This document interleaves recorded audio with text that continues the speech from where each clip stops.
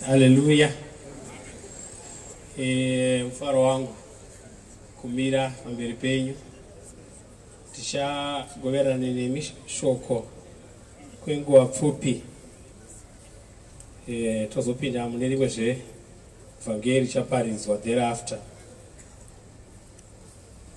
Hebrews chapter 12 verse ya 27. Asi regai ndichangire pavhesi ya 25. Chenjerai kuti murege kuramba unotaura, nokuti kana avo vakamuramba nguva yaakavarayira panyika vasina kupukunyuka, zvikuru isu kana tikafuratira iye wokudenga, inzwi rake rakazunungusa nyika nenguva iyo. Asi zvino wakapikira achiti, ndichabvundusazve kamwe chete, isati iri nyika bedzi asi nedengawo. Zvino shoko iri rokuti kamwe chete rinoratidza kubviswa kwezvinozununguka sezvinhu zvakaitwa kuti izvo zvisingazununguki zvigare. Saka zvatinopiwa ushe husingazununguki, ngative nekuonga kuti tishumire Mwari nako, tichimufadza nokukudza nokutya, nokuti Mwari wedu moto unoparadza. Haleluya. So vazhinji vakafarira the last scripture verse 29. Mwari wedu moto unoparadza. Ndosaka vachiti by thunder, by fire, by thunder. Nyaya iripo ndokuti wakangonhonga verse 1 ndobva wamhanya nayo. Kwairi kutangira inototangira kure. Inotangira kuna verse 5 kwainotaura nyaya yekuti isu takaitwa vana kuna Mwari. Hatisi mabastards. Mwana asi bastard ndiye mwana asingarangwi, asi anorangwa mwana chaiye anodikanwa nababa. Saka ngatitsungirei kana tichirangwa anotiita sekuvana. Ndeupiko mwana baba wasingarangi kana achinge achitadza. Asi kana tiri vana tinorangwa. Obva azoti taiva nemadzibaba akawanda panyama ataikudza, vaitiranga tichivakudza. Asi iye baba wemweya, spiritual father, anotiranga kuti tibatsirwe uye utigoverane, atigovere utsvene hwake. Kureva kuti kana paita spiritual father anofanira kugovera vanhu utsvene. Haangorangi asingagovere vanhu utsvene hwake. Ndiye atazokutambidza munhu utsvene kugovera. Kureva kuti hapachapinda munhu anodya sadza kuti aite spiritual father. Kuzadzisa mashoko aishe wedu Jesu Kristu, Matthew chapter 23 verse ya 9. Usaedza munhu ari panyika baba vako, nekuti mumwe chete ndi baba venyu ivo vari kudenga. Kureva kuti baba vepamweya mumwe chete ndi Mwari vari kudenga. Vepanyama vanowanda, kuna namarange, kuna nachiwenga, kuna nabhaloe. Ndevepanyama ivavo vanowanda, kuna nachipikiri, kuna nachimuti, kuna chimusoro. Vese vavo ndevepanyama havana basa, vanongowanda zvavo. But vemweya mumwe chete anova iye Ishe wedu Jesu Kristu, ndio baba vemweya. Saka paHebrews pataverenga pari kunzi ngatitsungei kuti tirege kuzununguka, ngatirambei takabatisisa kuti tirege kuzununguka. Nekuti kana avo vakamboparidzirwa shoko nemunhu panyama vasina kuregererwa vakarangwa nekuda kwokuti vakazununguka, how much more isu tinonzwa shoko rinobva kuno uyo wemweya, rinobva kudenga. Shoko riri kurehwa ishoko rakadudzirwa. Kana Jesu aroerwa pamuchinjikwa amuka akakudzwa, shoko raakuparidza. Ndosaka paya akati anozvidza baba kana mwanakomana angaregererwa, asi anomhura mweya mutsvene haangaregererwi. Kureva kuti shoko raakuparidzwa mweya mutsvene achinge adururwa. Panguva yatiri mweya mutsvene akaduburuka kudhara, hapana chamungova kuti aburuke. Saka panguva ino mweya mutsvene achiparidza vhangeri, tikazvidza tikarega kuriteerera iroro, ndo riri kunzi hatina kuregererwa, tine greater punishment yakapfuura vakanga vachitadza kuteerera vari murenje. Haleluya. Saka hanzi Mwari achabvisa zvese zvinozununguka. Zvinozununguka ndezvipi? Chese chinozununguka. Kureva kuti zvokusikwa kuno, chaunoona chinoonekwa neziso chese Mwari achachibvisa. Kumwe kuzununguka zvakare ndekwe kugabha mushoko raMwari, kuti nyasha unodzida chegumi unochida, nyasha unodzida sabata unorida, nyasha unodzida mutambo matumba unouda, nyasha unodzida pasika unoida. Zvese izvi kana uchidaro uri kuzununguka, hausi kuziya pawakamira. Mangwana anoti baba Mwari ndi baba wako, mangwana oti makandiwa ndi baba wako, sera mangwana guti ndi baba wako, musi woti Abrahama ndi baba wangu. Hausi kunzwisisa paumire, uri kugabha. Saka kuzununguka ikoko Mwari achabvisa, achakudzura, osiya zvinoramba zvakamira zvigere kudai. Ndio zvinoramba zvakamira izvozvo. Saka kana tichikuparidzirai shoko tiri kuita kuti murege kuzununguka, muite midzi. Irori shoko ndo rinokuvakai, ndo rinokuisai midzi kuti mugare murame makavakwa. Muite semuvaki akachenjera akavaka imba yake paruware. Iye Ishe Jesu Kristu ndiye akavaka imba yake paruware. Mvura inouya, mututu unouya, mhepo inouya, asi imba inoramba yakamira nekuti akavakirwa paruware. Saka ruware tinoziziva kuti ndi Jesu. Haleluya. Ruware ndi Jesu, ndiye ruware. Saka iwe kana wakavakwa muna Jesu, atifani kuona uchigabha-gabha, uchimbogabha-gabha, hunge unonamata, hunge haunamati. Mumwe musi woti ndiri muKristu, mumwe musi woti ndiri mwana waMwari. Umbori chii? Nekuti kana uri mwana waMwari haugoni kuva muKristu. Haleluya.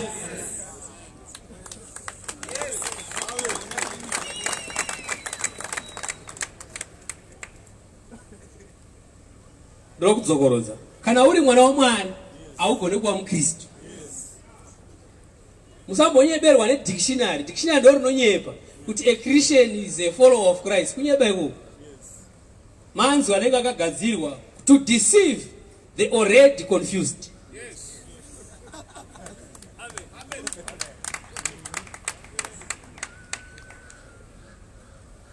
Takaitwa vana vaMwari. Kune vose vakamugamuchira vakapa simba kunzi vanzi vanakomana vaMwari.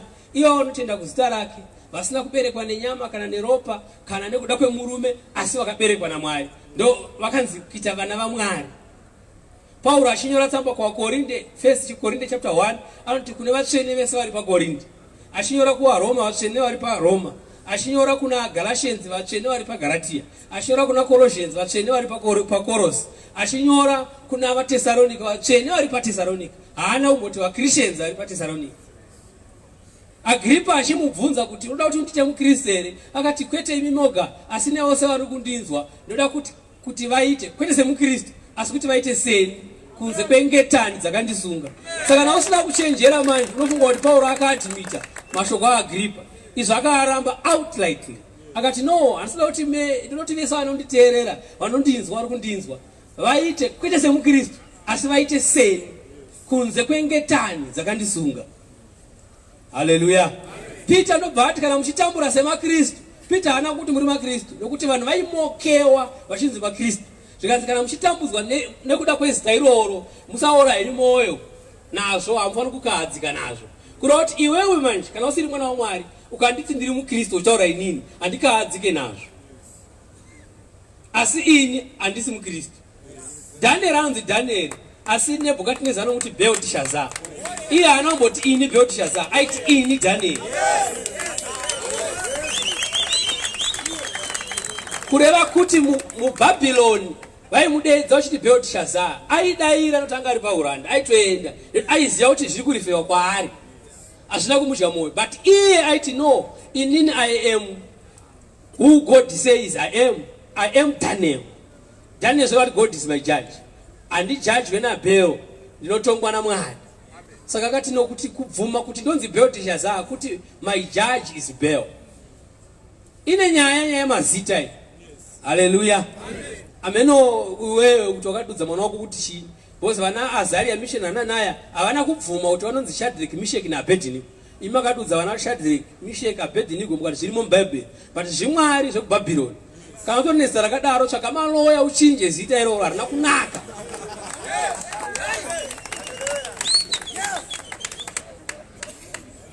Hallelujah. John chapter 3. Ndine nyaya ndinayo pfupi. John chapter 3 pavhesi ya ndakamboibata pane imwe nzvimbo, saka ndichangoibata zvakare. John chapter 3 verse 14. Jesu aitaura naNikodhimasi. Jesu aitaura naNikodhimasi. Saka Nikodhimasi akauya chiverevere, ndobva abvunza kuti inoita imi mudzidzisi zvamunoita izvi hakuna munhu angazviita kana munhu asina Mwari. Zvinoreva kuti muna Mwari. Jesu akabva amuti zvirokwazvo ndoti kwauri hakuna munhu kana asingaberekwe kutsva haangapinde muumambo hwaMwari. Kanzi zvingaitika sei ndakura kudai kuti ndizopinda mudumbu ramai vangu ndoberekwa kutsva sezvamuri kutaura izvozvo. Kanzi zvirokwazvo ndinoti kwauri kana munhu asingaberekwe nemvura nemweya haangapinde muushe hwekudenga. Saka akatanga kutsanangura pavhesi 6 akati chakaberekwa nenyama yenyama chakaberekwa nomweya mweya, kureva kuti atoseparata vanhu. Mashoko esanditaura aya ari kutoseparata futi zvakare, chakaberekwa nenyama yenyama chakaberekwa nomweya mweya, kureva kuti panotaurwa mashoko ese anonzikwa nenzeve dzenyama, kana ari emweya mashoko iwayo, nzeve dzenyama hadzigoni kumakombrehenda, maindi yako haigoni kukombrehenda, kana chitokombrehenda haigoni kuanzwisisa, haigoni kuaprocesa. Saka inoshamisikawo nazvo. Kana wakaponeswa manje zvinothrowewa zvoenda kumuridzi wazvo, kureva kuti nzeve dzomweya dzinonzwa mashoko iwayo, dzoprocesa, dzonzwa mufaro madziri. Asi kana usina kuberekwa kutsva, usina kuberekwa nomweya, mashoko anotaurwa ese anonzikwa nenzeve unonga atora panyama wotongorarama zvakadaro. Nekuti dai zvisina kudaro vanhu vasingabhadhare chegumi neMalachi chapter 3. Nekuti Malachi chapter 3 kune munhu akadzikama hake, akangodzikama ane average calmness mahari, akangodzikamawo mbijana semwana akugonawo kunyatsodudza manzwi zvakanaka, akangodzikamawo ari normal. Ndura munhu ari normal akangodzikamawo. Munhu iye haagone kubhadhara chegumi achikoterwa Malachi. Hazvina zvazvinoreva, nokuti Malachi uchinzi bhadhara chegumi ngapinde muenvelope, iwe uda kuteedzera shoko raMwari according to Malachi. Malachi aitaura zveenvelope, Malachi aitaura zvemari, Malachi iritaura zvekuimba yaMwari. Imba yaMwari hapana. Amenoti wewe unenge uchifunga kuti imba yaMwari chii? Ndipasta here? Imba yaMwari ndinochengeta shirika nenherera. Mwari anamboti shirika nenherera. Mwari akati kuti imba mangu murege kushaya zvokudya. Iwe hauna kuudzwa futi naMalachi kuti chinobhadharwa sei chegumi chacho. Chanze uye nacho kuimba yaMwari, achina kunzi unoisa mubhasketi kana kuti unoisa muenvelope. Amenoti unofunga sei kuti chakambonzi chinobhadharwa sei? Haitsanangure Malachi. Zvokuti kana une dzinokakaritsa waingoti mufundisi hamuna kurasika here? Pamati uyai nezvegumi munondibira pazvegumi nezvipiriso. Mwari ari kutaura kuti muri kundibira, kureva kuti inyaya yakataura kare. Bozi ati muri kundibira, atingatange kumubira nhasi, ichi chitanga kuindiswa nhasi. Bozi chinonzi mandibira pazvegumi nezvipiriso pane kwazvakataurwa. That is why Mwari akugumbuka kuti mandibira. Saka iwe waifana kubvunza mufundisi kuti nyaya yakataurwa kupi? Sei Mwari achipopota kuti muri kundibira? Akambotiudzepi kuti zotamubira nhasi? Saka pastor wako aifana kuendesa manje kuna Deuteronomy chapter 14 verse ya 22 wotsanangurirwa how it is paid, or Leviticus 27 verse ya 30 wotsanangurirwa how it is what paid. Manje ukaenda kuna Deuteronomy manje vanozviziva, mapastors enyu anozviziva verse. Usambofunga kuti noashoka, they know it, but because vada kubira avakuendesa ikoko, ende vanokupa guideline kemavhesi anoverengwa January to December, ende pana Deuteronomy 14 haumboona vhesi yechinziverenga. Cheka mimi ndinombona kumethodist anenge muka guideline kavanopa so kavanenge vachindiswa kati charenga vhesi yakati cheka makoresa wakapinda chechi iyoyo shrine iyoyo kuti uone kuti Deuteronomy 14:22 yakataurwa. Kana waiwana unouya undiudza ndotendeuka, oro ndokumbira Mwari kuti Mwari makandirasa senyaya makandiwigira sei. Haleluya. Saka avakuendese ikoko nekuti ndokunotsanangurwa kuti chinobhadharwa sei. Zvakare mari yakataurwa paDeuteronomy chapter 14, nekuti ungada kuchenjera kuda kuva munhu akangwara kurizena kudarika Mwari iwe kuti mazano kwane mari kuIsraeri kwakuine mombe newiti nechibage, mazano akwane mari. Saka toita sei? Bosi isi munda wedu kubasa kwatinoshanda totambira mari, saka todii tofana kubhadhara chegumi. Usambohwanda nenyaya yekuti kwane mari. Nyaya yemari yakatotaurwa pachapter enda kuudza iyi. Nyaya yemari yakadi zvayo yakataurwa. Ndikanzi unobata mari yako mumaoko woenda kunzvimbo chatsaurwa naShe, wasvika kunzvimbo iyoyo wotenga zvinodikanwa nemwoyo wako. Kana ukatotenga mombe, ukatotenga makwai kana mbudzi kana doro, waibvumidzwa kutenga chateu chapomba, waibvumidzwa kutenga. Kana watenga zvinhu izvi wonwa uchifara pamberi paMwari nemhuri yako. Chinondinetsa manje paDeuteronomy chapter 14 verse ya 22 23 inoti chegumi chinouya nacho handiti uchidya pamberi paIshe kunzvimbo yachatsaura. Chikonzero chiya nechegumi hanzi kuti udzidze kutya Mwari. Autyeba, uri kuda kudzidzira. Kureva kuti kana uchiya nechegumi nhasika uri kuti handitye Mwari, ndinotodzidzirawo.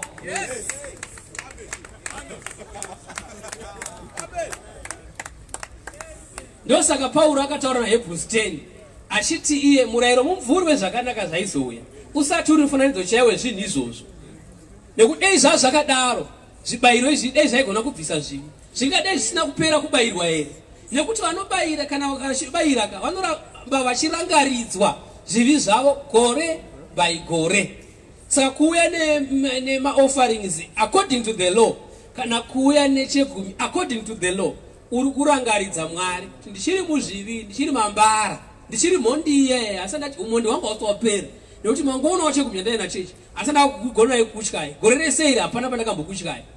Ende kana wataura kudaro pamberi paMwari kuti hautye Mwari, ndopaunoexpecta kuti umunamate Mwari, kuti Mwari rangarirewo nyika yedu, anzwe munyengetero kwewe. Iwe uchipupura nechegumi chako kuti handitye Mwari, woda kuenda muprayer, woda kutsanya kuti zvako zviite, zvinoita sei? Uri nhumbu, hautye Mwari.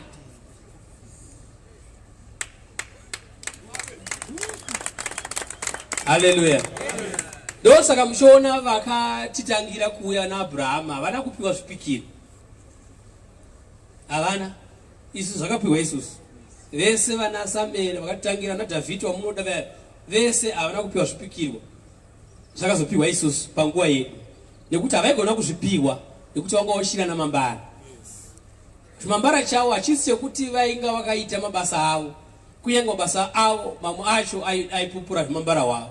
But chimambara ichi ndechaAdhamu wokutanga chakaramba chiri mavari. Saka chimambara ichi chaida kubviswa neropa risina mhosva. Gwai haisi munhu, gwai igwai.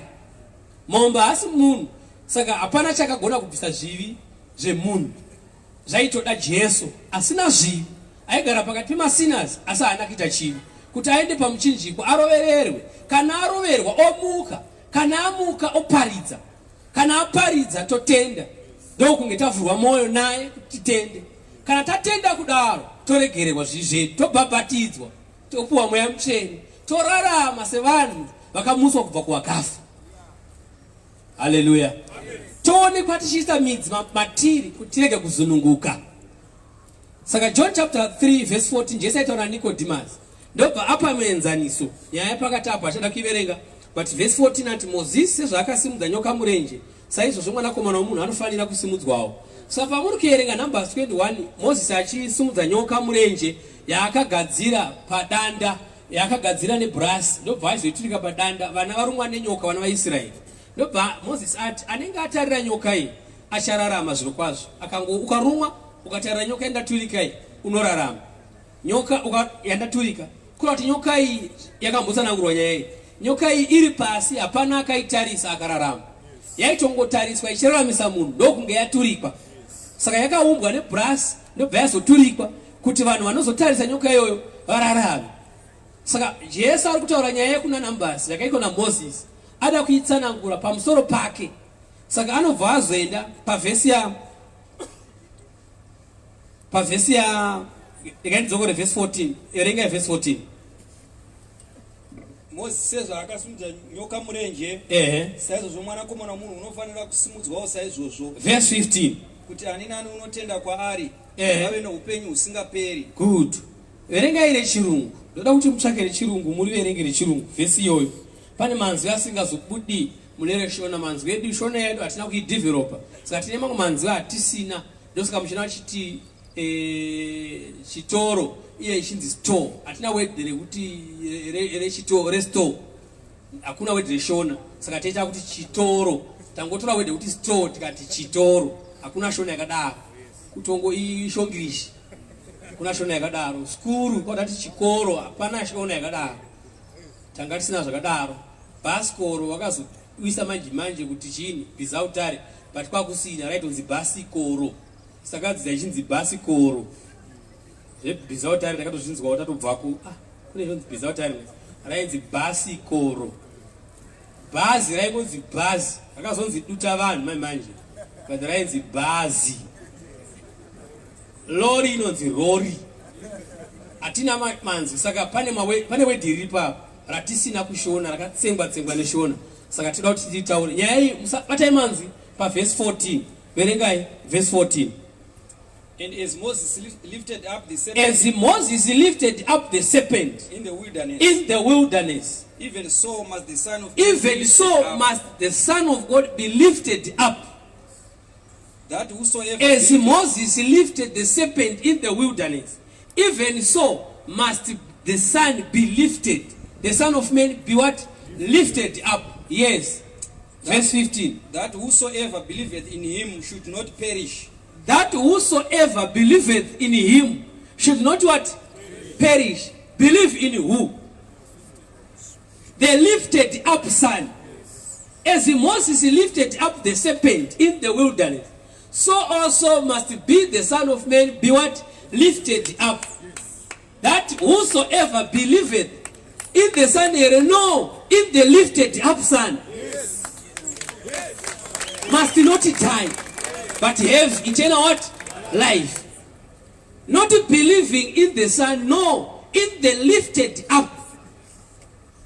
Verse 16. For God so loved the world. For God, here summary man, verse 14, verse 15. For God so loved the world that he gave his only begotten Son. That he gave his only begotten Son. That whosoever believeth in the begotten Son should not perish. But have everlasting life. Saka takaifarira kuzwa kudhara emukunhuwa kwedu. Tichiudzwa, for God so loved the world that he gave his only begotten Son, that whosoever believeth he should not perish but have eternal life. Believe in the Son. Tenda gamuchira Jesu.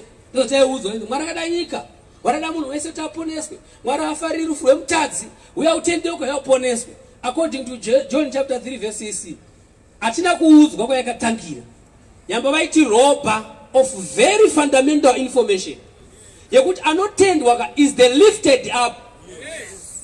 Kweta ifamba uya aimbonzi na vanhu kapenda uya. No. Iye akamutenda achifamba hapana aiponeswa. Aitotendwa kuti munhu ararame kana liftwa up.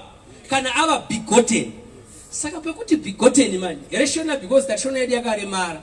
Yakabva yati akaberekwa mumweuka. Handizvo. Begotten Son. Begotten Son. Acts chapter 13. Acts chapter 13, verse 30, verse 33. But God raised him from the dead. But God raised Jesus from the dead. And he was seen many days of them. Jesus was seen many days of them. Which came up Galilee, with him from Galilee to Jerusalem. Yes. Who are his witnesses unto the people. They are his witnesses unto the people. Alikuwa wana Peter, wana John, wana Thomas, wana Didymus, wana Philip, wana James, wana Simon. Ndo vari kureva kuti nevamwe vakabva nawo Jerusalem kuti aya ndo mawitnesses ake. Asi Mwari akamumusa kubva kuwakafa. Akaonekwa vakanga naye vakabva naye Galilee achina Jerusalem. Vari zvapupu zvake nhasi kuvanhu. Yes. And we declare unto you glad tidings. We declare unto you glad tidings. How that the promise. Which was made unto the fathers. God has fulfilled the same unto us. God has fulfilled that promise. Paiudza Abraham achiti to thy seed I will give this land. Promise yanga iri promise. Paiti ndichauya gore rinouya nenguva dzeupenyu. Ndichauya Sara mukadzi wako achava nemwana. Taura mapromises ese wayo. Mwari achitaura mapromises ese wayo. No, for a surety kuna Abraham. Vana vako vachavaranda kune imwe nyika. Asi ndicharanga nyika iyoyo for 400 years. Asi ndicharanga nyika iyoyo nekuranga kukuru kwazvo. Asi ndichavaburitsa munyika iyoyo. Vanhu vakafunga kuti Ijipita literally zvikaitika sekudaro, but Ijipita yairehwa neyekutadza munyika yezvima tanga tiri. Saka taitambudzwa tiri imomo. Mwari acharanga nyika iyoyo nekutiburitsa neroko rune simba pakuti acharuroerera pamuchinjikwa, oroera chii pamuchinjikwa, oroera murayiro pamuchinjikwa, oparadza zvese pamuchinjikwa. Ndokuranga kwaari kuita obva atikuritsa. Isusu vana vake haasi kuburitsa vana venyika iyoyo, ari kuburitsa vana vake vakanga vaendwa kunyika iyoyo.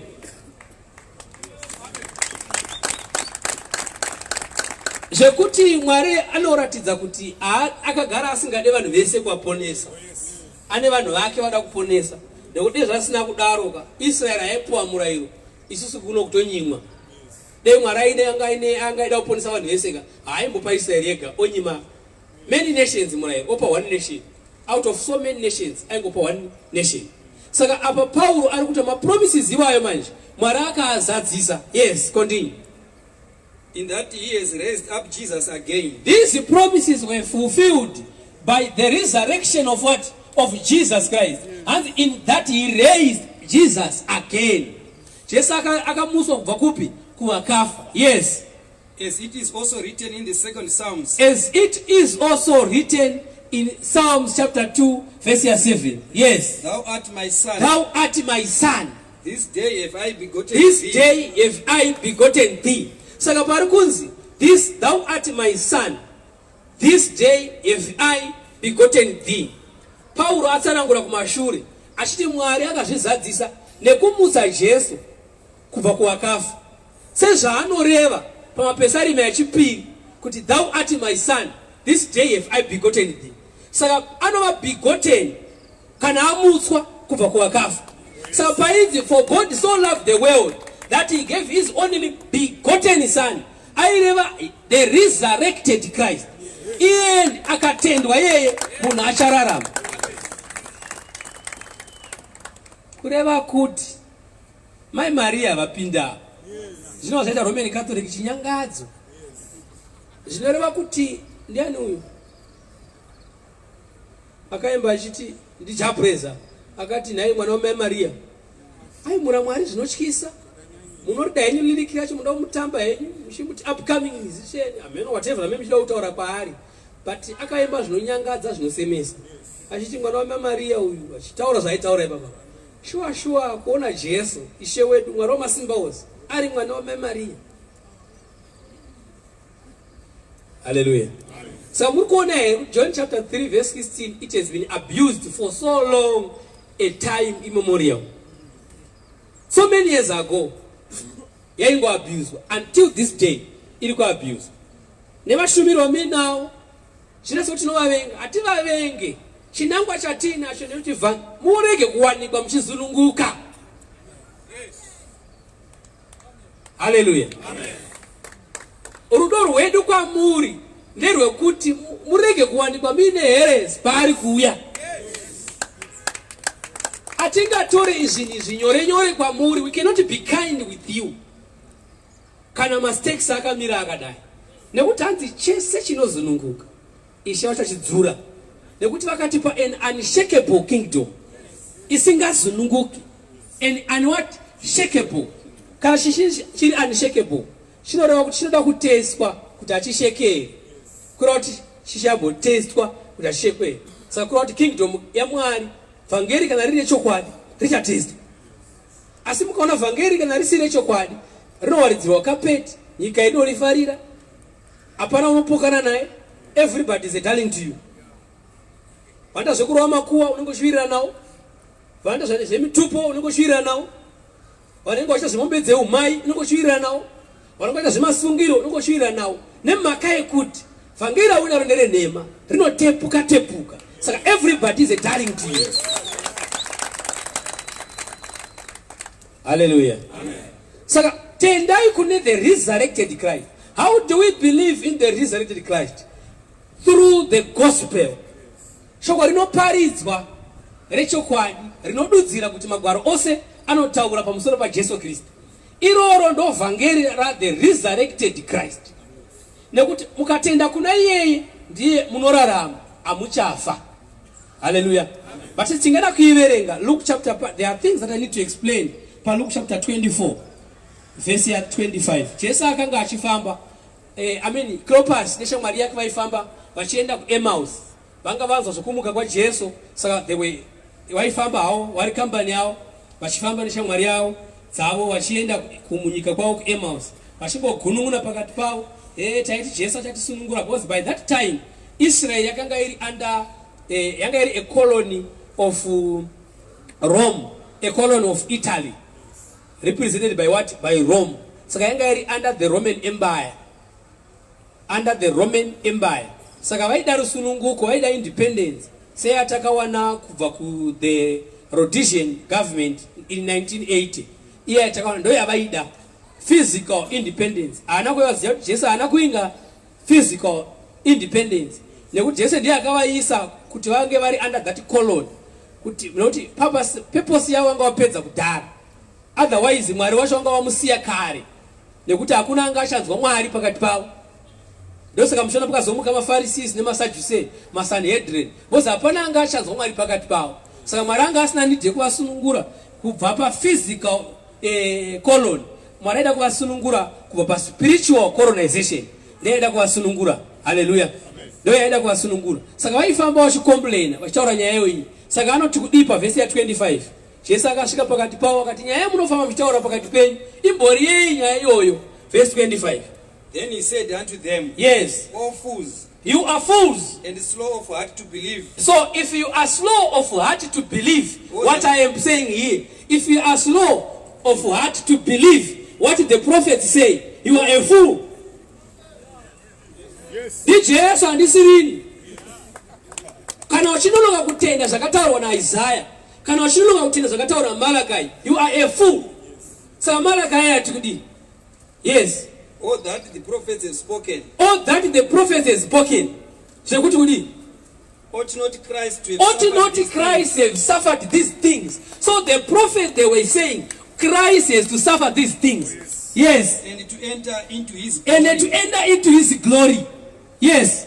And beginning at Moses, And Jesus began at Moses. and all the prophets, And all the prophets, David included, Moses included. Yes. he expounded unto He them expounded unto them in all the scriptures. in all the scriptures, The things Sabata concerning included, himself. concerning himself.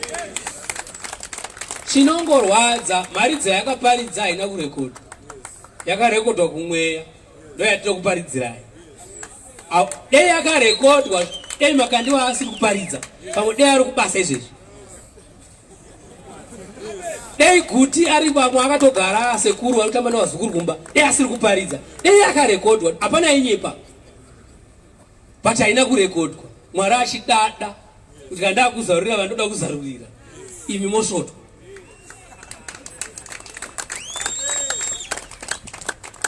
Andichavhurira mberi.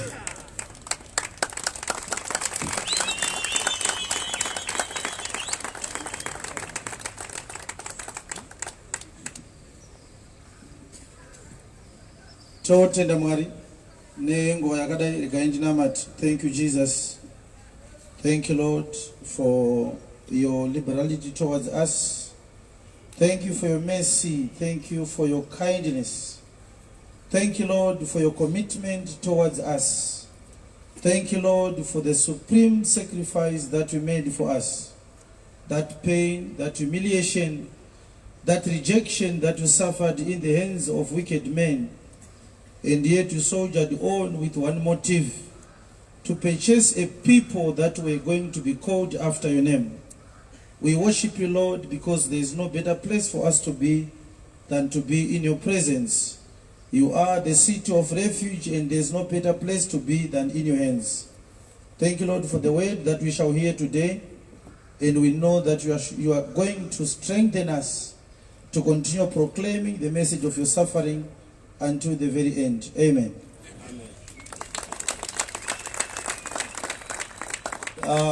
Nezuro ndakakuvimbisai kuti vhangeri yandichaparidza nhasi inonzi zvavanotaura, ine another title zvakare inonzi iyo a message to Zimbabwe. Saka imharidzo ine matitles maviri, inonzi zvavanotaura yobva yazonzi zvakare a message to Zimbabwe. Ndinofara kuti ndiri muZimbabwe zuva ranhasi, saka ndichadeliver message ndiri muno ichienda kuno. Saka hakuna chinhu chakanyanya kunaka sekuti ugogone kuparidzira vanhu message yabva kuna Mwari. Mavhesi atichaverenga nhasi akatirebei, mavhesi akakosha kuti tanzwe tichigona kuzoziva kuti Mwari ndiye ari kutaura. Mwari anotaura, Mwari anotaura. Ungagone zvako kutadza kumunzwa iwewe, but Mwari haana kumborega kutaura. Akanga achitaura kare, nanhasi achiri kungotaura. Kutaura kwaMwari kunowanikwa nenzira nhatu dzandinoda kuti ugozodzichenjerera kana uchirarama. God uses 3 methods to communicate. Method number 1 inotaurwa naMwari nayo imethod yekuparidzwa kweshoko raMwari. Kana vhangeri ichiparidzwa ndiMwari anenge achitaura nevanhu. Zvekuti unogona kunzwa mharidzo pamusoro paJesu, ugonzwa futi kuti Mwari ari kuti kudii pamusoro peupenyu hwako iwewe. Even mharidzo isina kuti iwewe ichiti Jesu, unogona kuenda kumba uchitoti Mwari ataura neni. Saka kutaura kwaMwari kukuru, kutaura kwaMwari kuzhinji, kutaura kwaMwari nguva dzose kune chekuita naJesu. Interest yaMwari pamusoro penyika ine ndiJesu. Zvekuti Jesu akabuda munyika muno nenhau dzake, Mwari haambosiya nyika ino ichiona another moment kana kuti another hour. Zvekuti isu tine dambudziko rekuti tine zvatinoti dai Mwari atiitira zvakati Mwari dai adai. Tiri kuti Mwari nekuti iye achine nhau dzake dzaari kupusha, dzinopusha agenda yaJesu Kristu. Jesus Christ is the only person who attracts God's attention on earth. And Jesus Christ is running a project on this earth. And that project is called the Salvation Project. Amen. He is running a business, and he made a great investment. He laid down his life. He shed his blood. He suffered through a lot of pain. He entered through some perils. And after he rose from the dead, the project was rolled out. The project started going. In that project, the profit that Jesus intends to realize out of his investment, it is the harvesting of souls to his kingdom. Mwari ari kuda kuona Jesu achitora vanhu kubva munyika achivaisa mukingdom yake, achitora vanhu kubva murima achivaisa muchiedza. Ichitova ndiyo profit ya Jesu pa investment yaakaita. Yes. Saka Jesu ndiye akainvesta neupenyu hwake neropa rake kuti ndoda kufira vanhu, asi handisi kutora vanhu vese, ndichatora vashoma vandinoda. Vhangeri yacho musi wayakaparidzwa yakaita kuti Jesu asvike paKalvari nekumuka kuvakafa. Ndokubva vanaPita vatanga kuparidza Mweya Mutsvene aburuka achibva kudenga. Problem yakazoitika ndeyekuti vhangeri yacho haina kuunganidza the whole world pa one venue. Yobva yangoparidzwa munhu wese aripo, vanotenda obva vatongonzi zuva iroro vese vatotenda, yotonzi yavharwa. Vhangeri yacho iri kupinda piecemeal munyika dzakasiyana-siyana, munzvimbo dzakasiyana-siyana, nekuti vakapiwa vhangeri yacho kuti vaiparidze havana kuwanda. Izvozvo zvekuti vashoma haisi mistake, ndo zvaakafadzwa nazvo iye Mwari wacho. Zvekuti tichirarama kudai tine vanhu vanokomplaina kuti tiri kumonopolize gospel, kuti Chiwenga anoti ndiye ega anoparidza chokwadi. Mungangosvotwa zvenyu, nekuti kusvotwa hamurambidzwe, mune right yekusvotwa. But mukada kudzokera mumagwaro muchaona kuti hazvina kutanga naChiwenga zvekuti ndiye anoparidza chokwadi, vamwe vachiparidza nhema. Nekuti Pauro akanga azotumwa kupinda nevhangeri munyika dzavahedheni. Kana tiri kuti Pauro akatumwa nevhangeri kunyika dzavahedheni, tiri kuti Pauro akatumwa nevhangeri kunyika 273. Because right now the whole world ine 275 nyika. Asi Israel yakanga iriko mazuva iwayo yakasplita kwava nePalestine. Mazuva iwayo kwa kusina Palestine. Saka tikabvisa Israel nePalestine yakanga iri ancient Israel at the time of the cross, tinoona kuti kwasara 273 nyika dzaiparidzwa nemunhu 1. Vaapostora 11 vakanga vasiyiwa naJesu vainzi ngavaparidzire Israel vari 11. Pauro ndokubva anzi ngaaende kuvahedheni ari 1. Mwari vakazviita sei kutuma munhu 1 kuparidzira 273 nyika? Kuno kuZimbabwe Pauro haana kusvika. Asi paakapedza kurova Mwari akatoti wapedza. Vakafa vakanga vasina kunzwa Pauro mazuva akaparidza, vari kunzvimbo dzisina kusvikwa naPauro vakatonyura. Vava vasina kugadzirwa kuponeswa. rekai tidzokorodze vamwe havana kunyatsozvinzwa. Pauro wakasvika paDhebhe akaparidza. Haana kusvika munzvimbo dzese dziri muDhebhe. Ndobva asvika paEfesasi, ndobva asvika paListra, ndobva asvika paIkonia, ndobva asvika paIlicrium, ndobva asvika paPonto, ndosvika paGalatia, paFilipi akasvika paKolosi, paLaodicea, paFiladelfia, paSardis, akasvika paSmena. But mubvunzo ndewekuti kuno kwasina kusvika vakafa mazuva aiparidzwa vhangeri naPauro ari kuAthens kuGreece, vanhu vachifa kuno kuvaitwa sei naMwari. Because vhangeri rakanga riri maoko maPauro ari one achimhanya nevhangeri naBhanabhasi. Ruka anga asingaparidza aingonyora zvaainzwa zvichiitika nezvaaiona zvichiitika. Ruka anga asiri muapostora. Ruka aitove munhu aibatsira Pauro nekumupa mishongo wechikosoro kana aparidza kuchitonhora akazokosora. Anga asiri muparidzi Ruka. Zvaakaita zvekunyora bhuku yaRuka nebhuku yamabasa kwaitokowo kuinvestigata kuti zviri kufamba sei. Semunhu anga akaenda kuchikoro kunyora nyora aikufarira. But anga asiri muparidzi Ruka. Ndosaka uchiona hakuna vhangeri yakaparidzwa naRuka. Zviri kunzika zvandiri kutaura? Mubvunzo wangu ndewekuti kune vanhu vane chigumbu vanosvotwa vachiti anotaura kuti ndiye ari right, saka vari kumuzarabani izvezvi vari kuitwa sei, vari kufa asina kumunzwa, nakuzviita ega anoparidza. Ina handina kumboti ndindega ndoparidza, ipapo ndoda kuve very clear. Asi ndakati ndindega ndiri kuparidza chokwadi muno muZimbabwe. Kuparidza takawanda.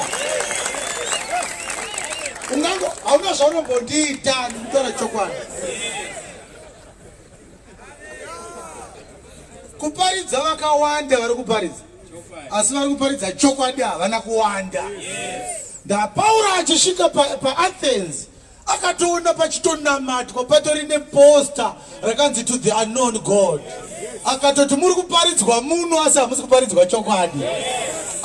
Achisvika paAsia, paEfeso akanoona pachinamatwa Diana kuinana Pastor Demetrius. Akatoparidza achiti zvakaitwa nemaoko evanhu havasi vaMwari. Vanhu vakatogumbuka vakamutema nematombo vakamusiya vachifunga kuti afa. Kureva kuti muEfesasi vhangeri yaivemo asi yakanga isiri yechokwadi. Ko imi hamuzvizivi here kuti Filipi achipinda muSamaria akapinda muSamaria nevhangeri yaJesu akaona mine muchinda ainzi Simon. Vanhu vachitomuti is a great man of God. But Simon achizonzwa vhangeri yaRuka akazoona kuti anga achiroya vanhu. Ruka akatonyora kuti muchinda uyu akanga aroya vanhu. Kureva kuti yaiparidzwa vhangeri muSamaria asi yakanga isiriyo. Yakanga iri yenhema yechokwadi yakatosvika for the first time na Philip. Mubvunzo wauinawo iwewe kuti kozvinova siko kunoparidzwa naChiwenga vachaitwa sei? Unogonawo kubvunzwa mazuva aPauro. Zvaakasvika paAthens muGreece, ko dzimwe nzvimbo dzemuGreece dzasina kusvika, vanhu vacho vakasara vachiita sei? Vakafa vari muzvitadzo zvavo. Dai Mwari aida kuvaponesa angadai akasvitsa Pauro ikoko. Nekuti ndiye akanga ine product. Ipapa tokutaura takasimba ende hatisi kumbokunyenyeredza. Product tinayo ufunge. Ndosaka uchiona kuti hatina pressure yekuadvertise vhangeri stereki. Da product ikanyatsonaka zvakanaka inozviadvertisa yega. Ukaona kuti mangwana uri kuZTV kuswera mangwana uri kuPower FM uyai kune service tine judgment night kuisa mapota Harare yese. Hauna product. Ndikutaura chokwadi. Hauna product. Iko zvinezvi vanhu vanokrosa neHarare vachibva kunana Chipingo vachienda kuMount Darwin, vachienda kuKaranda. Vanhu vanosiya vanaparire Nyatwa nana Gomo ava vachienda kuKaranda. Asati ambona isu Karanda hospital ichiadvertise kuti tinorapa kuno. asi vanhu vakasvika pakaranda vakapora zvakanaka naka, vakabatwa zvakanaka, vakapuwa mishonga yakachipa, vana chiremba vacho vane hanya nevarwere, vanhu vanodzoka kuti akomanaka endei kukaranda kana muri serious muchida kupora. Asi panewspaper unozoverenga pakona paine advert, kuna chiremba ari kumfakose ane makwenza anorapa zvirwere zvese. Unoshaya kuti ko vamwe varwere vamakaporesa vadii kungotaurirawo vamwe, mari yamapedza muchibhadhara advert, hamuna product. Nemukadzi chaiye ukaona achipenda face sterek nekuminura sterek, mukati hamuna chirimo, igaba chairo chairo risina chinhu.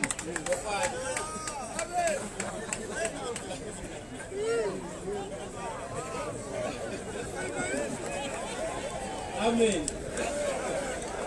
Mukadzi anofanira kugeza ungozoroma futa zvinhu zvinongori normal, kwete kuti ukatarisa fesi yake so anenge azora white wash.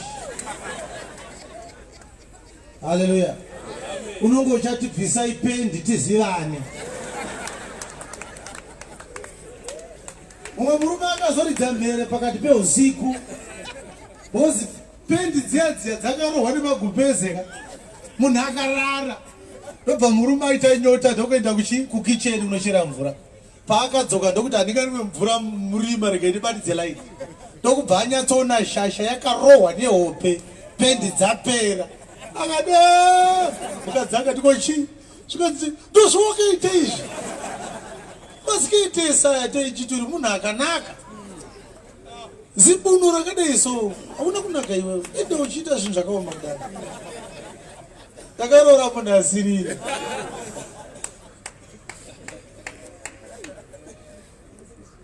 Saka Mwari unotaura nekuparidzwa kwevhangeri, ndiyo method yekutanga inotaurwa naMwari nayo.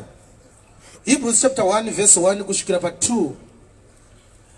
Mwari wakataura kare kumadzibaba muvaprofita nemigove mizhinji uye nemitoo mizhinji. Mwari wakataura kare kuna madzibaba muvaprofita nemigove mizhinji uye nemitoo mizhinji. Asi pakupedzisira kwamazuva ano, pakupedzisira kwamazuva ano, wakataura kwatiri mumwanakomana wake, wakataura kwatiri mumwanakomana wake, wakaita mudyi wenhaka yezvinhu zvake zvose, wakaita mudyi wenhaka yezvinhu zvake zvose, wakaitawo naye nyika, wakaitawo naye nyika. Ndiye chadzera chokubwinya kwaMwari, iye chadzera chokubwinya kwake, mufananidzo waMwari asingaonekwi, mufananidzo wake chaiye, unochengeta zvinhu zvese nesimba reshoko rake, unochengeta zvinhu zvose nenzwi nesimba rake. Akati apedza kunasa zvivi zvose, akati apedza kunatsa kwezvivi, ngatisiyire ipapo. Ndoda kuti uzive kuti uri kunzi wakataura kare. Amen. Muvaprofita. Yes. Asi pakupedzesera kwemazuva ano wakutaura mumwanakomana wake. Dzokorodza verse 1. Toda kuti tingoibata kuti Mwari pakupedzisira kwemazuva ano ari kutaura sei. Mwari wakataura kare kuna madzibaba muvaprofita. Kudhara ndopainzi kana muchida kunzwa Mwari tsvagai muprofita nemigove mizhinji. aiwa pada kutsanangurwa apa. Hanzi Mwari kare ndopaaitaura achishandisa vaprofita. Iwo nezozvinzwa here wedzokorodzai? Zvokuti mumwe akanzi you need a prophet in your life in order for you to hear the voice of God. Kujepa. Yes. Kudhara ndopa zvaiitika izvi. Ina handisiri ndiri kudaro. Ibhuku regai iverengwe futi. Mwari wakataura kare. Kudhara Mwari ndopa akataura kuna madzibaba, achishandisa aitaura nemadzibaba aIsraeri, vaprofita, achishandisa vaprofita. nemigove mizhinji, aishandisa migove mizhinji uye nemitoo mizhinji, achishandisa nzira dzakasiyana siyana. Zvino pakupedzisira kwamazuva ano, mazuva ano ekupedzisira anaya, wakataura kwatiri. Mwari wakatotaura kudhara kwatiri mumwanakomana wake. nhau dzaMwari dzamumwanakomana. Yes. Wakaita muzvenhaka zvinhu zvose. Ndoyo takazotsvaga kamunhu waMwari zuva riya ratakaverenga Mateo 17. Musi wakanzi naJesu vamwe vadzidzisi araida kumbokwira pamusoro pegomo reOlive. Ndokubva atora Peter naJames naJohn. Ndobva aonekwa achitaura aina Moses naElijah. Peter ndokubva arasika akati zvakanaka takuonai makwana. Toda kuvaka tende renyu neraElijah neraMoses. Ndobva zvanzi pakaburuka gore ndokubva izwi ranzwikwa richitaura riri mugore. Verengai vhesi 3 musvike pa5 Matthew 17. Pakarepo Moses naEliya vakaonekwa navo. Yes. Vachitaurirana naye. Yes. Zvino Petro akapindura akati kuna Jesu, Ishe zvakanaka tiri pano. Ishe zvakanaka zvatiri pano. Titenderei tivake matumba matatu. Kana muchida tichavaka matumba matatu pano. Rimwe raEliya, rimwe renyu, rimwe raMozisi, rimwe raEliya. ndobva izwi raburuka. Wakati achataura navo, Peter achingotaura mashoko iwayo, tarira gore rinobwinya ndobva kwauya a glorious cloud rikavafukidza, ndobva ravavhara vari mugomo. inzwi rikabva mugore Ndokubva Mwari ataura kunyika richiti, inzwa kuti Mwari akati kudii, uyu mwanakomana wangu this is my well beloved son, anodikanwa, hear ye him. wandinofarira mumunzwei. Kureva kuti Mwari paakashama muromo achitaura haana kuti uyu ndimakandiwo wandinofarira munzwei. Yes. Akati uyu Jesu uyu ndiye wandinoda. Kana achitaura Mwari panyika panapa, business rake it is centered on Jesus. Amen. Ukazoona Mwari ataura zvefodya yauda kurima iwewe, anofanira kunge ari Bari Peori iye. Yes. Anofanira kunge ari Zeusu. Yes. Kana Sukoth Benoth. Yes. Kana Tataki. Kana Adrameleki. Kana Anameleki. Yes. Kana achitaura mudhara anotaura zvemwanakomana. Saka ndinoda kuti tidzidze kuti Mwari anotaura nanhasi. Mwari achiri kutaura because panoparidzwa vhangerika Mwari anenge achitaura zvemwanakomana wake, achitaura pamusoro pemwanakomana, asi inenge ichinzi message iri kutoparidzwa. God will be talking about Jesus. Saka ndataura ndichiti business raMwari pamusoro penyika inei business rine interest yaChrist. Zvinhu zvikashaya Kristu mazviri Mwari haadi kuzvinzwa. Regai ndidzokorodze.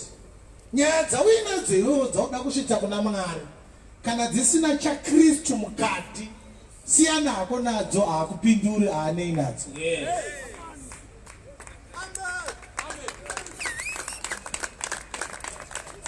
Johana achibhabhatidza pariver Jordan, Matthew chapter 3. Mazuva ese akabhabhatidzwa naJohani, hakuna izwi raMwari rakanzwikwa. Kusvikira musharuka ati ndasvika, 30 years dzakanyarara wena. Nyaya inondirwadza handirege kuitaura. Inondirwadza kuti Jesu achiuya panyika panapa wakanga ari Mwari auya kuzoponesa vanhu, but akagona kurarama for 3 decades ari pakati pevanhu. Hapana kana 1 akanyumwa kuti uya asi munhu akafanana nesu. Iwe unenge munhu zvako but hausi Jesu here iwewe. Akaita zvemapuranga nababa wake Josefa, akaveza mapuranga akatengesa, vanhu vakauya vakati ndoda kuti undigadzire wardrobe, mumwe akati shoe rack, mumwe akati ndoda kugadzirwa coat bed. Jesu akatoti mwana wenyu akura sei, ndokutobuditsa tape measure. So vakamezha mapuranga, munhu akasiya deposit yecoat bed, akaitambidza Jesu, akaenda achindaona carpenter, akasaona Mwari. Mawandire iwayo anoshamisa. Amen. Mwari kana achihwanda anohwanda zverudzii. Mombe dzoda kuenda kudhipi, Jesu akanzendesa mombe kudhipi, akadzoka akasangana nemudhibhisi. Mudhibhisi akasanyumwa kuti uyu ndiMwari uyu. Nguva yechikweshe ikakwana, vakomana vakauya vakakumbira Jesu kuna amai Maria, mama tipewo Jesu, anobata zvikuru, da kumuita kipa nhasi. Jesu akanotamba zvikweshe, akanzi kipa gole gole. 30 years Mwari ari pakati pevanhu, akahwanda. Hapana kana 1 akanyumwa kuti Mwari ari pakati pedu. Kusvikira zuva raakati zvakwana, ndafunga kuzikanwa kuti ndakauya ndopano tindakunotanga nekunosangana nemukomana. Yes. Mukomana uyu ari kunzi John the Baptist. Mai wake Elizabeth vakanga vari tete vaamai Maria. Zvekuti panyama John anga ari sekuru kuna Jesu. Nauye kuti Jesu ndiye asaka John azvarwe yakaparidzwa ikaprofitwa paLuke chapter 1.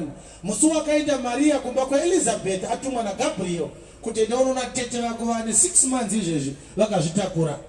Kureva kuti Elizabeth naZakaraya vakatosangana naMaria akazvitakura. Maria akatotaura akati my Lord my Savior, achideedzera kuti Jesu ari mudumbu make akanga ari savior wake. Yes. Asi vanhu vese vari 4, Josefa naMaria, Zakaria naElizabeth, havana kuziva kuti wavari kuda kuzvara uyu wavari kuda kuchengeta ndiMwari auya panyika. Kusvikira John akararama more than 16 years ari kuriver Jordan. John haana kurererwa pamba zvawakaitwa iwewe neni. John akarererwa kusango. Paakaonekwa unzi akugona kugarega, amai Elizabeth vakadzoka kumba. Mazuva eSaya John akagara kusango. Jesu achizviziva mukomana uyu kurenje kwaari kubhabhatidza akamirira inini ndikangoenda ikoko basa rake rapera. Yes. Zvanga zviri nyore kuti mai Maria vaende kunoti kuna John, sekuru John, mwana wandinaye kumba ndiye wamakamirira regai ndimunyengetedza auye. Havana kusangana for 16 years. Nikati 16 ndiri kutorasika. 30 years 6 months. Yes. Because John was 6 months older than our Lord. Jesu akatanga kuparidza asvika 30 years. For those 30 years John na Jesu havana kusangana. Yes. Hallelujah. Amen. Kuwanda kwadzanga dzakaita. Saka dzichienda kunobhabhatidzwa dzakaenda zviri strategic. John waibhabhatidza achiparidzira vanhu kuti handisiri nasi anouya. Vanhu vakamubvunza kuti zvino kana usiriwe uri kubhabhatidzirei? Zvikanzi inini kubhabhatidza kwandiri kuita hakuna zvakanyanyowanda zvakunoreva. Saka uri kubhabhatidzirei? Zvikanzi kutaura chokwadi chaicho ini ndakamirira Mesaya handitomuzivawo neniwo. But akandituma kubhabhatidza akati musi wauchabhabhatidza Mesaya pachabva pazouya mweya mutsvene pamusoro pake, izwi ropupura kuti ndiye. Kana ndangomuziva ndotosiyana nazvo kubhabhatidza. Saka kubhabhatidza kwese kwandiri kuita kutsvaga Mesaya. Vanhu vachienda kunoreurura zviri kuna John vaitofunga kuti taakunamata. Pastor wacho ari kubhabhatidza zvinhu zvinorwadza. Yes. Kuti vanhu vakanyikwa mvura naJohn vachifunga kuti vaponeswa. John achitoti ndiri kutsvaga Mesaya. Yes. Saka wese aiuya akapinda pana John. John aitoti pamwe ndiye Mesaya wacho. Obata munhu womunyika oona hapana chaitika kuti move next. Akomana. Yes. Aiwa mukangoombera zvenyu pamwe hachisi chokwadi. Kwemakauya uri inini. Hallelujah. Amen. 1:23 dzaJohani. Akati ndini inzwi rounodana murenje. Ndini inzwi rounodana ari murenje. Chiti ruramisai nzira yaShe. Make straight the path. Sezvakarehwa nomuprofita Isaya. Yes. Ava vakanga vatumwa vaiva vaFarisei. Vakanga vari vaFarisi vakanga vatuma vafana. Vakamubvunza vakati kwaari. Inzwa kuti vakamubvunza vachiti kudii? Kana usiri Kristu. Kana usiri weKristu iwewe. Kana Elijah. Kana muprofita uya. Kana that prophet. Unogobhabhatidzirei? Uri kubhabhatidzirei iwewe? Yohana akapindura akati. Inzwa kuti akadera achiti kudii? Ini ndinobhabhatidza nemvura. Ndinobhabhatidza nemvura. Asi pakati penyu pamire mumwe wamusingazivi. Zvikanzi imimi hamumuzive, ungati iye anomuziva. Zvikanzi pakati penyu pane mumwe aripo, imi hamumuzive. Yes. Ndiye unouya shure kwangu. Anouya shure kwangu. Inzwai? Anouya kupi? Hanzi pakati penyu pane mumwe akamira.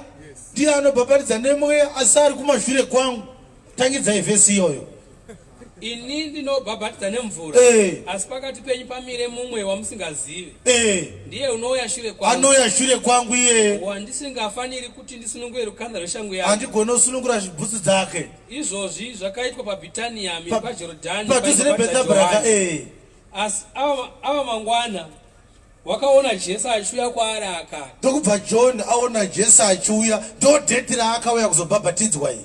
Zvikanzi John, behold the Lamb of God which taketh away the sin of the world. Ndiye wandaitaura uya. Zvikanzi ndakati kushure kwangu kunouya murume akavapo kumberi kwangu. Ndopauno yatorota ari kuitika denga akuna vharidzi yakadai. Bosi ndoda varume vatatu uyai vatatu uyai.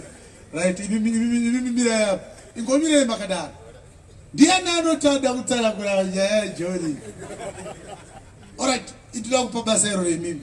Uyu ndi Jesu, uyu ndi John. Imimi ndinoda kuvaronga kuti muise munhu panzvimbo yake. Murefu uyu ndiye Jesu, uyu ndi John.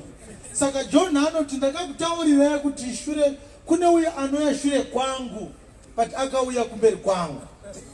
Saka John ari kupi papa? Ari pamberi pemwe ndiani dzokorodza vhesi iyi. Ini ndinobhabhatidza nemvura, asi pakati penyu pamire mumwe wamusingazivi. Yes. Ndiye unouya shure kwangu. Anouya shure kwangu. Uyu wamaisa kumashure ndiye anoni. Uyu ndi John, uyu ndi John. Aiwa uyu ndi John. Tinakuita John uyu murume murefu. Auta Jesu uyu Jesu ndiye murume murefu. Uyu mupfupi ndiye John. Saka John ari kuti pane murume anouya shure kwangu. Saka John ndiye uyu. Chiisai kuti Jesu ari kupi? Saka John ari kumberi kwa Jesu ndizvo zvoga. Muno ndo zvamaronga aniti parizvino. Takidza Efesi. Ini ndinobhabhatidza nemvura. Yes. Asi pakati penyu pamire mumwe wamusingazivi. Yes. Ndiye unouya shure kwangu. Saka Jesu ari kushure kwa John. Wandisingafanira kuti ndisunungure rukanda rweshangu yake. Mukuru kwandiri iyeye. Izvo zvakaitwa kuBhetania mhiri kwaJorodhani kwaibhabhatidza Johani. Yes. Ava mangwana wakaona Jesu achiuya kwaari akati, tarirai gwayana raMwari rinobvisa chivi chenyika. Yes. Ndiye wandaireva ndichiti, shure kwangu kunouya murume. Shure kwangu kunouya murume. Wakavapo mberi kwangu. Zvikanzi anga ari kumberi kwangu. Nokuti wakanditangira. Zvikanzi akanditangira. Akomanaka. Saka baba, muri kuchitarisaka vanhu ava. Saka position yaJohn iri permanent ndeipi manje? Ana permanent position.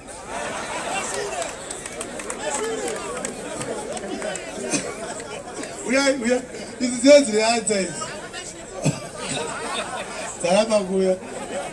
Anzi John ari mashure. Imuri kumashure.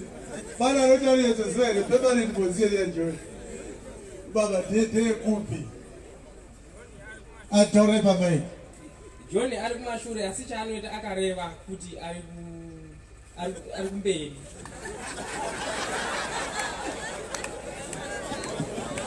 All right, can you clarify? Thank you, can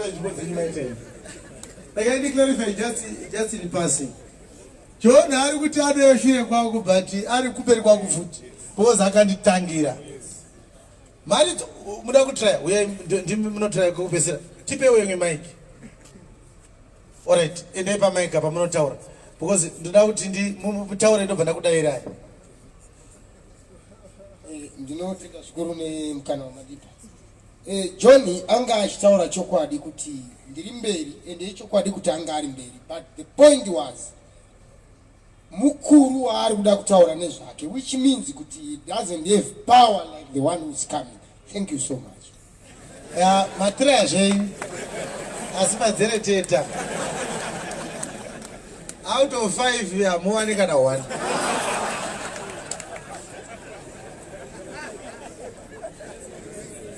Haisi nhau yepower. Yes. Nhau iripo ndeyekuti John zvaakaitwa. John akanzi naJesu, inzwai, John achiuya panyika panapa. Jesu akati, mfana ndiri kuuya. Ndoda kuswofira vanhu, ndoda kuenda pamuchinjikwa, ndoda kuenda, but ndoda kuti undiintroduce iwewe kuna Israel.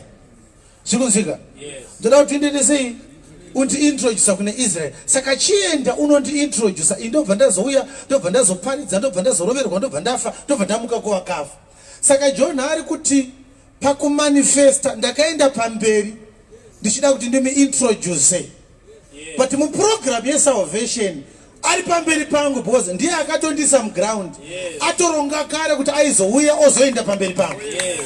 Saka paplan yesalvation Jesu akatangira John, but pakuapia kuna Israel John akatangira Jesu. Zvanzwika handiti?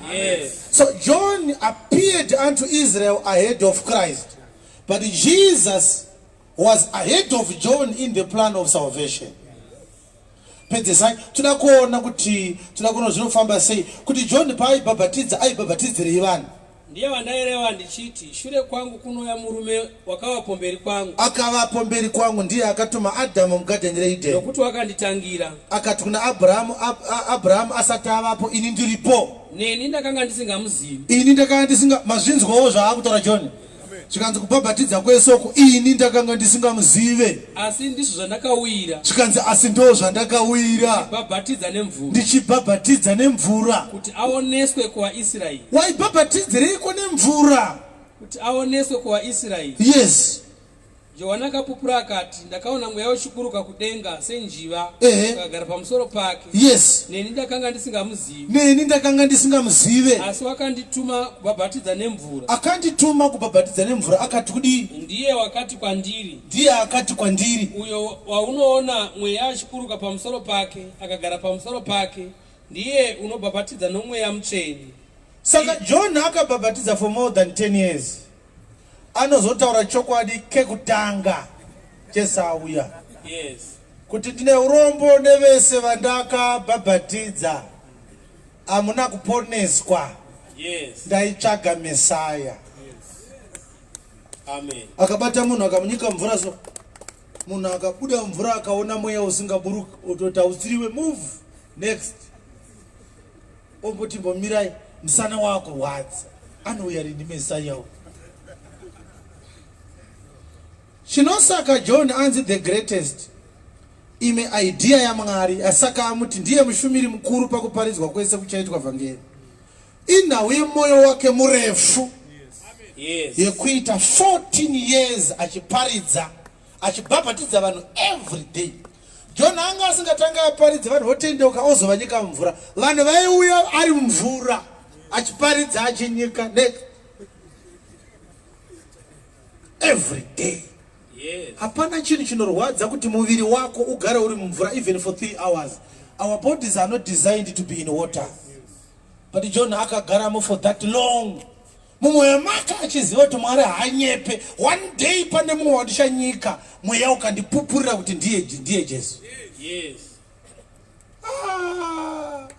Iwe watu wakaita gore rega uchinamatira kuti Mwari akupe murume. Ndokubva washaya akada kukuroora ukatoti Mwari abatsire ndamboshingirira ndanamata gomo ndagwira murume wacho ari kupi. John anga asingatsvage mukadzi.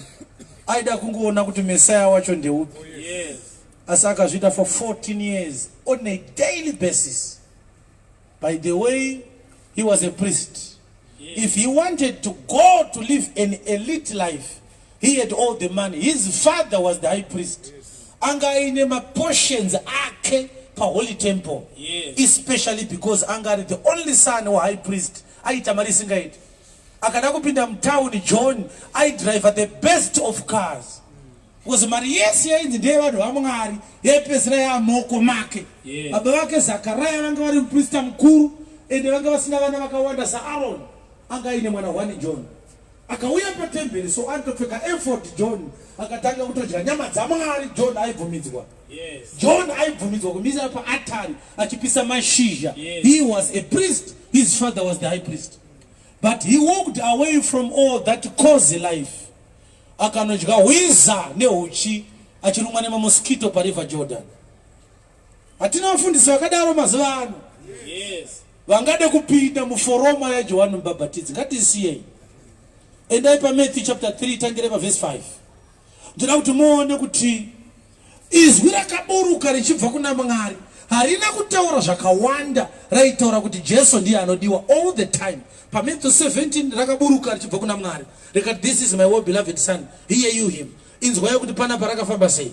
Zvino Jerusalema neJudhea rose vakabudira kwaari nenyika yose vakauya kuna John vakabhabhatidzwa vakabhabhatidzwa naye vachireurura zvitadzo zvavo vachizvireurura zvivi zvavo. vateresi vakauya vakaita sei asi vakati achiona vazhinji vavafarisei navasadhusei vachiuya kuzobhabhatidzwa akati oh brood of vipers vana venyoka who has warned you yaniko wakakunyeverai to run away from the impending rape mutize kutsamwa kunouya. tarirai demo raiswa pamudzi berekai zvibereko zvakafanira kutendeuka. yes musafunga kutaura mwoyo menyu muchiti tiri vana vaAbrahama ndi baba vedu. nokudzai ndichiti ndinoti kwamuri Mwari angatomutsa vana vaAbrahama matombo Abrahama vana pamabwe avo pane kuti imi muitwa vana vaAbrahama. zvino sanhu ratoiswa pamudzi. demo raiswa pamudzi wemuti saka muti mumwe nomumwe usikabereke zvibereko uchatemwa unotemwa yes ukakandirwa mumoto. yes ini ndinokubhabhatidzai nemvura yes utendeuke. yes asi unouya shure kwangu nesimba kupfuureni yes uyo wandisi akafanira kutakura shangu dzake.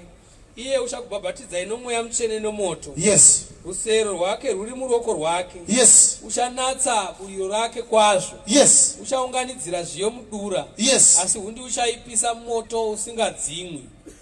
zvino Jesu akabva Garirea akasvika paJorodhani kuna Johani kuzobhabhatidzwa naye.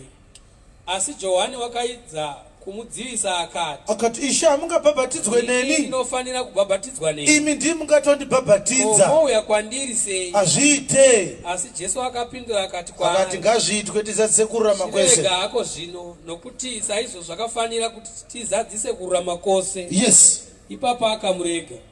Jesu akati abhabhatidzwa pakarepo akabuda mvura. zvino tarira denga rakamuzarurira akaona mweya waMwari uchiburuka senjiva akauya pamusoro pake. zvino tarira inzwi rakabva kudenga richiti uyu ndiye mwanakomana wangu unodikanwa wandinofarira. ichi time yakataurwa naMwari haana kuti ava vanakomana wangu wandinoda akati uyu. yes saka patinenge tichiti Mwari anotaura ngatiregei kufunga kuti anotaura zvese zvese. Mwari ataura kuti nditange pati kunyepa da kutanga musangano usaise Mwari ndio wazvifunga. yes pati yaMwari yakatanga kudhara inonzi New Testament church. yes uye haisi kupinda maofisi enyu anouraya ndeye kuti vanhu vapinde denga. yes saka uchiona kuti mupatimo mamunyeperwe vanhu chakugadzirai mabridge kunoparidzwa chokwadi chekuti Jesu akakufirai kuti muponeswe. amen. izvi zvamunoda kuita izvi muda tongozvitawo zvenyu for your own benefits. sade kunyepera Mwari. Mwari kana achitaura anotaura zvaJesu. amen. ndo business rake rakakura achitaura Mwari. ukaona Mwari akutaura even paanotaura kuti da kubvisa Sauro ndiise David nhau dzacho hadzinei naSauro naDavid dziri connected to his son Jesus Christ.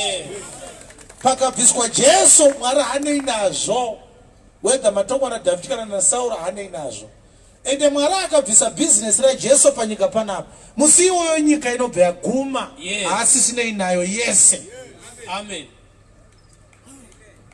zvinhu zviri panyika panapa zvakasikirwa Jesu. all these things they are serving the purpose of Christ. musi waari kupedza kutonga nyika Jesu achitora vatsvene vake zvapedza kusevha purpose yazvo. anozviti zvese njoo mudziva romoto. saka chekutanga ndechekuti tati Mwari anotaura nenzira nhatu. yekutanga nzira ndeyekuparidzwa kweshoko raMwari. Mwari anotaura pamusoro pevhangeri yemwanakomana wake.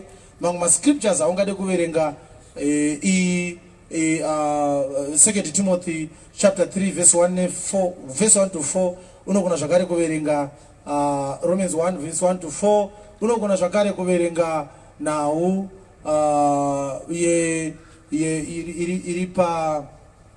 paMalachi chapter 3 verse 16. They that feared the Lord often spake one to another, and the Lord heard and hearkened, and a book of remembrance was opened before him for them that feared the Lord. Mascriptures iwayo anongotaura kuti nhau dzinobata mwoyo waMwari dzekuti Mwari akadzinzwa anoti matudi inhau dzinobata Jesu. iwo kana matochichema kuti Mwari ndaneta nekudya muriwo usina mafuta hanei nadzo hadzina Jesu mukati. Ndingatongokutora zvangu kana waneta ndosiya vasina kuneta vari ipapo. Upezisa kuti kuti munhu namati kuti chimbonisiya zvangu regai ndingodya wakadaro munganditore ndoita sei. Mwari Kataneta nemabhodhi anopedzera kuti hapachi wendigadze nyaya yemabhodhi karekaniko kutora usiyane nazvo zvemabhodhi izvi unenge wauda kuti ta prayer nyowani yekuti awaregai tirege zvedu nemabhodhi ediwa tongokiyakiya zvandichaita ndichaparidza kandaparidza ndichazoprofita futi. Saka Mwari anotaura nenzira yekuti vhangeri ichiparidzwa, mushumiri akabata maiki achiparidza ndiMwari anenge achitotaura. But Mwari anotaura zvakare achishandisa the voice of the Holy Spirit unto individuals. Mwari unogona kutonzwa izwi raMweya Mutsvene achitaura ari mauri, hapana pulpit, hapana pastor, hapana chi, wega Mweya Mutsvene anogona zvakare kutaura newe. Ichokwadi here kuti Mweya Mutsvene anotaura. Andei pabhuku ya Acts chapter 8 verse 27. Mwari anogona kutotaura achishandisa Mweya Mutsvene. Mweya Mutsvene ukatomunzwa, but unongo wa exercisewa zvakanyanya muvhangeri kuti ugosvika paunoti Mwari ataura neni. Nekuti pakuti Mwari ataura neni apa ndo pakatserendenda vazhinji vakanzwa mazwi emadhimoni vakati ndiMwari, vakatanga machechi akuvaremera izvezvi vakuenda kuna Mwari manje vakuti zvinhu zvandiremera. Mwari kuti zvii zvakuremera? Oti vanhu venyu makandipa. Oti vanhu vauri kuti ndakakupa handambokupa, ndikutovatsvaga vanhu iva, dzosera vanhu kwavakavatora. Iwe uda kutonzi utendeuke, hauna vanhu vawakapiwa iwewe. Dai wainzwa Mwari aingadai akatokuti dzosera vanhu. Verse 27. Akasimuka akaenda. Zvino kwakanga kune murume weEthiopia. Takira pa 26. Zvino mutumwa waShe akataura naFilipi akati. Ngirozi ndo yakataura na evangelist Philip. Simuka uende zasi kunzira inobva Jerusalema ichiburukira Gaza, iyo nyika irenje. Akasimudza Philipi paanga akagara ingirozi. Yes. Akasimuka akaenda. Ndobva Philip ateerera ngirozi kwa kutanga kuenda. Zvino kwakanga kuine ngirozi haina kuti unonoite, yakangoti simuka. Yes. Zvino kwakanga kuine murume weEthiopia. Anga ari muranda waKandasi. Muranda mukuru kwazvo waKandasi. Mukadzi weEthiopia. Kandasi akati aitonga Ethiopia mazuva. Uyu ainge ari minister of finance waKandasi. Wakanga auya Jerusalema kuzonamata. Aitouya Jerusalema sabata rega rega achinamata aidzokera Ethiopia. Wakanga achidzoka agere mungoro yake achirava muprofita Isaya. Bhuku yaimuvhara kuchechi kwanga abva kwakusina vhangeri yechokwadi. Mweya akati kuna Filipi, dzokorodzai. Mweya akati kuna Filipi, dzokorodzai. Mweya akati kuna Filipi, dzokorodzai. Mweya akati kuna Filipi. Akataura na Philip this time ingirozi here. Pete. Mweya ndiye akataura na Philip akati kudi. Swedera urumbire pangoro iyo. Ndo paakazoparidzira muranda waKandasa. Muranda waKandasa ndokubva atendeuka akatobhabhatidzwa na Philip. Akazonyatsoudza Philip kuti anoda kunzi aitei aisingirozi. Mweya akataura na Philip. Imagine uchifamba so wakananga ukuso odzwa mweya kuti mhanya usvike pangoro iyi unoparidza. Ndobva Philip asvika. Kureva kuti Philip achiparidza kudaro ari munhu waMwari ari muvhangeri akanga akugona kunzwa izwi raMweya Mutsvene. Akugone kuparidzwa baba kusina Mweya Mutsvene. Ndosaka Jesu akanga ati pa 24, 46 ne47 dzaruka, garai muJerusarema makamirira kupuhwa simba raMweya Mutsvene. Aiziva kuti pasina Mweya Mutsvene kereke haifambe. Mweya Mutsvene anotaura zvakare kutaura kwaMwari. Anzwa Mweya Mutsvene, anzwa Mwari. Nekuti Mweya Mutsvene ndiMwari. Asi hatingangodzidza kuti Mweya Mutsvene anotaura takamira pana Filipi bedzi. Toda kuwana zvakare imwe vhesi. Toda kuwana imwe vhesi 15:28 dzamabasa.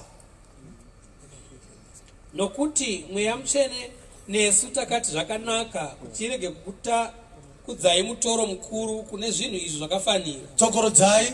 Nokuti Mweya Mutsvene nesu takati zvakanaka. Dzokorodzai. Nokuti Mweya Mutsvene nesu takati zvakanaka. Dzokorodzai. Nokuti Mweya Mutsvene nesu takati zvakanaka. Mazvinzwawo zvataurwa. Hanzi Mweya Mutsvene akanga ati zvakanaka, isu tikatowo futi zvakaita sei?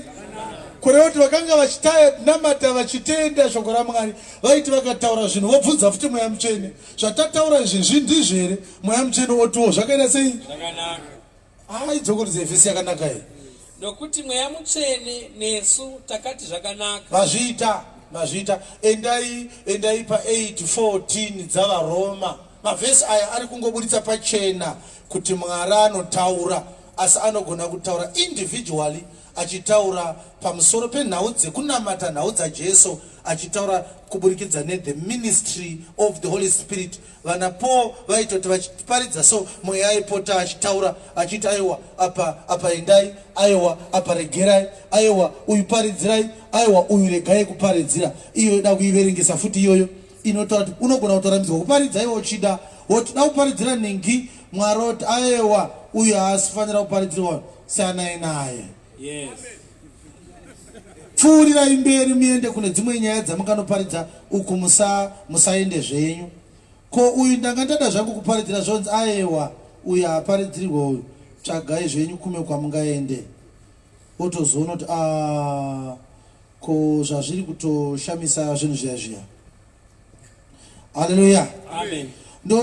Ndakuti muverenge vhesi ani kwenu? Romans 8:14. Romans chapter 8 verse 14. Iverenge Romans chapter 8 verse 14. Nokuti vose vanotungamirirwa nomweya waMwari ndivo vana vaMwari. Yes.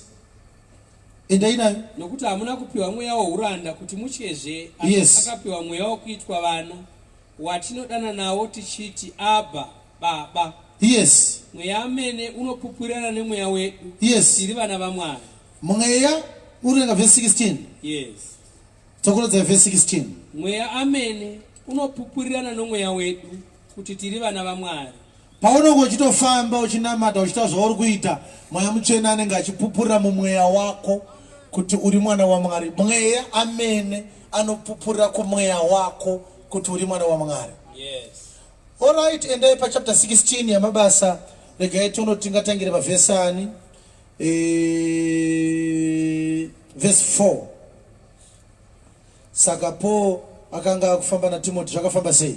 Vakafamba namaguta, vakavapa zvirevo zvakatemwa navaapostoli navakuru vepaJerusarema. Yes. Kuti vazvichengete. Yes. Naizvo kereke dzakasimbiswa pakutenda. Kereke dzakasimbiswa pakutenda. Dzikawanda pakuverengwa kwadzo zuva rimwe nerimwe. Vakagura nenyika yeFirigia neGaratia. Ndokubva vagura nenyika yeFirigia neGaratia. Vambodziviswa nomweya mutsvene kuparidzira shoko paAsia. Vakanga varambidzwa nemweya mutsvene kuparidzira shoko paAsia. Tokorodzai. Vakagura nenyika dzeFirigia neGaratia. Vambodziviswa nomweya mutsvene kuparidza shoko paAsia. Dikani ndimweya mutsvene here uyu? Ha? Tasvika paAsia, Bhaibheri ndinaro, speaker ndinaro. Kuda kuti haleluya, mweya mutsvene kuti aiwa pfuurai nevhangeri pano amuparidze. Haana kumbotaura chikonzero, akangoti move. Yes. Ndoparidzirana. Ndobva vaenda kupi? Saka Asia vakarambidzwa nemweya kuparidza paAsia. Zvino vakati vasvika pakatarisana neMisia, vakaidza kuenda Bhitania. Ndobva vati takunoparidza Bhithinia. Asi mweya waJesu haana kuvatendera. Ndobva mweya ati Bhithinia hakuzi kuparidzwa. Vakati vapfuura Misia, ndobva vasvika paMisia, vakaburukira Troas. ndobva vasvika paTroa. Chiratidzo chikaonekwa naPauro usiku. Murume weMasedhonia wakanga amire, akakumbira zvikuru kwaari achiti, yambukirai Masedhonia utibatsire. Zvino vakati vaona chiratidzo, pakarepo tikatsvaka kuenda Masedhonia tichiti, Mwari watidana kuti tinovaparidzira evhangeri. Mweya Mutsvene akavati musaende kunoparidza paTroa, paMisia, paBhithinia amuparidze. Ndobva azoona chiratidzo, haana kurota hope. Yes. MuNew Testament hamuna chipo chekurota hope. Yes. Zvekuti kana uchitorota izvezvi, uchiita zvekunamata nehope, madhimoni iwaya. Yes. Hazvina Mweya Mutsvene mukati. Amen. Antoroti amen yaita shoma. Kune vanotomhanya nadzo hope. Yes. Saka tiri paministry yaMweya Mutsvene, Mweya Mutsvene anogona kukuratidza vision. Chinosaka Mwari arege kupa vanhu hope muNew Testament inhau yekuti chaisaka vanhu varote kuOld Testament, Mweya Mutsvene anga asina kupiwa vanhu permanently. Yes. Aipota achibata vanhu achivasiya. Vanhu vakanga vasingagoni kugara naMweya Mutsvene. Vana Elisha nana Elijah vaiprofita nemweya aipota achivabata achienda. kugara namweya mutsvene waifanira kutanga waita a son of God. But testament yemurayiro yanga isingagoni kuvaita sons of God because yakanga iri premised on the blood of animals which could not take away sins. Saka chakasaka Jesu ati muchagamuchira mweya mutsvene, but ndotanga ndaenda kudenga first. Aida kutanga apia pamberi paMwari neropa rake chairo, Mwari origamuchira, vanhu vopiwa qualification yekunzi maavana vaMwari, therefore makwanisa kugara namweya mutsvene. Saka kana tina mweya mutsvene hatina chikonzero chekurota. Mweya mutsvene haataure kana wakarara, nekuti mweya mutsvene haataure nenyama yako, anotaura kumweya. Saka chinorara pauviri hwako inyama, mweya haurare. Saka mweya mutsvene anogona kutotaura newe uchifamba kudai so.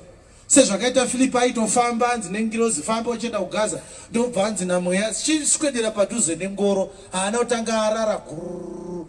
Onzi Filipi mwanangu, enda padhuze nengoro, oti damuka da kuenda ngoro. Aiwa, ngoro yakanga ichitofamba, iye achitofambawo, mweya ndokubva ataura. Hauna chikonzero chekutanga warara kuti mweya ataure newe. Unogona kutonzwa kutaura kwamweya mutsvene wakasvinura. Uye kuona vision, hakusi kuona vision wakatsinziva, unogona kutoiona wakatarisa pamberi pako apo. But haionekwe neziso renyama, inoonekwa nemunhu ari mukati. Amen. Saka kutaura kwaMwari kwekutanga, kuparidzwa kweshoko ndiJesu anenge achitaura zvaMwari muvhangeri yake. The second dimension yekutaura kwaMwari, it is the voice of the Holy Spirit which can come through an insight in your spirit or a vision. Do panozoya nhau anonzi ma experiences anouya nematrance. Peter akapinda mutrance akaona jira richiburuka richibva kudenga. Trance hakusi kurara, uye wakatosvinyura, but your body is disoriented. Wobva wapinda mu insight ye the spirit man ari mukati, zvokuti body yako kana uri mutrance, vanhu vanopfuura pamberi pako apa vachifunga kuti wakasvinyura, iwe unenge usingaone. In other words, inoitwa temporarily shut down, yes, or temporarily paused. Wobva wapinda pakuona zvinhu zvemweya. Hallelujah. Amen. Trance unenge usina kurara, unenge wakasvinura, but body yako inoitwa disoriented. Yes. Hallelujah. Amen. Unogona kupinda mutrance wakarara, nekuti body ndo inenge yakarara, chinenge chida kuratidzwa zvinhu, ndi munhu wemweya. Yes. But haisi dream because haisi kuonekwa nenyama, iri kuonekwa nemunhu wemweya. Chinonzi dream zvinhu zvauya kusubconscious kwako, body yakarara, conscience iri part of the human brain, vision haisi kubva mubrain, it is the eye of the spirit man, the pneuma. Yes. Saka third level yekutaura kwamweya mutsvene, it is the insight of the Holy Spirit in a gift yakapiwa, in one of the 9 spiritual gifts dzakanyorwa pa 1 Corinthians chapter 12 from verse number 7. The guidance where it is the gift of prophecy. The gift of prophecy needs to be clarified. Yes. Asi mumwe nemumwe unopiwa kuratidzwa kwomweya kuti vose vabatsirwe. Yes. Nokuti mumwe unopiwa nomweya shoko rouchenjeri. Mweya mutsvene anogona kukupa the gift of the word of knowledge. Mumwe shoko rokuziva. The word of knowledge, the word of wisdom. Nomweya iwoyi. Yes. Mumwe kutenda. The gift of faith by the Holy Spirit. Mumwe zvipo zvokuporesa nomweya iwoyi. Unonge uchitoporesa asi uine chipo chamweya mutsvene chekuporesa. Mumwe kuita mabasa esimba. Unogona kuita mighty miracles and wonders. Mumwe kuprofita. Unogona kutoprofita nomweya mutsvene. Mumwe kuzivisisa mweya. Saka the difference between the gift of prophecy iri kuNew Testament nema prophets ari ku Old Testament, it's a fundamental difference. Yes. Mwari achandibatsira manheru ano ndio iclarify for the first time at this level. Vaprofita veku Old Testament vakanga vachitaura zvekuuya kwaJesu. They were speaking about the coming of Christ. Yes. The reason why vainzi maprophets inhau yekuti vaitaura zvaJesu akanga asipo achinzi achazouya. Saka vaibata madetails ekuuya kwake, vana Isaiah vachita zvarirwa mwana, vana Jeremiah vachiti mudzi waJese, vana Zakaria vachiti ndiye muprista Joshua, but vaitaura nezvaJesu wavakanga vasingazive, vapiwa special insight namweya mutsvene aipota achivabata. The difference with our present day prophets. Vaprofita vanogona kuwanikwa muNew Testament. Mwana wesangano akaponeswa akagamuchira mweya mutsvene. Mweya mutsvene waakagamuchira obva amupa ability yekupota achiona zvinhu zvinoafekta kutenda kwake nekutenda kwevamwe. Haasi kuprofita zvaJesu zvakaprofitwa zvikatopera. John ndiye anga ari the last prophet weold testament. Amen. Ndakaona chikwangwari chiri pa 10 off yekuenda muWarren Park 1 chine mwe gava rakati the Elijah of our time. Haugone kuita Elijah of our time. Ukatoita Elijah izvezvi hatitode kukuona. Magwara anoti Elijah haana chaakawana. Isusu tisu vanhu vakatoitirwa nyasha kupfuura Elijah. Because taakunzwisisa kuti zvakaprofitwa naElijah zvinorevei. Iye Elijah akazviprofita akafa asingazivi zvazvinoreva. John the Baptist ndiye the last Old Testament prophet. Hallelujah. Amen. Handisi kutaura chizaruko chandapiwa ndiJesu akadaro 11:13 dzaMateo. Unokwatingangoziva chete vhesi ndosaka uchiganduka.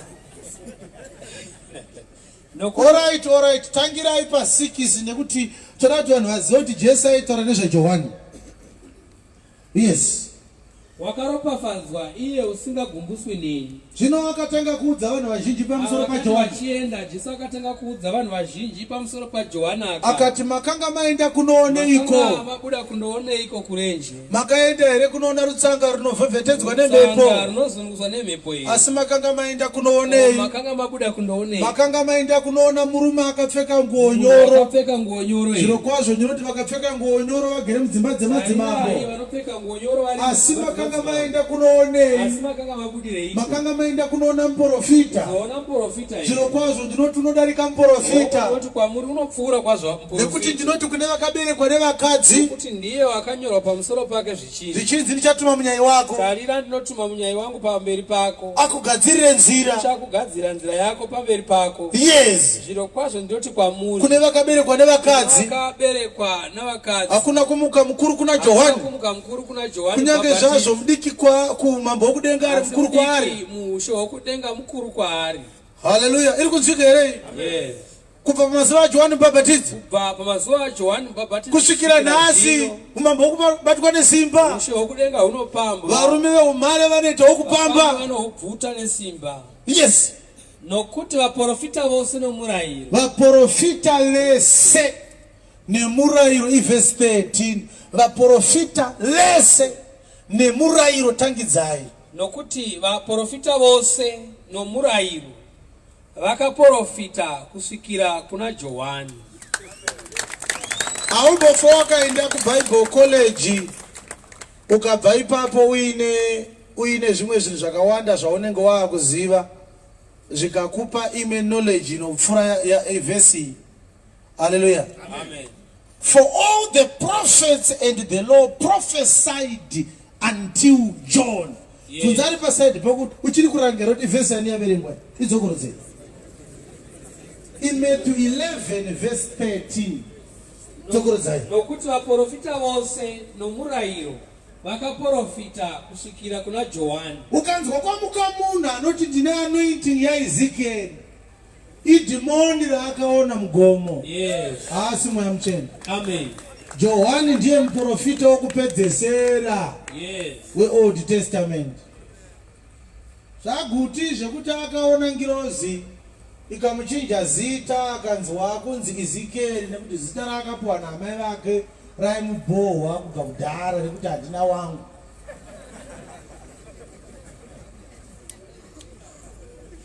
Ndezvekunyepa. Hatisi kuti haana chaakaona, ndibatei mushe. Yes. Asi ndikuti chaakaona hachisi chaMwari. Yes. Igori toto akaona chisengu guti mugomo. Kudari masana bodi chisengu nochiziva here. Tiri mzezuruka. Ari wakazonyora kana posto da kuti munyora le vocabulary yenyu mawedzi avira wakawadisa. Guti dai akaverenga vhesi haizvipa zita. kana kuti vhesi yandakapuwa ndekuti dry bones shall live again iri palogo yavo Ezekiel 37 yayo. My dry bones hamutswena guti baba hatiri kunyeperani. Basa rekumutswa kwema-dry bones, basa rekumutswa kwema-dry bones, basa rekumutswa kwema-dry bones. Handiti Ezekiel akanzi profita ndokubva marunda auya akamabhonzo akabatana mweya ukauya akanzi dedza mhepo dzekumativi mana dzipinde mukati memanhu ndokuzvanzi ndakaona yahondo huru yaIsraeri. Ivawo siyera kuti mhepo dzakauya dzauya mumabhonzo aya ndimweya mutsvene aidedzwa naKristu. Saka Ezekiel paakanga achiprofita kuti mabhonzo adzokedzane nyama yeuya apa nemweya upinde. Handiti ni Jesu auya munyika yaasara marangwanda emabhonzo evhangeri yake yakanigwa muOld Testament. Nyama yese yakanga yaora yevaprofita vekudhara. Wakanganwa here zvakaitika pa 34 dza Ezekiel kuti akanzi ndakuita nharirire iwewe Ezekiel udedzere uridze wamanda kana ona muvenga achuya. Zvinoitwa nharirire ndiani? Ungaite nharirire yeguta here uri paziwe. Hauzoti kana munhu achitwa nharirire anoiswa padenga denga kupfuura vamwe vese. Ko zvino akaiswa padenga denga hasi Jesu here anonzi akapuwa zita riri pamusoro pemazita ose kuti ndimi dzose dzigopupura mavhesi apfugame. Ndiye akaiswa pamusoro ka ndo unharirire hwaJesu hwakaprofitwa kana Ezekiel. Saka Ezekiel was a type of Christ. Ndokusaka akanga ari muprista ka aito kumprofita kumprista. Zvinokuti muprista wani kungokuratidza kuti mudhara uyu haana chaakaona. Akangovhengedzera pamazuva ekunge vanhu vanga vaakubhoyekana neFM ndobva aita chiwave chegutism yasvika nhasi nyika yakaroyiwa. Unomboziva kuti guta akaroya vanhu vakawanda kupfuura makandiwa, unoziva? All right.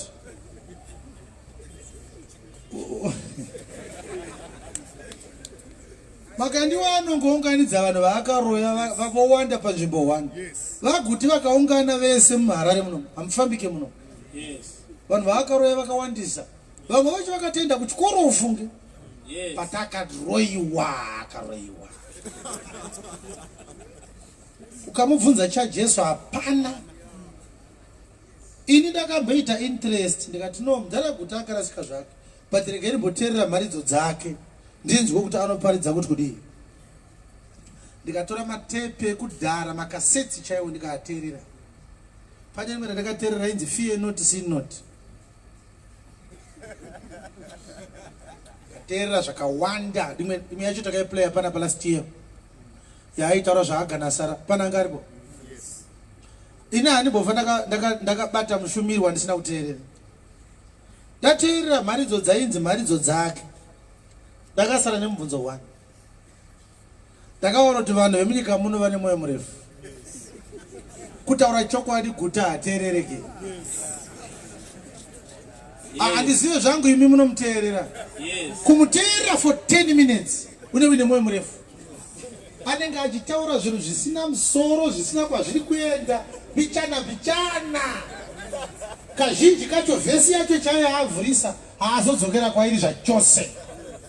Akangotaura vhesi bichana, anotanga kutora matestimonies ake. Ndandiri kuAmerica, ndobva ndarasa maki ehotera, ndobva ndati Mwari handikarare panze, ndobva ndanamatira dho, ndobva ravhurika pasina ki. Vanomuteerera ndo zvaanotaura.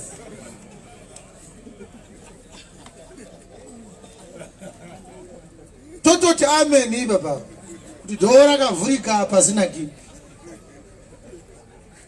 Zvinhu zvakadaro zvaifanira kutendwa nemunhu ari kumaruzevha kumachokochoko asati amborara muhotera.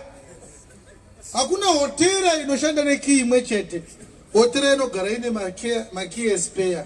Indakarasa maki mazano kwakushanda nonzi maki card ekuti unonoswaipa rovhuravhurika.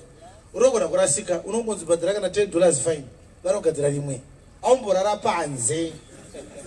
Haisi testimony iyo kunongori kurasika chete.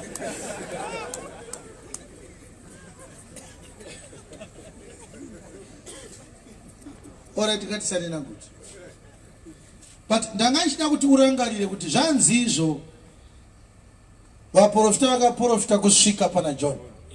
But mazuva ano kuri kumuka vanhu ndine Isaiah anointing, ndine Elijah anointing, ndine assignment yaAmos. Kunyepa kani vaprofita avakapera. Ndakudzwa kanganiko. Vana Isaiah vakapedza assignment yavo. Akaipedzesa ndiJohani Mubhabhatidzi. Amen. Akudzoke mumwe Zakaria kana mumwe Elijah kana mumwe Elisha kana mumwe Ezekiel. Akudzoke. Yes. Uyo akaipa zita kuna gutu akamuti waakunzi Ezekiel. Idimoni raakaona mgomo. Chokwadi. Waikopiwa zita ra Ezekiel seiko iro shoko richiti vese vakamugamuchira wakavapa simba rekuti vanzi vana vaMwari. Unopiwa ra Ezekiel akafa ari mutadzi uchisiya ra Jesu akakufira. Amen. Deo wakasangana nemutumwa anokupa zita ra Jesu beta. Chimwe chigevenga changa chiri kumurayiro. Ezekiel hapana ruponeso rwaive narwo Ezekiel. Yes. Shoko rinototi kudiko pa 13:17 dzaMateo. Inotiyo takire pa 16 masenya akakombolewa asi mesenya akaropafadzwa nokuti anonzwa dzedze dzakaropafadzwa dzedze nekuti dzinonzwa nekuti ndinoti kwamuri zvino kwazvo ndinoti kwamuri unoti kudi Jesu vaprofita navakarurama vazhinji vakanga vachida kuona zvinhu zvamunoona asi havana kuzviona nekunzwa zvamunonzwa asi havana kuzvinzwa. Saka ari nani ndiani iwe na Ezekiel? Jesu ari kuti zvinhu zvamunoona Ezekiel haana kuzviona, zvinhu zvamunonzwa Elijah haana kuzvinzwa. Rimwe ndoparinoti ndina anoiti ndiElijah haana chaakaonawo. Amen. Akomana wazvinzwawo zvataurwa naJesu. Vaprofita vakawanda havana kuzvinzwa zvamuri kunzwa izvi. Isusu tiri nani kudarika ana Ezekiel. Yes. Chisi chizaruko futi icho igwaro 19 dzapitwa kutanga. Yes. Inonzi precept upon precept. Yes. Line upon line. Here a little, there a little. Hapana chinotaurwa chingotaurwa chete. Yes. Muchipiwa chinowarirwa nokutenda kwenyu ndirwo ruponeso rwomweya yenyu. Ruponeso urwu rwakabvunzisiswa. Ndiani akarubvunzisisa? Nokunzverwa kwazvo navaprofita. Aha. Hanzi ruponeso rwamakapiwa kaurwu rwakabvunzisiswa rukanzverwa nana Ezekiel ivava. Vakaprofita zvenyasha dzamaizoitirwa imi.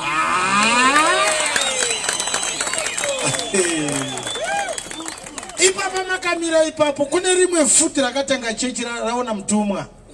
Mutumwa haagone kukutuma kuparidza. Nekuti haasiriye mutumwa akafira vanhu. Kana uchitotumwa unotumwa naakafira vanhu wacho. Ukaona kuti ndakaona ngirozi uchaona manje. Isusu hataifanira kuita manyawi kana tikaona ngirozi ndo dzaifanira kuita manyawi dzikaona iwewe.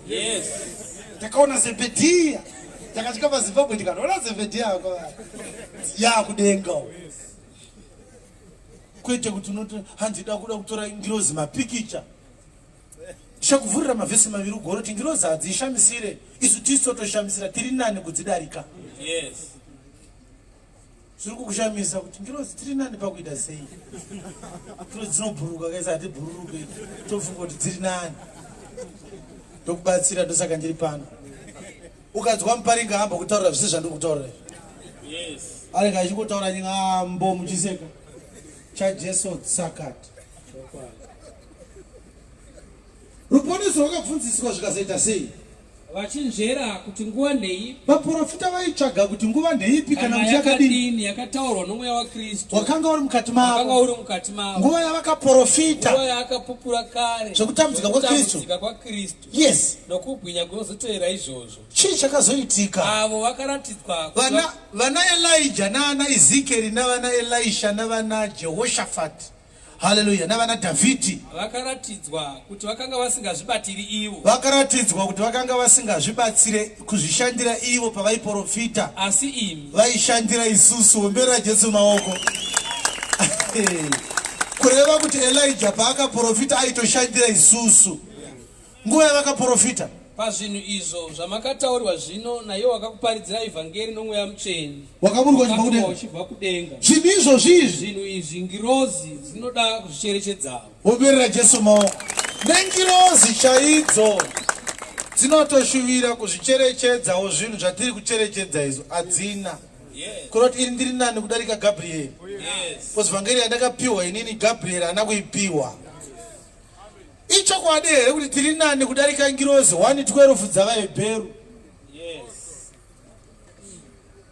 Magwaro chete. Saka simbisaizve maoko akarembera pasi namabvi anoshayiwa simba. Muri kuverenga Hebrews chapter 1 verse 12. Hebrews chapter 1 verse 12. Mucharipeta sechinofukwa. Hanzi denga imi Jesu mucharipeta sechinofukwa. Senguo rikashandurwa. Yes. Asi imi hamushanduki. Imi Jesu hamushanduke. Makore enyu haangagume. Makore enyu haagume. Asi wakambotaura kunani watumwa achiti. Akambotaura kungirozi ipiko achiti. Gara kurudyi rwangu. Gara kurudyi rwangu. Ndiite vavengi vako chitsikwa chetsoka dzako. Saka ngirozi hakuna kana wani yakanzi naMwari gara apa. Asi Jesu ndiye akanzi waro. Kuroti Jesu mukuru kudarika ngirozi. Yes. Kwavazi vose mweya inoshumira. Kongirozi hadzizi mweya inoshumira here. Yakatumwa kuzobata nokuda kwavanodya nhaka yokuponeswa here. Oberera Jesu maoko. Amen. Ngirozi mweya inoshumira. Yakatumwa kuzoshanda nekuda kwevanozopiwa nhaka yoruponeso. Ndavanani vaidaro? Isu. Aiwa ndazodaira iwe. Vaidzi vanoshandirwa nengirozi ndavanani? Isu. Ngirozi yakafanana naMeidha ari pamba. Yes. Iwe kana uri mwana ugone kutuma Meidha asi anogona kutumwa kuzokupa chi yogati wewe. Yes. Saka uchiona ngirozi hatigone kutaura nadzo tichiti munonitorera ukoko muvhiriji umu. Kana yangotumwa sezvayakaitwa panguva yaFilipi inototeerera mudhara wedu. Ichishandira isusu kudaro haibvumidze kutaura nesu zvaisina kutumwa. Kana kutitora ma-instructions kwatiri. Unobva dai ngirozi dzaitumika dai vanhu vasina kufa nenhamo. Vakomana vamadiri ava vanoita flamboyance. Dai makati wachifamba ne20 ngirozi. Zvikodaiwo pasaidi pake so. Ndofunga murungozvionawo malevels acho 20,000 kundoona mugumane nengirozi dzedzakutochajirwa muri sapfana vandikata nemakunzi vada kuona handshake nengirozi $40 ndimi muri kufamba namanu tabhadhara risiti yachina mungangoti toda kunyepa tatobhadhara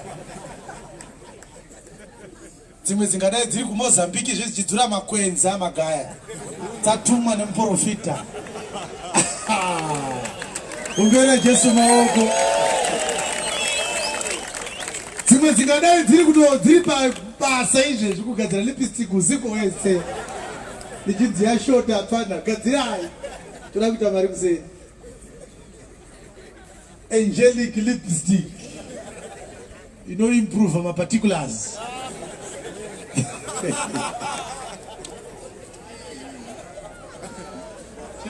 Chirugu chacho chovhirika futi.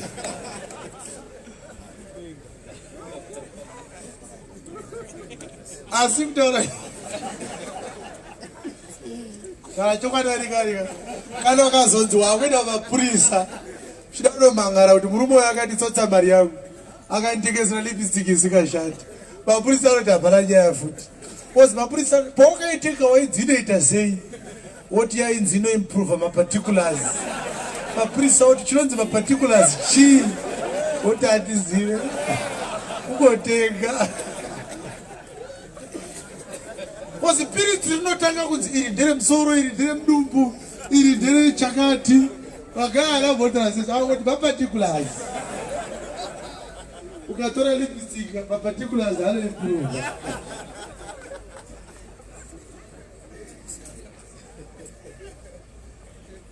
Asi munongoseka zvenyu. Ndakambotaura ma-elections asati aitwa kuti problem yatakaita ndoti nyika yedu ine vanhu vakadzungaira. MaZimbabweans, they are foolish. I will not apologize. kabla tondura manirano musaregere kundura icho kwadi chandikutora ichi munyika muno mune vanhu vakadzungaira vakawanda nekuti ndo pandaitaura kuti uone kuti maresults ema-elections haana kunaka unoona zvinotendwa nevanhu vanhu vari kuzara kwamagaya kwamakandiwa ndo futi vachavhota saka result yema-elections yakanga yatobuda asati aitwa kuti munhu anoenda kuchechi ari murume odzoka nelipstick pasina vhesi kuti ubvunze kuti ngatiti inoshanda alright murume anobvumidzwa here kuzora lipstick neyanga iri lotion beta unongoti andozorawo musoro ndozora mutsipa wangu nemune lipstick kufamba murume akati piriviri ririmi kudaisa nemalips koindava zvikadzi maparticulars man of God.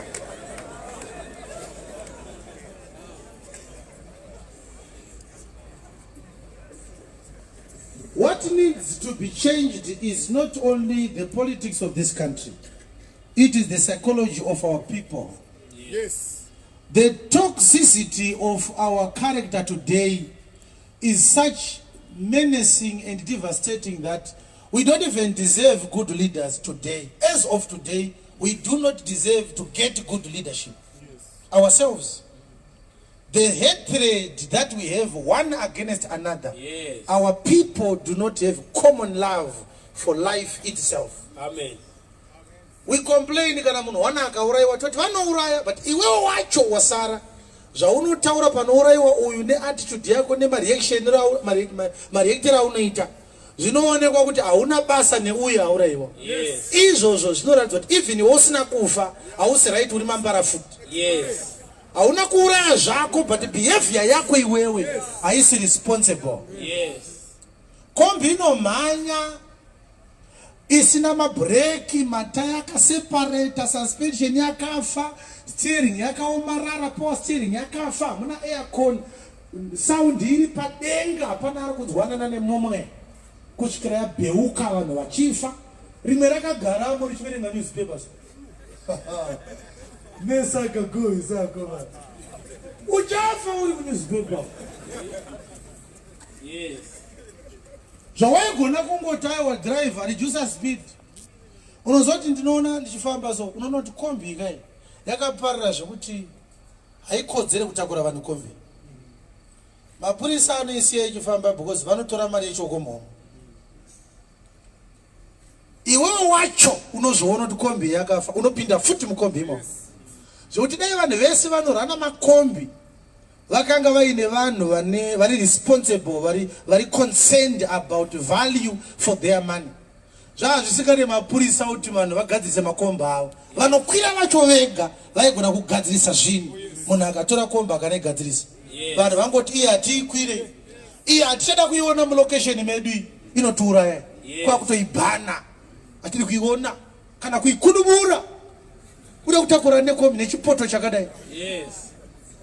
But unoona vanhu vachipinda mukombi vachinyatsoona kuti kombi haichaita. It is our people's ideology. Kuti munhu anoshinga kuroorwa nemunhu waanonyatsoziva kuti mukomana ada kundiroora is an armed robber. Iko kungoti hazvina basa inini handinena ina handisi armed robber ndendaroorwa. Mari iri kunopuhwa amai vako ine mumwe munhu akaibirwa nepfuti akasiiwa achichema pamwe akasiya arohwa. Iwe uda kuroorwa nemunhu akadaro. Where is your conscience? Our people have lost their conscience. We can talk about our leaders, but iwe wacho, you are even worse than them. Iwe wacho. Vanhu vedu havasisi right. Zvachose. Hallelujah. Amen. Ndaifunga nezvenyaya iyi musi wakapfuwa vanhu 7 vaya vakafa. Ndokuona kuti hazvina kutora 3 days. Life was usual in town. Hapana akambotaura nezvazvo. Vanhu vaingosenderana zvimavidhio zvezvo vanhu vaine mabhodhis akarara muroad. Oh, zvakashata. Oh, nai zvavaita. Hapana akamboita that concern yekuti why have they done it? Can we just fold our arms and say it has just happened? No! tomorrow it shall be me, tomorrow it will be my brother, tomorrow it will be my child. Yes. Vanhu vakatosiyana nazvo, vamwe vakatokomenta zvinhu very acrid painternet. Vachitsvage mutauni imomo, iwe ukaona zvinhu zvanetsa mutauni unofanira kugara kumba. Saka kupinda mutauni imhosva here. Alright, ndapinda mutauni. Imhosva here kupinda mutauni. Is that a reason why somebody should die? Kuti apinda mutauni. What have you done about it? Nothing. As long as you sina kubata iwewe, everything is fine. Our conscience has died. Yes. And no politician is going to change that. Yes. No president is going to change that. No commission of inquiry will address that. Only the gospel can address Amen. our social decay. Amen. It will be addressed by the gospel. It is the pulpit. But the problem is the pulpit has also been corrupted. Yes. Pulpit yacho foot in a corruption is singaid. So quiet. Zviri kuitwa na politician kumusangano ndo zviri kuitwa na pastor muchechi. Akaona vanhu vauya muchechi haasi kuona mweya vanhu vada kuponeswa, ari kuona shura. Ndoita marinas. Saka vanhu votizira vachienda kupi. Kudhara vanhu vaiti kana nyika yaora vanomhanyira muchechi. Mazuva ano chechi yaora kudarika nyika. At least ma politicians vanomitisa zvavo vana vanhu asi vanenge vachidanana navo. Kuchechi anongonzi ndimwari adaro. I-deliverance rara, I want to deliver you. Munhu anobuda muchechi aine nhumbu. Iye auya aine problem yoti handisi kuwirirana nemurume. Anonzi da kupa deliverance. Church iri corrupt kupfuura nyika. Yes. I can assure you. Iri corrupt zvekuti izvezvizvi kuti utaure nemukoma wako anotenda nhema kuti mukoma muri kunyeperwa, ukama unobva wapera. Nonzi wakutoda ndiparadzanisa nababa vangu. I understand anointing yandiri pasi payo. Hapana anointing wakadzungaira. Yes. Totoshaya kuti degree rakaunzi wakariita sei nekuzungaira kwawakaita. Unotenda iwewe kuti ukapa makandi wa $77 gore rese unenge uchiita mari. Saka asati azvarwa vanhu vanoita sei?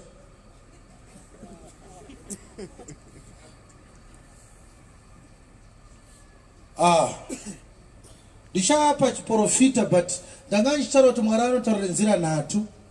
Ndozovereka mavhesi ndemavhesi akanaka zvikuru. Nzira nhatu dzinotaurwa nadzo naMwari inzira dzakakosha. Anotaura nevhangeri yaJesu, anotaura zvakare naMweya Mutsvene, anopa zvakare chiprofita chinenge chichibva kuna Mweya Mutsvene. Munhu ari muNew Testament akapuwa Mweya Mutsvene akatanga kuprofita haafaniri kutanga chechi. Yes. Because kuprofita chipo chakafanana nezvimwe zvipo 8 zvakapuwa vana vanotenda. Zvanzi unogona kupuwa the word of wisdom, word of knowledge, unogona kupuwa chipo chekunamatira varwere vachipora, diverse miracles, unogona kupuwa chipo chekutenda kana chekutaura nendimi kana kududzira ndimi kana kunzvera mweya kana kuprofita. Ukataura nendimi ungatange chechi here nekuti wakutaura nendimi. Haungatange chechi. Ukadudzira ndimi ungatange here chechi nekuti wakududzira ndimi haungatange chechi. Ukaona kuti une chipo chekuporesa varwere ungatange here chechi nekuti wakuporesa varwere haungatange chechi. Vana vari mumba vanenge vapuwa empowerment nababa wavo kuti vagomubatsira vagomushandira basa rake. Kupuwa chipo chaMweya Mutsvene kwakafanana nekutengera mwana bhasikoro kuti agopota achienda kumashops achikumidza kudzoka. Haatange wake musha nekuti ane bhasikoro. Anotoenda umbira Jesu wako. Anoenda kumagirosa onotenga odzoka pamba pababa wake. Paakapuwa bhasikoro osendeka bhasikoro oti kuna baba ndadzoka pane zvimwe here zvamuda kundituma. Unondodzwa zvakakunzi ndanga ndati polishire bhutsu dzangu ndauzobuda manje manje. Hauti kana watengerwa bhasikoro wakungoswera uchichovha muswere wese. Unotomborisendeka uchiita zvimwe zvaunenge uchitumwa pamba ipapo. Yes. Uya upolishe bhutsu ndiri kuchovha. Rotorwa ukapedzisira usisina chekuchovha. Ndokusaka usingagone kutanga chechi nechipo chaMweya Mutsvene. Because chipo chaMweya Mutsvene hachisi a ministry, it's a help to the body of Christ. Hallelujah. Amen. Chikunzika. If you have a gift of the Holy Spirit, you are not a minister. You are a helper to the body of Christ. Yes. You have been empowered to edify the body of Christ. You are not allowed to have custody of the congregation. You don't have food for their spirits. Because chiporofita achifide mweya chinongo edify mweya panguva iyoyo. Chiporofita chino expire. Shokora mwari rega ndio risinga expire. Ikaprofita kuti mangwana kunona kukana chato expire. Achimi uye chichikumiririra zuva raari kudzoka Jesu. Kureva kuti sangano rese pasi pezuva riri mumaoko memuprofita mpanda wezvinyawo. Amen. Yes. Kubva pakaburuka mweya mutsvene paActs chapter 2 hakuna kumboonekwa muprofita akaswera nevanotenda. 11:28 dzamabasa. 11:28 dzamabasa. Mumwe wavo wainzi Agabo. Tangirai pa27. Namazuva iwayo vaprofita vakaburuka vachibva Jerusalema. Vaprofita ndo vakaburuka vachibva Jerusalema vakaenda Antiokia. ndobva vasvika Antioki. Mumwe wavo wainzi Agabo. Mumwe muprofita ainzi Agabhasi akasimuka ndokubva atoita zvekusimuka kureva kuti anga akagara. ndokuvazi Vhangeri richirohwa Agabhasi anga akagara. Zvokuti kuparidza kwatiri kuita kumaka ndiwo angadai akagara apa. Kana aine zvaaratidzwa ozosimuka. Dai akanga aine chipo chaMwari chekuprofita. Zvino izvi zvaari kuita izvi hachisi chipo chaMwari. Nokuti haasati amboprofita kubva musi waakazviti muprofita. Nekuti hakuna anotanga ari pastor ozopedzisira amuprofita. Kuita pastor unenge uri mushumiri. Chipo chekuprofita chikauya pauri hauchinje title. Nekuti mushumiri anoshandiswa naMwari nenzira yaMwari. Pauro akaprofita paActs 27 akati chikepe chaizodona zvechokwadi chakadona. Haana kuchinja kuti ndamuprofita akaramba ari maapostoro anomboprofita kana apiwa zvekuprofita. Amen.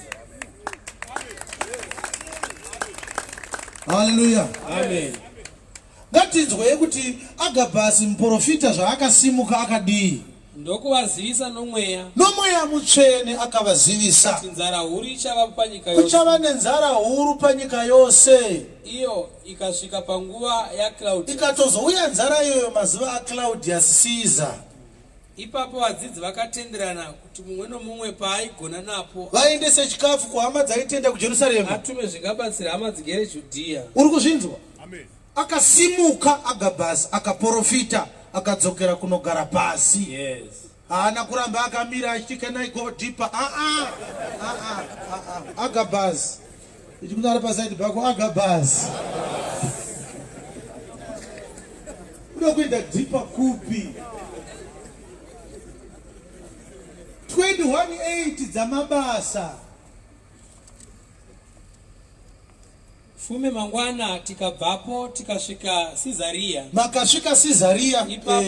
Ipapo tikapinda mumba maFilipi. Makapinda mumba maFilipi. Muivhangeri. Anga ari muvhangeri Filipi. Mumwe wavanomwe. Anga ari mumwe wevanomwe vaya vakanga vachuzwa paActs 6. Tikagara naye. Ndobva magara naFilipi. Iye wakanga aina vakunda vana. Anga aine vakunda vangani koFilipi?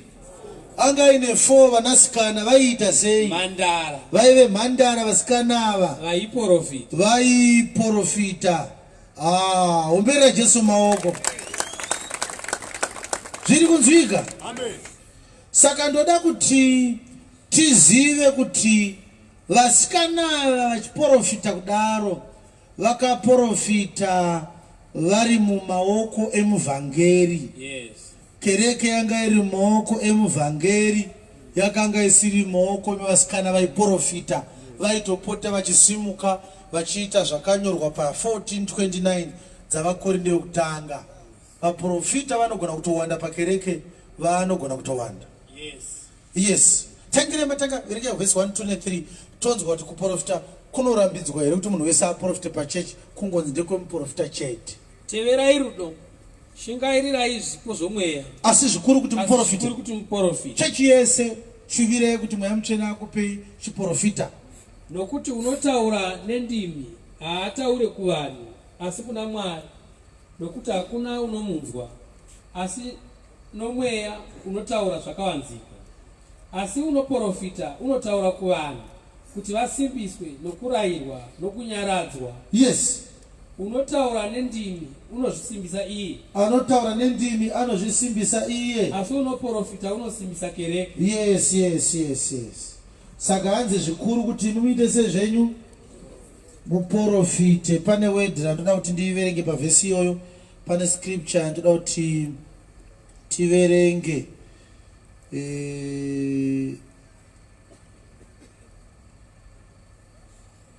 Verse 22. Saka ndimi hadzisi chiratidzo kune vanotenda. Ndimi hadzisi chiratidzo kune vanotenda, asi kune vasingatendi. Ndimi chiratidzo kune vasingatendi. Nokuprofita hakuzi kune vasingatendi. Chiprofita hachiende kuvanhu vasingatende, asi kune vanotenda. Chiprofita ndechevanotenda. Kuroti chiprofita chandichazopa panapa ungagona kuzochinzwa zvako iwe hautende, but wobva waita manyawi sezvinoita nemedia, ndikataura chinhu vanomhanya kuchinyora chiwengati. But kutaura chokwadi chiprofita ndechevanhu vanotenda. Kana usingatende achinei newe. Yes. Kana wakachenjera waifanira kutosiya nacho. Yes. Chiprofita chinosimbisa kereke. Iwe zvausingatende haumo mukereke, unochidii. Verse 29. Vaprofita ngavataure vaviri. Muchechi imomo vaprofita ngavataure vari vaviri kana vatatu. Ngavarege kusvika kana pa 3. Navamwe ngavaidze. Vamwe voprova kuti chokwadi here chiri kuprofitwa ichi. Pachechi ipapo ngavaite vaviri kana vatatu voprofita, vamwe voti ichokwadi, vamwe voti kunyepa hakuna zvakadaro. Yes. Saka kuprofita kuri kutaurwa, kuprofita kunoitwa nevana vanotenda muchechi. Hamungangosimuka mese tatoprofita izvezvi. Zvinokonzeresa disorder. Yes. Hallelujah. Amen. Saka taona kuti Mwari anotaura kubudikidza nevhangeri yaJesu, tikaona kuti Mwari anotaura zvakare kubudikidza neMweya Mutsvene, tikaona zvakare kuti Mweya Mutsvene anogona kupa chipo chekuprofita mumunhu. Mushumiri zvaakaita anogona kupiwa chipo chekuprofita, kana kuti anogona kunge asina chipo chekuprofita, but because ndiye anenge ada kushandiswa panguva iyoyo ndiye aripo, anogona kuprofita. Imototi muprofita, but aprofita kamwe chete kana kaviri. Akafanana nemushandi ari pamba anenge achinzi basa rako iwe nderekuti utimbirire maruva nekucheka uswa, but rimwe zuva anogona kunzi nditamidzawo chipanera, ndoda kuti ndisunge vhiri rangu remota. Haagone kuti aiwa rangu nderehuswa, maakundijairira, tsvagai makanika, anodzingwa futi basa racho. Saka wese anonyora CV anoti ndogona zvakati nezvakati nezvimwewo zvamungangodawo kundituma ndogona kuita futi. Saka ndo zvimwewo zvaunogona kutuma izvozvo. Yes. Saka panapa ndinyaya yakanaka, ndauda kutoiparidza nyaya yacho. Ndobva ndazopa chiprofita ndakupedza, ndobva ndaenda kana ndichiri kupenyu. Amen. Zvandakaita inini vanhu vanotaura zvakawanda-wanda, handa problem nazvo. Vanotivo anoparidza zvake, but anozoita problem yekubata nhau dzine chekuita nematongerwo enyika. Paridza Jesu, siyana nezvematongerwo enyika. Kutaura kwakadaro kwakafumuka, as much as it is also a full-time demonstration of stupidity. Yes. Nekuti nyika ino iri kuparidzirwa vhangeri ne ndeyaMwari, muridzi wevhangeri racho. Yes. Kobva kwaita kamwe kakasikwa naMwariye, muridzi wevhangeri, koti kuna Mwari ingotaura izvaJesu, zvimwe zvese siyanai nazvo. Unombonyatsozviziva here kuti nyika ino ndeyaMwari, naye mudikani? Bvunzare pasati pako kuti unonyatsozviziva here kuti nyika ino ndeyaMwari nekuzara kwayo? Kana usingazvizive, rega ndikuvhurire vhesi yacho 17:24 dzamabasa. Yes. 17:24 dzamabasa. Mwari wakasika nyika nezvose zviri mairi. Mwari ndiye akasika nyika nezvese zviri mairi. Iye tenzi wedenga napasi. Ndiye tenzi wedenga nepasi. Haagare mutemberi dzakaikwa namaoko. Siyanai nayo, endai pa 14:14 dzamabasa. tiri kuda kungotsvaga chete kuti nyika yakasikwa nani. Zvino vaapostora Barnabas naPauro vakanzwa neshungu, vachinzwa izvozvo vakabvarura nguo dzavo vakati says, vakamhanyira pakati pavanhu vazhinji we preach unto you that you turn away from these vanities. munoitireiko izvozvi? We are men of like fashions with you. Tinokuparidzirai mashoko akanaka. Mubve pane izvozvo zvisina maturo. Ibva zvinhu zvisina maturo. Mutendeuke kuna Mwari mupenyu. Tendeukire kuna Mwari mupenyu. Wakaita denga napasi. Ndiye akaita denga nepasi. Negungwa nezvose zviri mukati mazvo. Negungwa nezvese zviri mukati mazvo. Mbira Jesu maoko. Kureva kuti nezviri mugungwa ndezvaMwari wedu. Sandichikidzire kuti musataure nezvakunyepa. Ndara wandiri kuparidza nezvake uyu ndiye ane matitle deeds emunyika muno mamunogara imi. Yes. Kureva kuti muri maroja baba angu imi. Yes. Amen. Umbera Jesu maoko. Muri maroja baba angu imi. Yes. Sandirambidze kutora pamusoro pemaproperties amudhara wangu. Yes.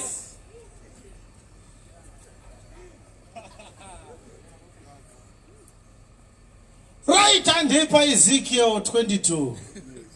Ndopa toda kunoinokora tomhanya nayo. Ndoda kutanga ndakuvhurira mavhesi 3 mana. Akatirebei ndozokupai zviprofita zvandinazvo. Asi tisatavhurisa isati yatanga kuverengwa. Ndoda kuti urangarire kuti kana uchiteerera kutaura kwaMwari, unofanira kuve nenzeve neziso rekuda kupota uchinzwa kuti kana Mwari akataura zvinhu zvinozoitika here sezvaataura, kana zvisina kuzoitika sezvaataura haasiri hazvitaura. Yes. Uye chinoitika ndechekuti vanhu vasingatende vanogona kunzwa chiprofita icho chisina kunge chauya kwavari, vokwata. Wauya kuzokwata kumba pevaridzi wopopota futi kuti sauti yawanda. Unonzwa kuti zvakati hazvisati zvaitika sei, sekunge zvakanga zvichitaurwa kuti zvichaitika zvaitaurwa kwavari. Yes. Unozviziva here kuti Mwari achitaura kuti Abrahamu aive nevana vaizopinda muuranda akati for 400 years. Yes. Asi vanhu vakazopinda muIjipita vakagara 432 years. Mwari haana kurasika. Nokuti ukaraunda off 432 to the whole number, unoona kuti i400 dzakare dzakanga dzarehwa naMwari. Kureva kuti kunogona kupuhwa chiprofita chikatora 400 years chisati chazadziswa. Hachina kuramba chakamirira nguva yacho. Isaiah achitita zvarihwa mwana, vanhu vakatobuda vachiti totonomuona mangwana. Akazouya after 700 years mwana wacho. Haana kunyepa Isaiah. Imi ndimi makavhengedzera chete kuda kumhanyira chiprofita chisina kupuhwa imimi. Paakati zvarihwa mwana haana kutaura imimi kuti ndimi makanga muchizozvarirwa mwana. Aitaura iye Isaiah nevamwe vaitumwa. Hallelujah. Zviri kunzwika here izvi vadikani? Mwari achitaura kuna Abraham, akataura kuna Abraham paGenesis 15 akati Eliezer asiri achadya nhaka yako, uchabereka mwana. Abraham akaita 13 years asati abereka Isaka. Asi Mwari amuprofita kuti Isaka aizouya. Zviri kunzwika zvandiri kutaura? Amen. Imi hamuzviziva kuti Jesu paMatthew 24 akasiya ataura kuti Jerusalema temberi yaizopwanywa. Yakapwanywa gore iroro. Yakapwanywa mugore raAD 70. Asi Jesu akanga ataura prophecy mugore raAD 05. Kuti chiprofita chakatora 65 years kuti temberi iondomorwe nevaRoma. Yakaondomorwa 65 years after Jesus gave the prophecy. Vakanga varipoona Peter, hatina kuvanzwa vachiti inodonha rini manonoka.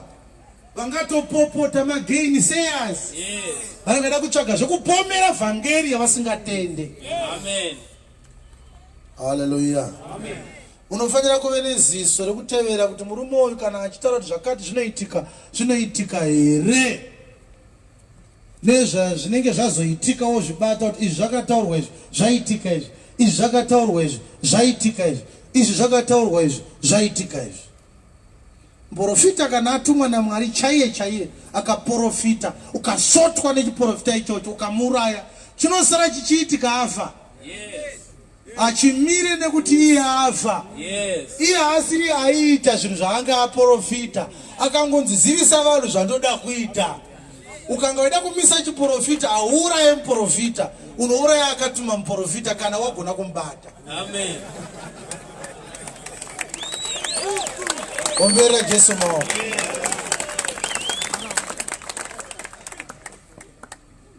Uye panyika pano pamuka vana Mwari. Chokwadi. Panyika pano pamuka vana Mwari. Pamuka varume nevakadzi, vakomana nevasikana vanotenda kuti they have power to take life. Ukaona uchiuraya munhu wapinda mubasa raMwari, you have become a little God with a small g. Zvokuti vamwe vanhu tichachinja mazita avo manje totanga kuvati Mwari ningi, Mwari ningi, nekuda kwavanhu vavari kuuraya. Richida nhasi doko kupedzisira kuparidza. Regai ndiparidze ndife, ndaparidza chokwadi. Pane kuraramira nhema, unofunga kuti chiti nanichi? VaMnangagwa tofanira kurega kuvati president Mnangagwa. Tofanira kuvati Mwari Mnangagwa. Yes.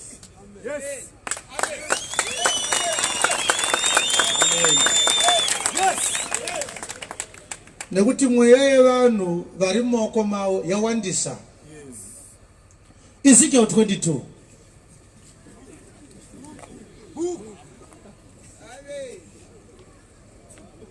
Ndiri kuparidza ndiri pano pana first muguta reHarare. Kana muchida kundinwisa masowage sezvamakaitisa gonyeti, munozonditora ndapedza kuparidza. Asi zvizive imi vana Mwari vari kupiwa simba rekutora upenyu, kuti imi hamusi kuzosara kwenguva yakareba.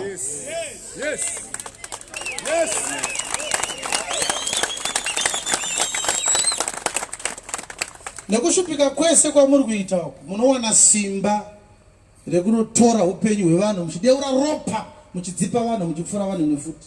Munyika yakadai izo. Ndarwadziwa ndichiona vanhu vachitorerwa zvinhu zvavari kutengesa pasera pandichiuya pana nemapurisa. Ndikati munyika yakaoma kudai, yekuti kuti munhu abate $20 anenge ashupika kutengesa, hapana chiri kufamba. Kukundikana kufamba kuri kuita nyika haisi mhosva yevanhu vari muno, uye haisi mhosva yemasanctions. Musanyeperwe. Masanctions haana kumbopinda muno akatora mari yemadiamonds. Masanctions haasiriwo akapa Wikino Chivayo mari yemagetsi akatenga zvake motikari dzake. Masanctions haasiriwo akatora mari yemapensioners kunasa vanhu vakatenga maRange Rover nedzimba kunze kwenyika. Asi masanctions iwayo vanhu vari muno. Amen. Dai magadzirisa economy vanhu vaiwana pekutengesera pakanaka. Munhu anoti ndoenda pane vanhu padhuze nevanhu nditengerwe, ndikwanise kutengawo 10 kg yehupfu. Zvinhu zvakaoma kudai. Ndopa unotakura zvinhu zvemuchembere akafirwa. Murume wacho ndimakauraya futi. Waenda nazvo munogovana kuCentral Police Station. It shall follow you. Yes. Mwari wakanga aine nyika yakafanana nezvakaita yedu. Mumazuva akaprofitwa naEzekiel, hasha dzese dzaminadzo against me muchadzinzwa dzichibuda zvakare mumagwaro. Kuti nguva inotadzwa, nekuti interest yaMwari pamusoro penyika ino haisi economy yedu, haisi political affairs edu. Interest yaMwari pamusoro penyika ino, Mwari unoda vanhu veZimbabwe. Ndokusaka akavaunzira vhangeri yechokwadi. Chiri kudzika. Zvekuti Zimbabwe today is the most blessed nation of all nations. Hakuna nyika yakaropafadzwa senyika ino iyi. Nekuti ukaona nyika yakugona kunzwa the voice of God, rinogona kutsiura nyika kuti zvimwari haadi. Nyika yarangarirwa iyoyo.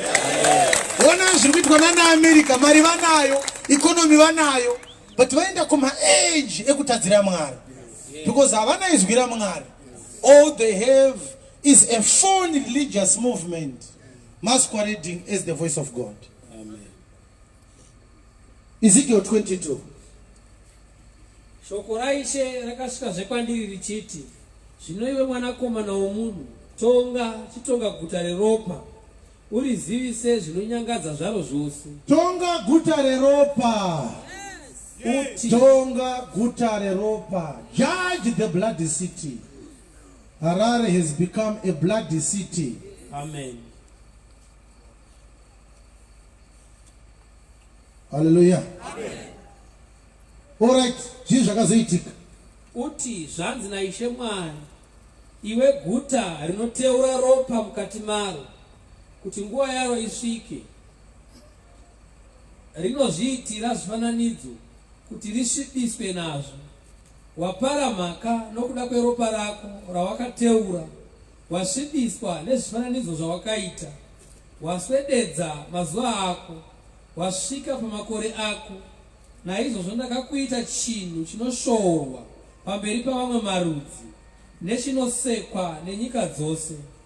Vari pedyo newe navari kure vachakuseka, iwe une zita rakasvibiswa. Wazvinzwawo? Handiko here kusekwa kwatiri kuitwa? Ukapinda muSouth Africa mukudadirwa kunoitwa maZimbabweans. Musi uno ndakakonana nekamwe kamusikana paairport, ndikakati idaire zvakanaka, ndiri kukupa mari yangu panapa. Tinoudza kuti luggage yangu yakamira sei. Unongodaira customer like that, uita seunge une zvinhu zvese apa uri kushandira kambani yatiri kubhadhara futi. Ndini boss wako because mari yandiri kubhadhara panapa ndiri kutobhadhara kuti iwe utambire pay. Saka unofanira kuchiita zvakanaka. Handisi muranda wako panapa, ndinotori boss vako. Akangoona kuti muZimbabweans kwa kutotanga kutochenama. Hatina chimiro kunze kwenyika ine. Yes. Hanzvadzi dzedu nevakoma vedu vari kutishandiswa vachinyangadzwa kuna naUKU, vachishingirira kuti regai nditukwe as long as ndatambira mari. At least munomu ndine chokwadi chekuti handipfurwe ndikafa. Uye vana vangu vanoenda kuchikoro zviri safe. Yes. Zimbabweans are very hard working people. They work very hard. Tine vanhu vanoshanda, tine vanhu vane chido chekudzidza futi. Oh yes. Yes. What we don't have, we don't have the principles of God in us, which could guide us to live the righteous life. And those principles are not obtained from anywhere else. We need the true gospel. Yes. Amen. If we can change you through the gospel, that is all that is required. Kutarino guta reropa sezvakanga zvaita Jerusalema mazuva aEzekiel 22. Yes. Iwewe ndiwo une mwana achaenda kunojoina chipurisa kana kuti chisoja gore rinouya. Kanjani akaenda akuziva vhangeri yechokwadi.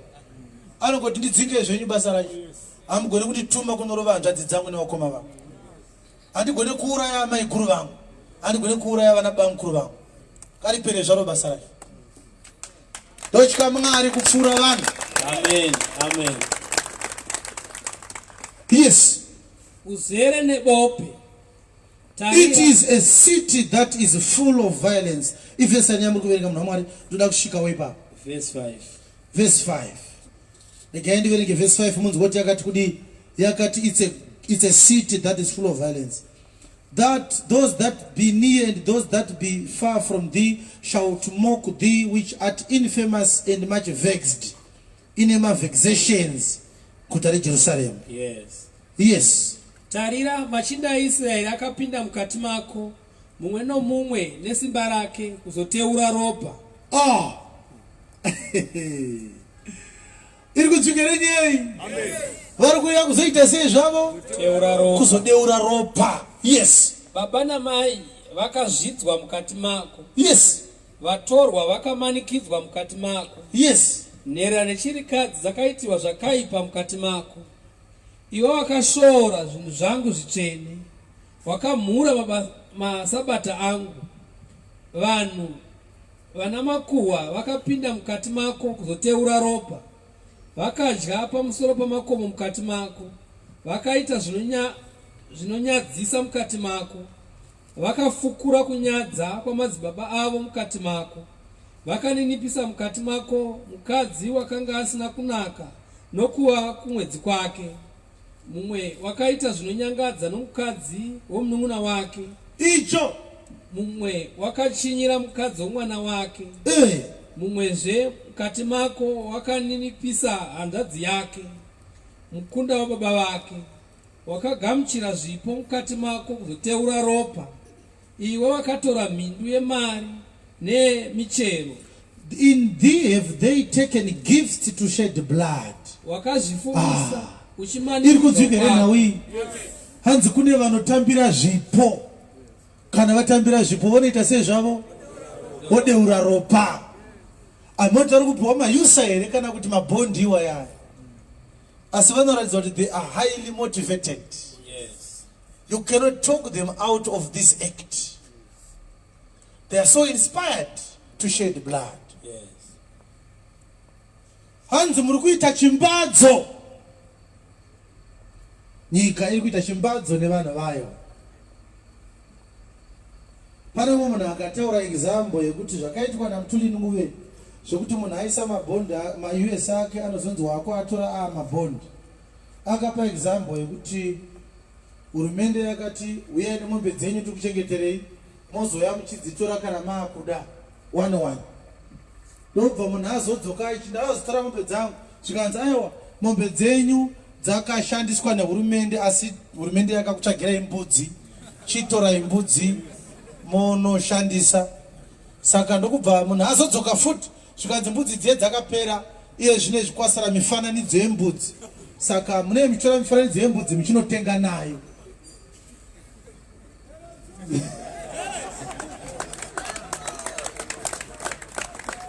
Wadeposita US unozonzi yautore bond, unekoenda unotora mombe yako onzi achachikotora, chikotora 1 for mombe 1, hanzi zvakaenzana.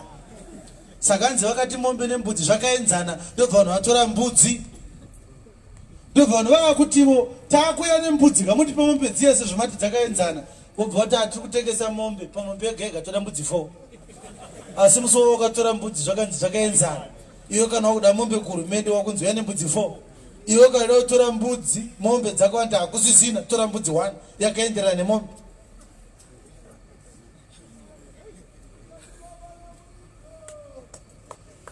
Hallelujah. Amen. Iri kunzwika nyaya? Yes.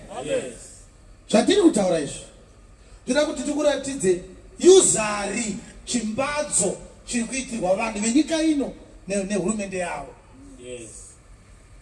Yes, handinayo. Wakazvifumisa uchimanikidza ukwako. Yes. Ukandikanganwa, ndizvo zvinotaura Ishe Mwari. Yes. Naizvozotarira ndakarovanya maoko angu pamusoro pepfuma yako yawakawana nokunyengera, napamusoro peropa rako rakanga riri mukati mako. Yes. Ko mwoyo wako ungatsunga kana maoko ako angasimba here pamazuva andichakutonga? Musuri kudzoka Jesu muchadziridza here futi idzi maridziro amuri kudziita nhasi?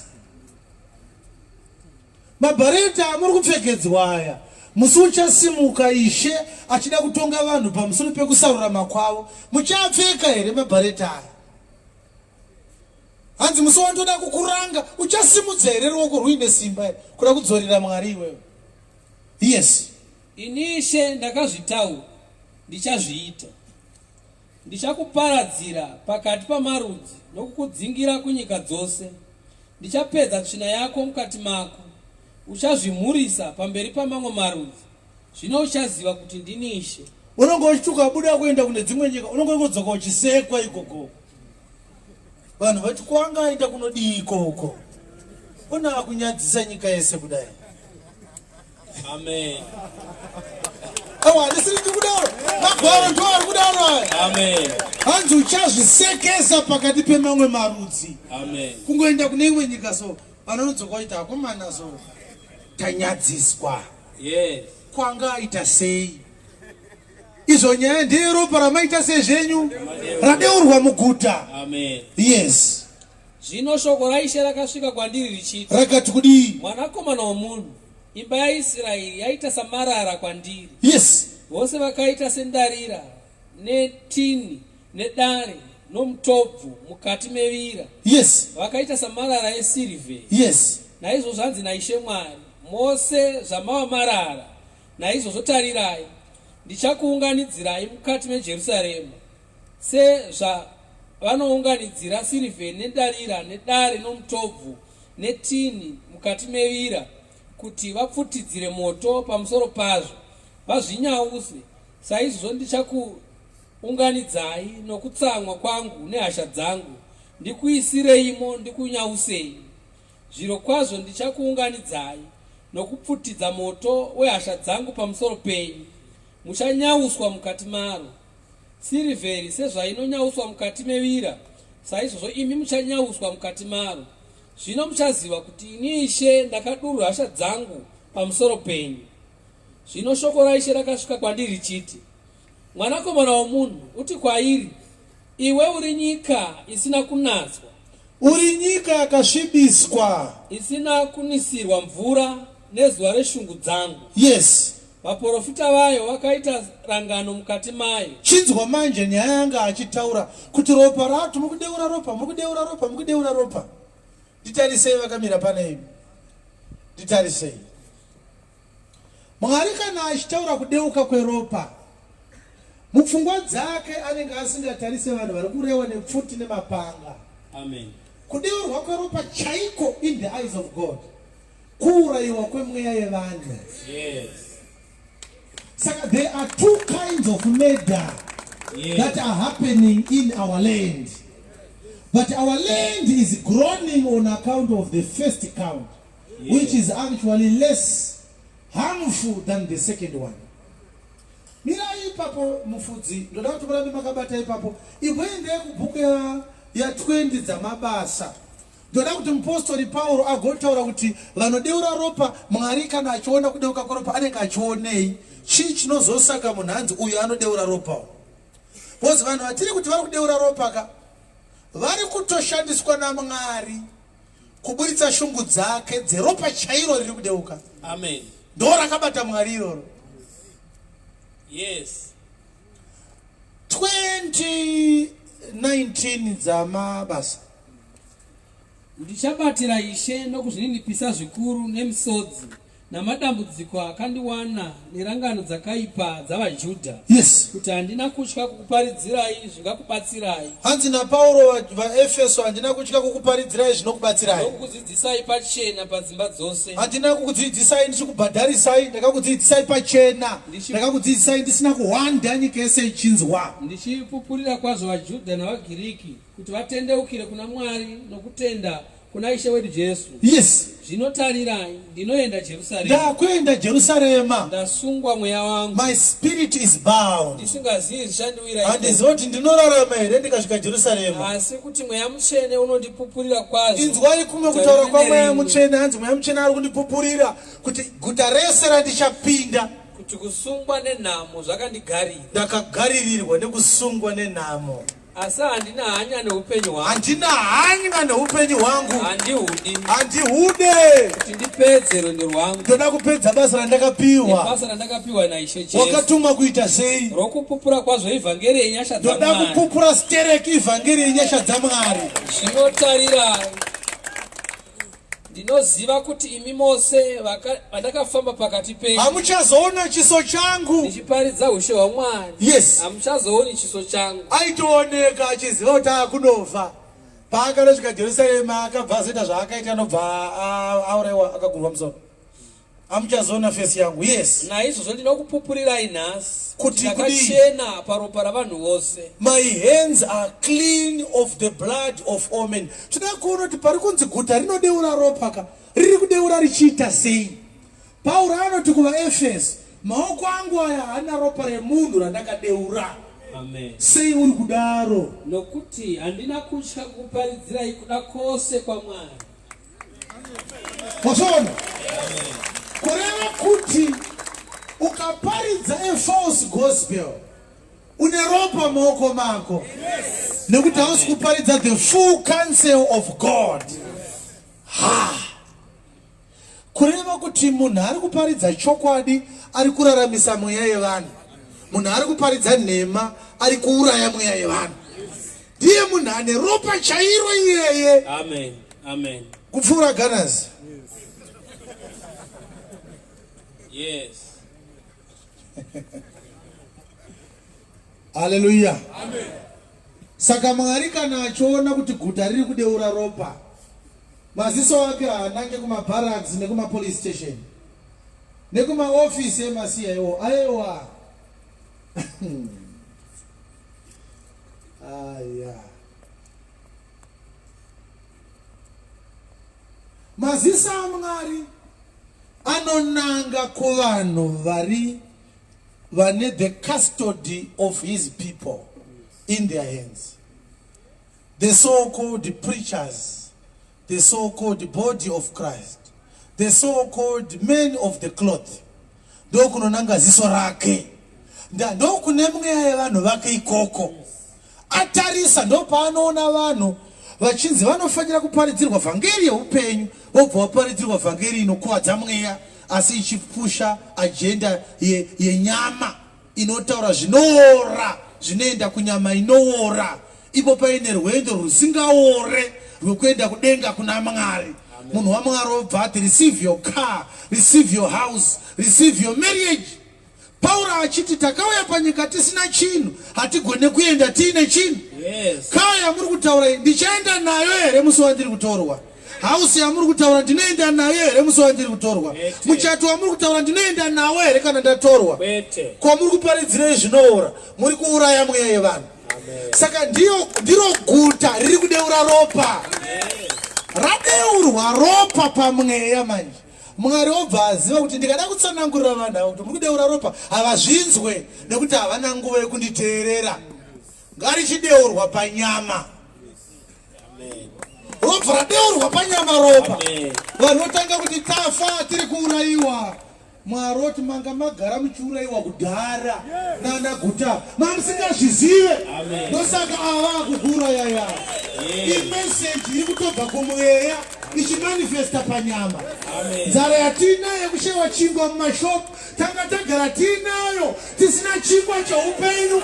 Shopu yemweya haina chinhu.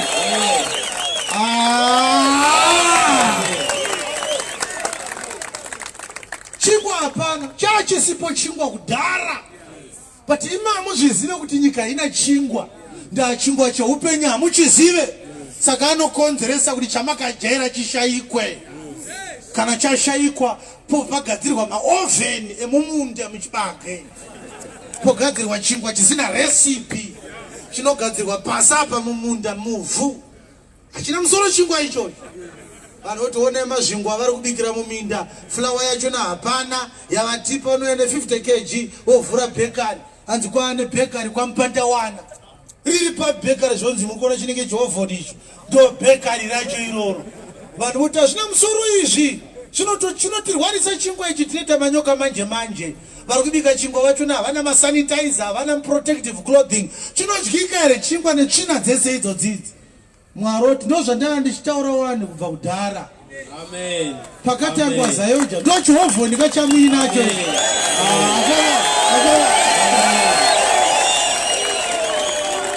Hallelujah. Amen.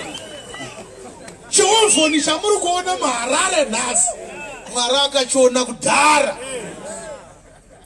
Yes.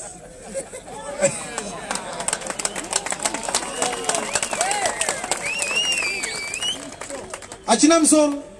Vacho vari kubika pachihovhoni ipapo havana kuenda kuchikoro chekubika, havana kutumwa kuti vabike chingwa ichocho, havana experience havagone, vari kungokanyanisawo mazuva enzara. Ndo zvakaita pakatanga cheche kwaMwazha, hakuna akanga atumwa kuti abike chingwa cheupenyu. Vakakanyanisa vakati Afrika yedu. Nanhasi vanhu vari kukuora nechingwa ichocho. Pana ari kukomborerwa.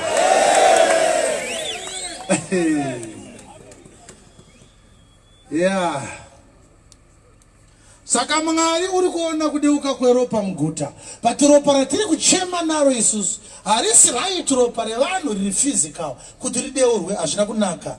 It's a sign of an ominous situation. Yes. But that is not the concern of God. Jesu anoti paMatthew chapter 10, musatye anouraya nyama. Yes. Ityai anouraya nyama nemweya. Zvandakaita inini handichafa pamweya, ndakaponeswa nevhangeri chokwadi. munhu anogona kuuraya nyama but mweya waamupenyu nekusingaperi.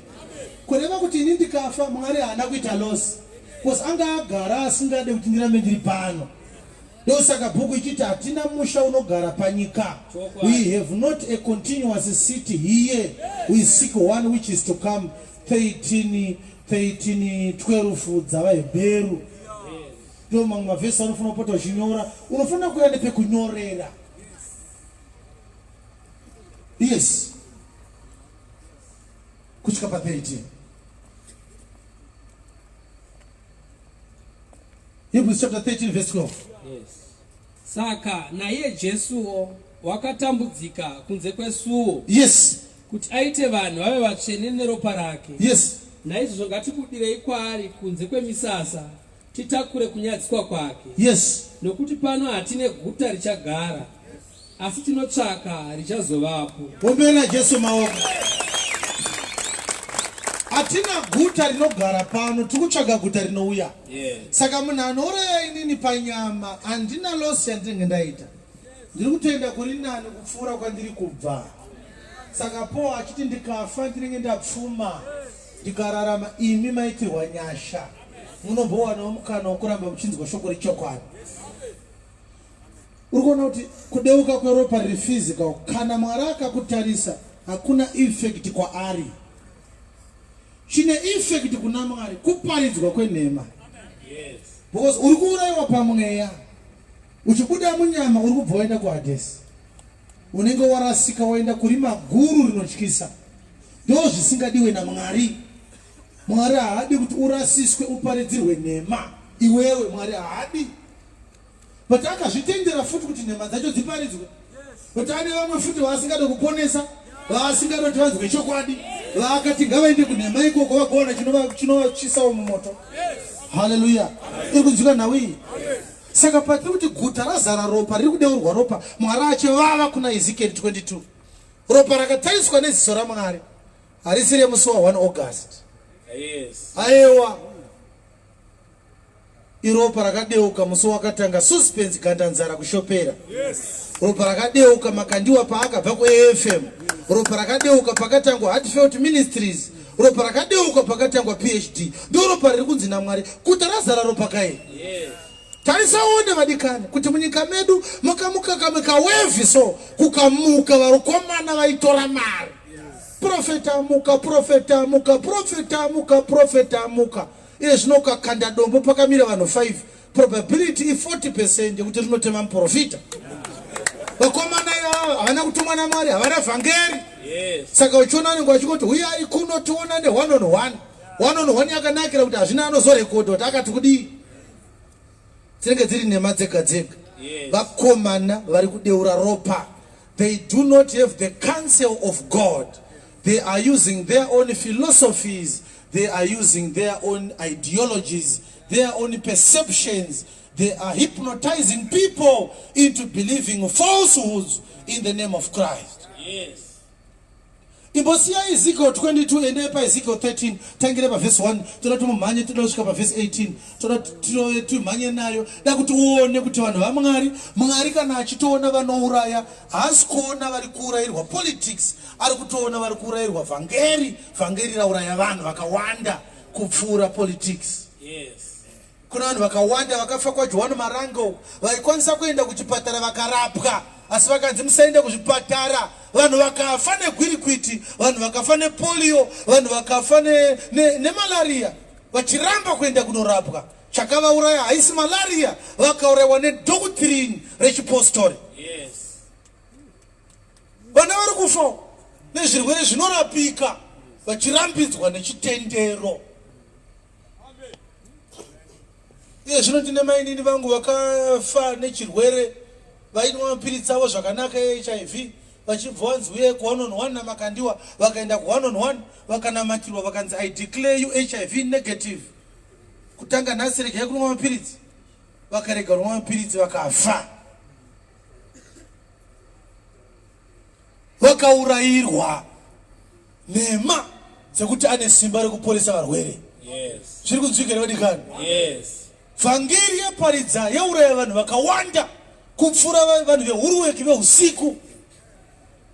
tiri kunyepa vadikani handisi kunyepa vanhu vari kufa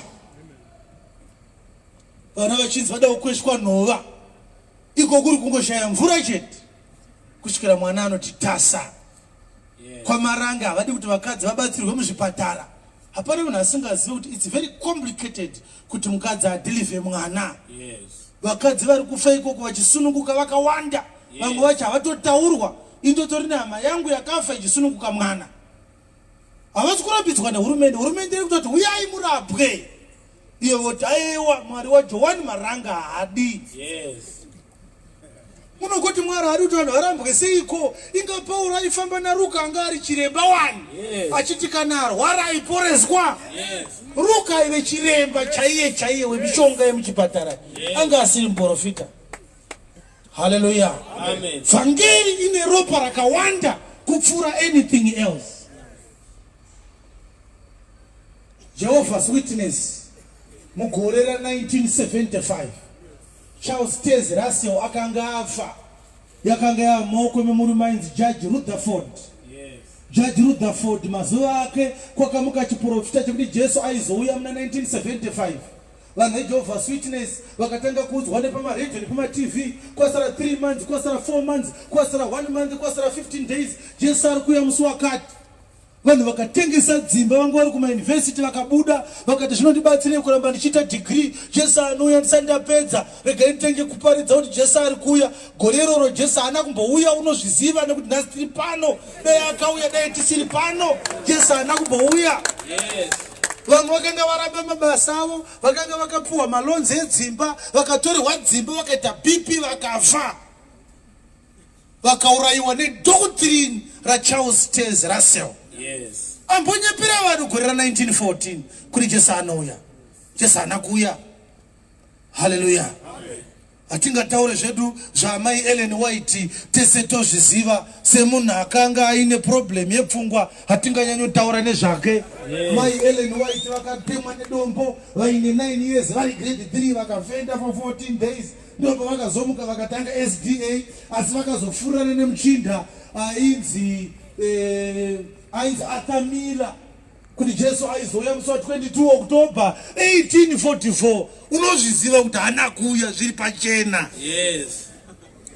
Pavakaona mai White kuti Jesu haana kuuya Athamila akakumbira regerero akati ndakapotsa kuprofita ndiregerere iwo. Mai White havana kukumbira regerero vakazotanga inonzi the cleansing of the sanctuary doctrine vakaita altar Daniel chapter 8 verse 14. Verse iyoyo mu King James version ine 18 ma words ukaiverenga mu Clear Word Bible SDA mune 41 49 ma words kurenga kuti mai vakawedzera mangani 31 ma words avo kuti doctrine ravo ravakanga vagadzira re cleansing of the sanctuary riwane mvura riite hot water. Doctrine niro raireva kuti Jesu vakazoti aiwa paya pateri Jesu ari kuuya musi wa 22 October takapotsa kunzwisisa mistake yatakaita yakaitwa naMwari anonyatso clarify. Musi wa 18 October Jesu anga asiri kuuya panapa asi Jesu akasvika kudenga kuine tsvina saka akatanga kuchenesa kudenga ikoko akasvika kudenga for the first time kubva musi wakafa panchapa muchinjikwa akazosvika musi wa 18 October 1822.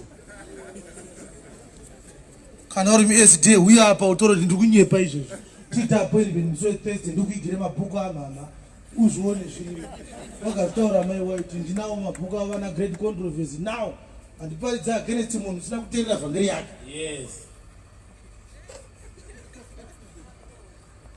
Amai White vakauraya vanhu vakawanda nanhasi vari kungouraya. Haleluya haleluya. Nekuti SDA inoparidza against vhangeri yekuti murero wakapera inoti murero wesabata uchiripo. In her own words akati ndakasvika kudenga ndakaona areka esungano ndikaona chingwe yaAroni ndikaona mahwendefa maviri emabwe akanyorwa ma10 commandments asi ndakaona light rakavhenekera pamurero wesabata mimwe yese yanga ine rima unga uine chiedza ndewesabata kwekuti mimwe murero yese yakapera sezvakarehwa paColossians chapter 1 asi nechapter 2 asi murero wakasara ndewechizvawo ndewesabata. But toda kukuverengera vhesi inotaurwa naPauro pozi tunotaura pamusoro pekudeuka kweropa toda kuti uone kuti murayiro unouraya. Romans chapter 7 verse 7. Dakukuratidza kuti vari kuparidza murayiro ka ari kutodeura ropa muguta. Chokwadi. Zvino tichatiko murayiro zviviri. Murayiro zviviri. Aisha. Asi handaiziva zvivi. Dai kusina murayiro kusaba. Nokuti handaiziva kuchiva kana murayiro usina kuti usachiva. Yes. Zvino zvivi zvakawana nzira nomurayiro. Yes. Zvikaita mandiri mito yose yokuchiva. Ndobva murayiro wakuita kuti ndiwanze zvivi. Nokuti kunze kwomurayiro zvivi zvakafa. Kunze kwemurayiro zvitadzo zvakafa. Ini ndaiva mupenyu kare. Ini kudhara ndanga ndiri mupenyu. Kunze kwomurayiro. Murayiro usati waparidzwa ndaive mupenyu ini. Asi murayiro uchizosvika. Murayiro ndokubva waparidzwa naEllen White. Zvivi zvikamuka. Ndokubva zvivi zvamuka. Ini ndikafa. Ndokubva ndafa. Obera Jesu maoko. Pakaparidzwa murayiro ndakabva ndaita sei? Iva vari kutonyora iti ndakazofa nemurayiro wakandiuraya. Kuri kunyora sei? Haleluya. Ini ndaiva mupenyu kunze kwemurayiro. Murayiro pawakaparidzwa ndakabva ndaita sei? Ndakabva ndafa. Kureva kuti wese ari kuparidza murayiro ari kudeura ropa. Yes. Pedzesai. Nomutemo iwo waifanira kuisa kuupenyu. Murayiro wesabata waifanira kuraramisa. Ndakaona uchiisa kurufu. Ndakaona uchiuraya umbera Jesu maoko. Murayiro wema10 commandments ndo une sabata ka wangu wakanyorwa pa 2 tables of stones. Ngatimbotsvaga matombo iwayo endai pa 3:6 dza vakorinde vechipiri.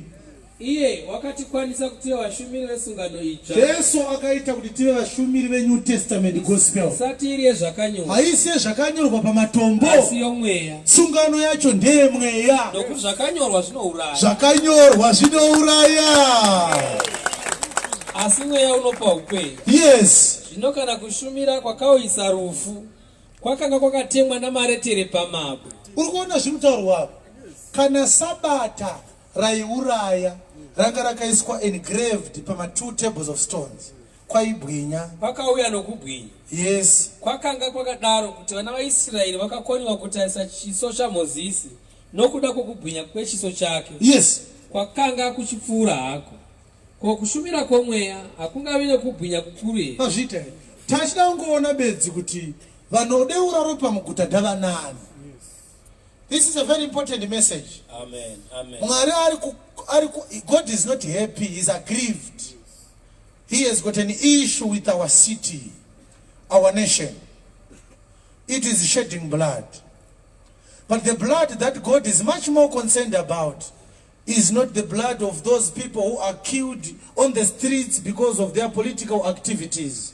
God is much more concerned about the blood of his saints, his people, his sinners, whom he sees being murdered every day on the pulpit. Yes. The pulpit has become the altar of sacrifice. Yes. It has become the Mizbach Hachizona of the 21st century. Yes. Hallelujah. Amen. Yes. Murikuuraya tsama. Ukangobata Bible chete uine evangeli yakatsauka. You are spilling blood in the city. Kudeura ropa. Ezekiel 13 verse 1. Shoko rakasvika kuna Ezekiel. Zvino shoko raishe rakasvika kwandiri. Rikati mwanakomana womunhu. Prophesy against the prophets of Israel. Profetera vaprofita vaIsraeri. Uti zvanzi naMwari. Uti zvanzi. Uti kuna ivo vanoprofita zvinobva mumwoyo mavo. Vaprofita havasi kuprofita zvavakatumwa. Wazvinzwawo. Yes. Waunoti vanouraya vanhu sei? Vanodeclare kuti igore rekuita mari. Vanobva vaita hope. Ototanga kufonera amaimba iye ndakanichitadza kupedzesa gore rinondoipedza. Chiko naye mwanangu zvonzi amuprofita declare. Amai kana vakufona mama na November kwemba iye zvaisina kuvakwa munhu ane BP anozostroka. Profita anodarira ichokwadi. Hallelujah. Amen. Vanoprofita zvinobva mumwoyo mavo. Hanzi kudii? Inzwai imi shoko raIshe. Zvanzi naIshe Mwari, vane nhamo vaprofita mapenzi vanotevera mweya yavo vasina chavakaona. ndoda kuti undivimbise chinhu chimwe chete. This is 19 past 8. Tobva pana 8 na 9. Ndivimbise kuti tiri panapa tese. Ndoda kutanga ndaverenga mavhesi angu 4. Iyi ndiyo yekutanga yacho iyi. Ezekiel 22 ndiyo yechi2. Pane mamwe maviri ari kuna Jeremiah. Tikati averenga iwayo ndobva ndakuudza kuti Mwari ari kuti kudii pamusoro penyika yeZimbabwe. Saka toda kuti titange ngatiteverei now because pa Ezekiel 22 asatapedza Mwari aintroduce nhuna dzake haasi kufara nekuti muguta muri kudeurwa ropa. There is a shedding of blood in the city. Yes. So our attention has been on the shedding of blood in the mortal sense. But there is much more shedding of blood that is happening, which God is much more aggrieved with than this physical shedding of blood. When the preacher preaches from his heart, he is slaying the souls of people.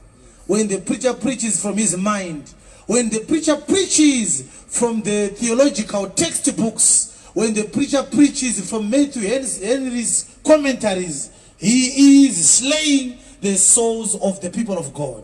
When the preacher preaches eschatology and pneumatology, he is slaying the souls of the people. When the preacher promises things that do not minister to the men inside the body, when the preacher talks about perishable things that have nothing to do with the purpose of the cross, that preacher is shedding blood.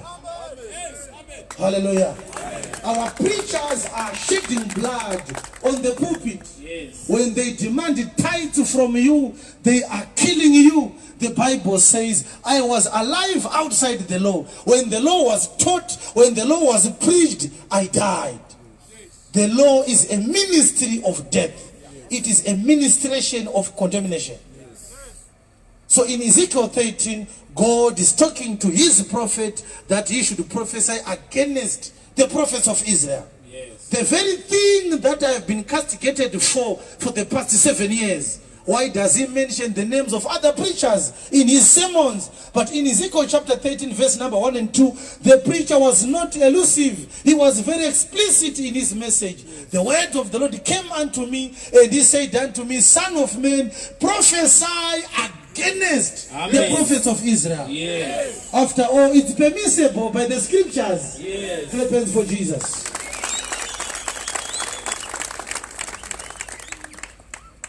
It's Ukashamar.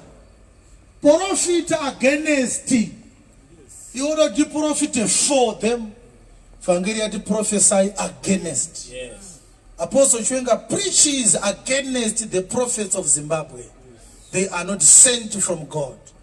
The reason why God is agitated over them, they are slaying his people. Varikuuraya vanhu vake nevhangeri yakatsauka. Saka pateshi paridza kuti Magaya akarasika pepe. Iwo uri kufunga kuti Magaya ane empire yake ichadona. To you, it's all about his empire, his name. It's all about his businesses. It's all about his profits. But to God, the stakes are much higher. Yes. To God, it's about the sacrifice that was made at the cross. To God, it's about life and death. Nasu unoyu munhu afa izvezvi anga achitenda Magaya. Musi uchazozivewo kuti Magaya ari kuparidza nhema, uchadzosa here akafa. Opiwa chokwadi odzokera kwaanga ari. Zvatofa. Vakuru vakati usi hwenyati, usi hwenyati. Ndiye uri mudumbu, uri pamuromo inofanana. Yes. It's about life and death. Yes. Yes, andinayo. Vane nhamo vaprofita mapenzi. Vane nhamo maprofita aya mapenzi. Vanotevera mweya yavo. Vanotevera evil spirits. Vasina chavakaona. Havana chavakaona. Haiwa Israeri. Haiwa Israeri. Vaprofita venyu vakafanana namakava pamatongo. Yes. Nakukwira muchipinda pakakoromoka. Kuti muvake pakakoromoka. Kana kugadzira rusvingo rweimba yaIsraeri. Yes. Kuti mumire pakurwa pazuva raIshe. Yes. Vakaona zvinonyengera. Vaprofita vakaona false visions. Nokuuka kwenhema. Vanouka zvenhema. Ivo vanoti. Ivo vanoti. Ishe unoti. Ishe ati kudi. Asi Ishe haana kuvatuma. Ishe haana kuvatuma. Ombere Jesu maoko. Ishe akavatuma here. Isha haana kuvatuma. Yes. Zvino vakati shoko ravo richasimbi. Vanoti shoko redu richazadziswa. Hamuna kuona zvinonyengera here? Hamuna kuona mavisions enhema here? Hamuna kutaura kuuka kwenhema here? Hamuna kuuka zvenhema here? Zvamakati Ishe unoti. Hanzi vanoti Ishe anoti. Kunyange zvakadaro handina kutaura. Handina kutaura nawe ini. Naizvozvo hanzi naIshe. Hanzi naIshe. Zvamakataura zvinonyengera. Makanyepera vanhu kuti gore rino nderekuita mari. Makanyepera vanhu. It's a year of surplus. It's a year of establishment in your money. It's your year of overtaking. Hapana akambovatekwa nemari, takatovatekwa nenhamo. Mugore rekuita mari, bondi ratisho harina chari chatenga. Yes. Hallelujah. Amen. Bondi ratisa bondage. Mugore rekuita mari. Izvezvi kuzayeja guta akati it's a year of making money. Uri kungozvionawo kuti kunyepa. Yes. Hakuna mari ikumbouya zvezviri kutodhakwa. Hurumende yakabroka zvisingaite. Yakabroka zvisingaite hurumende. Ndosaka uri kuona kuti kaomerwa yodzoka kuzoomeserawo vanhu iri kuwedzera matax. Vafana baba wakabroka vakuti kumwana mari yako yekuendesa kuchikoro chinodzosera. Ndoenda nehanei nazvo. Ndoti nditose yangu yekuenda kubasa yeshoti. Tipe school fees iyaye. Amen. Hallelujah. Amen. Chiri kunzwika here izvi? Chiri kunzwika here izvi? Bondi rakambonzi riri 1:1 neUS. Iye zvinezvi mabanks akuti hazvina kuenzana. 1 US 9 kana 10 mabondi. Makamboti zvakaenzana zvonzi iwe chara nazvo izvi. Ngatiitei zvanhasi. Mangwana inokwira futi.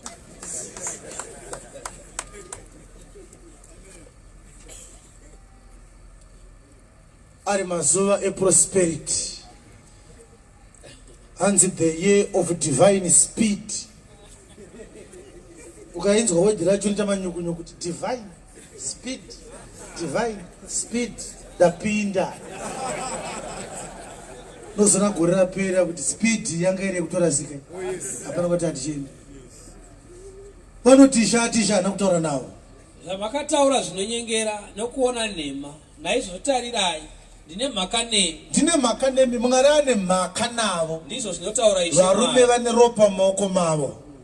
Ruoko rwangu rucharwa navaprofita vanoona zvinonyengera navanouka nhema. Yes. Havangarangani navanhu vangu. Havanganyorwi mazita avo parugwaro rweimba yaIsraeri. Yes. Havangapindi munyika yaIsraeri. Yes. Zvino muchaziva kuti ndini Ishe Mwari. Yes. Nokuti zvirokwazvo nokuti vakanyengera vanhu vangu vachiti rugare. Vanonyengera vachiti gore rekuita mari. Izvo hakuna rugare. Hakuna rugare. Vanoti receive your money. Izvo hakuna mari. Mwari ataura zvisina kunaka. Hanzi vanoti rugare. Izvo hakuna rugare. Saka vakandivenga vanoti hataure zverugare. Vamwe vese vari kuti gore rekuita mari. Iye ari kuti hakuna rugare. Muchiri kurangarira kuti muna November 2017 ndakati muri kufara zvenyu. Asi ndaona kuchizodoka. Muchiri kuzvirangarira? Yes. Ndikati ndaona nyika ino yasangana nedark hour zvinhu zvichaoma kupfuura zvazvakaita izvi. Vanhu vakati musanyepe muchidaro, let's have hope with this new administration. Ikatonzi second republic. Isu tikati zvekuti ndeyechisekend reka kuti yechinomwe hatinei nazvo. Ndangoona rima chete. Yes. Ndikatoti vanhu vachaomerwa kupfuura zvavakaita izvi. Gore rakapera ndikati zvinhu zvaoma asi hazvisati zvaoma. Zvichaoma futi kupfuura zvazvakaita izvi. Yes. Asi vanhu manguva endaiti zvinhu zvichaoma, vanhu vaiti zviri kutoita bho. Musanyeperwe nekamuchinda kaika. Kakavenga vanhu veZimbabwe. Haadi kuti vanhu vabudirire. Unombozoti ndine mukana wakakura wokungobuda muno mundende unogara somewhere. Chinosaka ndigare munomo hakusi kushava choice. Ayo. Machoices ekuti ndogona kubuda munomo ndogona kuenda. Asi kuti Mwari akandituma kuti ndiparidzire vanhu vakaita semimi. Yes. Saka ndosaka ndiri muno. Amen. Hallelujah. Amen. Andinaye.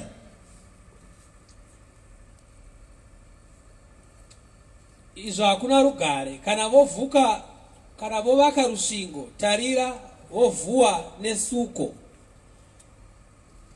Chiudza avo vanoruvhuwa nesuko kuti vachakoromoka. Mvura ichauya ichinaya kwazvo, nemi mabwe makuru echimvura mabwe muchawa, dutu remhepo richarutsemusa. Zvino tarirai, kana rusvingo rokoromoka, havangati kwamuri here, ko suko ramakauya ramakavhuwa naro riripiko? Naizvo zvanzi naIshe Mwari, ndicharutsemusa zviro kwazvo nedutu remhepo nehasha dzangu. Mvura ichanaya kwazvo nokutsamwa kwangu, namabwe makuru echimvura mabwe nehasha dzangu, kupedza chose. Vakanzwa the victory by the hailstones. Vakutoziva kuti chii chiri kutaurwa paverse 30. Hanzi ndichadestroya great hailstones. Kana ndagumbuka. Ndo mamwe atinawo pano. Great hailstones.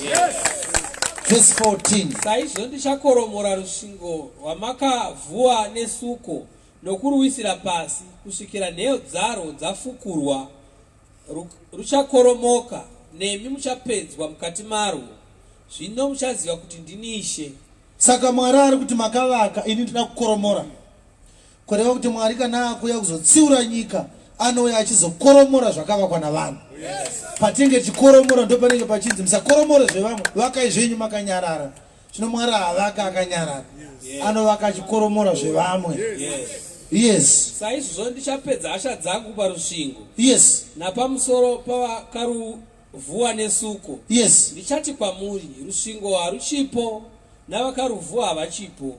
Ivo vaprofita vaIsraeri vanoprofita pamusoro peJerusarema, vachiruonera zviratidzo zvorugare, izvo hakuna rugare. Ndizvo zvinotaura Ishe Mwari.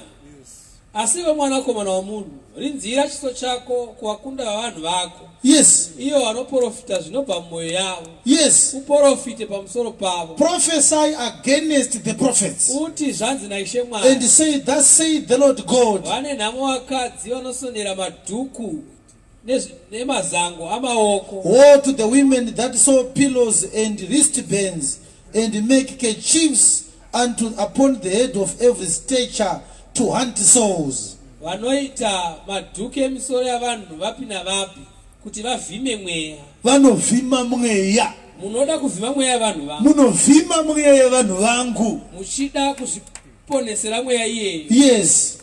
Makandimhura pakati pavanhu vangu. Vanomhura Mwari kana vachiparidza. Nokuda kwetsama dzebhari. Nekuda kwetsama dzebhari. Nezvimedu zvezvingwa. Kuti muuraye mweya isingafaniri kufa. Muri kuuraya mweya isingafanire kufa. Nekuponesa mweya isingafanire kurarama. Muchiraramisa mweya inofanira kufa. Wazviona? Pedzesai. Muchirevera vanhu vangu nhema. Muchivanyepera. Ivo vanoteerera nhema dzenyu. Vanhu vacho vane problemo, vanoteerera nhema. Asi zvanzi munouraya mweya yevanhu vangu. Kureva kuti pane blood renyama yakadeura ropa yaurayiwa navanhu. Papazita blood remweya yakaurayiwa navanhu vanenge vachiti haleluya, amen and amen. Fire by thunder.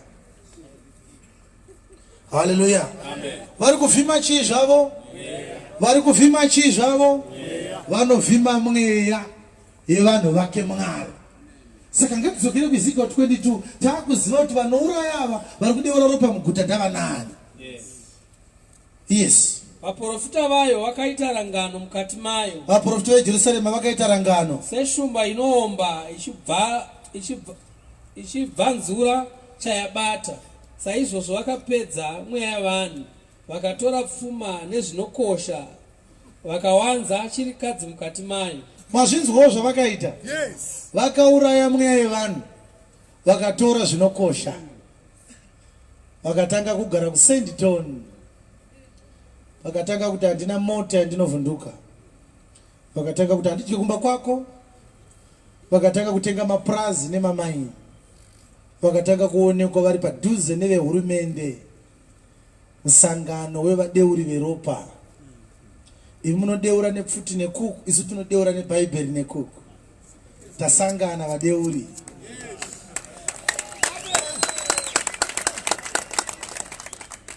Yes. Vaprista vayo vakaparadza murayiro wangu, vakamura zvinhu zvangu zvitsvene, havana kutsaura pakati pezvitsvene nezvisati zviri zvitsvene, kana kuzivisa vanhu kusiyana kwezvisina kunaka nezvakanaka.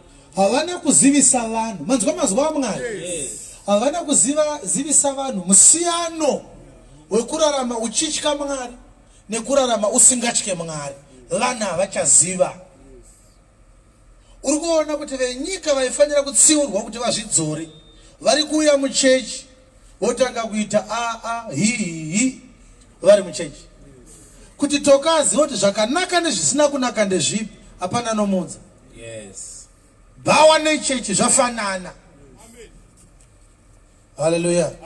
Ndakaona musuno pachannel yaMagaya achikomplaina kuti pane musikana vanhu ndokuparidzirai panapa but vamwe venyu tinotozokuona munowanikwa mabhawa muine maristbands totozoziva kuti muri vanhu vanouya kuchechi. Ndakati iye anoaona maristband mbhawa anenge achitsvagei. Bose vekwamagaya vari kupinda mabhawa magaya akupopota kuti muri kuonekwa kumabhawa nani. Bose tinoasuma kuti vanhu vanonamata havapinde mumabhawa. Akaona ava vari kumabhawa ndiani? Tiri kuvaona muri bhayi mune mapinda mubhawawo muchiitei. But haisiriyo nyaya yangu. Indakaita mubvunzo kuti kosei Magaya achivova kuti vanhu vari kutsvagei mumabhawa, iye achimbounza bhawa muchechi. Hazvishamise kuona vana vaMagaya vachienda kubhawa bhosi rinotombodedzwa nababa vacho kuchechi ikoko. Otoona Machesa achiimba shedhiya ari papulpiti so akarohwa nembanje ari mumba maMwari. Chalavha opinda kuti chibababababababa.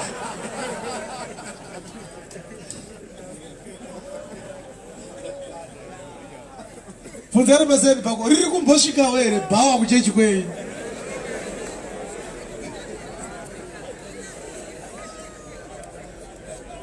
Munhu aifanira kuti kana ndapedza bhabharasi rangu ndavasoba ndozoenda kuchechi, achisvika kuchechi arora bhawa rakamirira kuchechi, otozoshaya pari kutengeswa doro chete.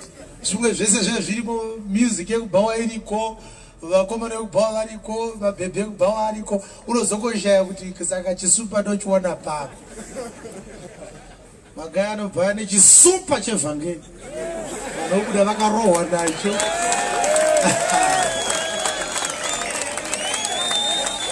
Unonzwa Bhakukwa kuti ane nhama anotengera vakidzani wake doro. Kana adhanga obvisa nguo vanhu voona kunyadzisa kwake. Nyika ino ine ropa riri kudeurwa. Jeremiah chapter 26 verse 1. Zvino pakuvamba kwokubata ushe kwaJoakim mwanakomana waJosaya mambo waJudha, shoko iri rakabva kuna Ishe richiti, zvanzi naShe, mira paruwazhe rweimba yaShe, uudze maguta ose aJudha anouya kuzonamata mumba maIshe mashoko ose andinokurayira kuti uvaudze, usatapudza kunyange neshoko rimwe. Zvimwe vangateerera vakadzoka mumwe nomumwe panzira yake yakaipa, kuti ndizvidembe pamusoro pezvakaipa zvandinofunga kuvaitira nokuda kwezvakaipa zvavo zvavanoita. Muprofita atumwa zvikanzi mira pamberi penyika, paridzira nyika zvakaipa zvayo zvairi kuita. Kureva kuti saEzekieri akatumwawo kuti aparidzire Judha kuti Mwari agumbuka guta reJerusarema rine ropa riri kudeuka. Jeremiah atumwawo zvikanzi mira, rechirungu rinoti kudii? Rinoti, thus says the Lord, stand in the court of the Lord's house and speak unto all the cities of Judah which come to worship in the Lord's house all the words that I command thee to speak unto them, diminish not a word. Pamashoko andakutuma kuti uparidze usabvisa kana rimwe chete, ngaabude ese. Yes. Uti kwavari, zvanzi naIshe, kana musingade kundinzwa kuti mufambe nomurayiro wangu wandakaisa pamberi penyu, kuti munzwe mashoko avaranda vangu vaprofita vandinotuma kwamuri, ndichimuka mangwanani ndichivatuma, asi havana kuvanzwa. Zvino ndichaita imba ino ive seShiro, neguta rino ndichariita chinhu chinotukwa namarudzi ose enyika. Wazvinzwa? Zvikanzi nyika inoda kuita seShailo, da kuita kuti maguta ese aya agoita seShailo, agosekwa. Yes.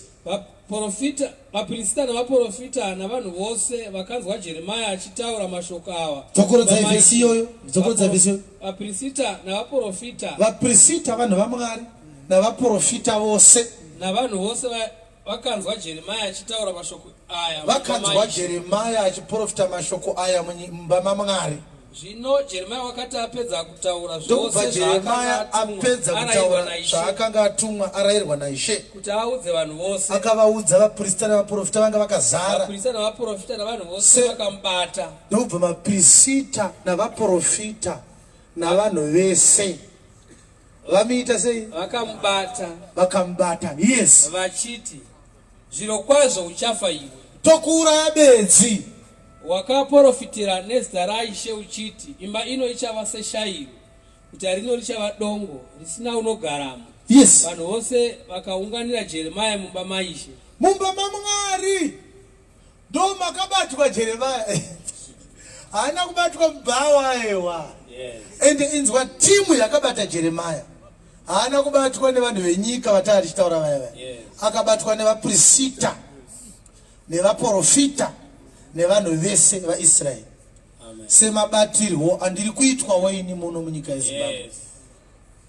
Unoziva kuti kuFM nevekuzaija vawirirani, but mazuva ano vari kuwirira chino 1 achiwenga atinyanyira. Ngatione zvekuita naye. Yes. Magaya namagandiwa vawirirani, but vakawirirana panyaya yachiwenga. Ngatione zvekuita. Murume wetikamusiya achirarama, mari dzopera. Mari dziri kushota every day. Chiwenga akasimuka akamira, mari dzinoshota. Yes. Vanhu vemachichi vakandivenga wena. Mumwe musi ndakandiri muOK 2 years ago. Mazuva ano handichakwanisa kupinda muOK. But mazuva andaikwanisa kupinda muOK, ndaitombopindawo. Ndichida kutenga so ndokuona rimwe zigava rakara inoparidza nhema. Ndichida kunosangana muAli so ndobva ratenderera kumhanya so. Ndobva ndatera nekumashure uko. Ndobva rakutaura nemumwe kuseri. Chikati chiwenga ari paseri apa, ndakamuvenga kana kupesa naye ndikwanise ndogona kumubaya. Ndakati ndokunge wagona kundibaya. Don't be too confident.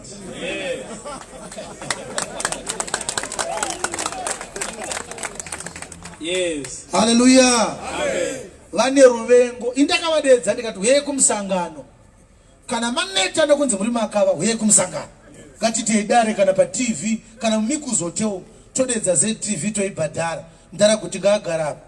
Iwe makandione kurebenuka kwako enda ukono. Magaya enda unotsvaga mazowe kuti tini hauna chaunotaura pano. Unotaura chi?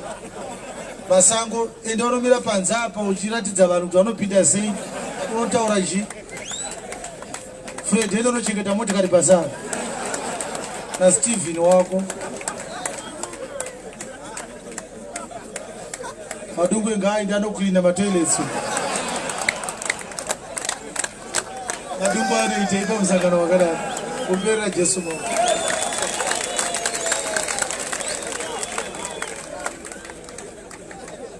Mparinga ngata kure macheya kana ashota. Matemani ngachipukuta macheya mparinga achitakura.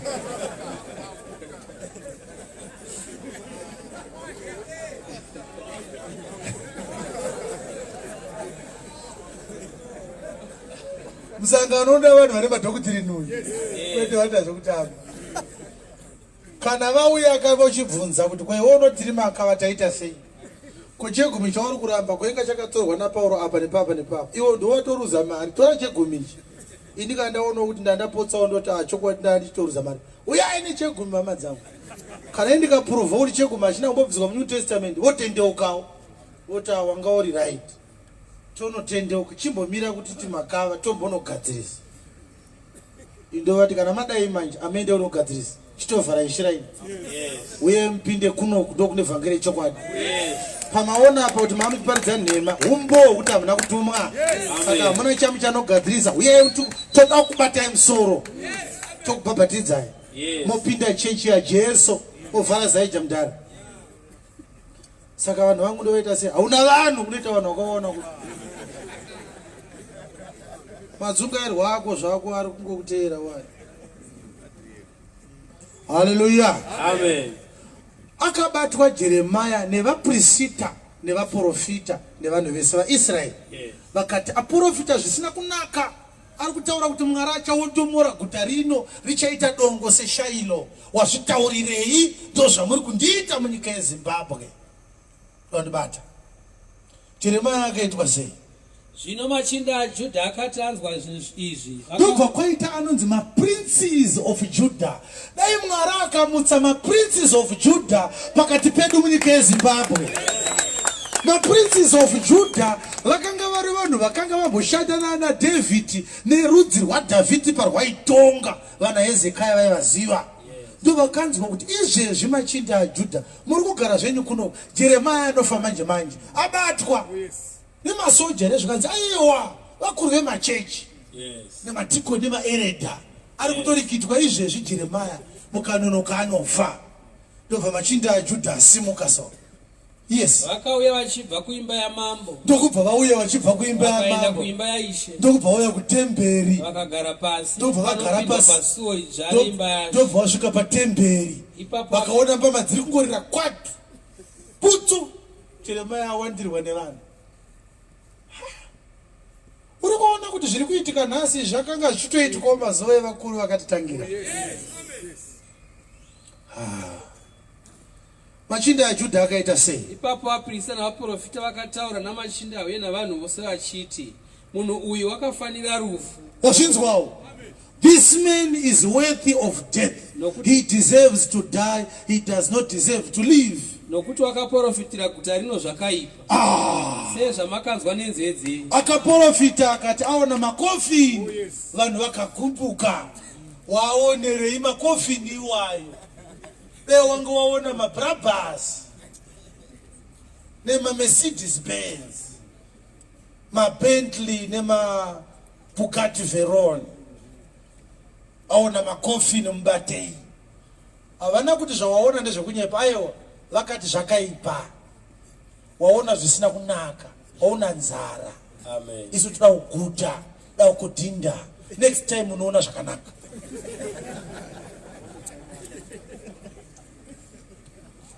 Ndangoratidzwawo handichuze zvekuona mufunge.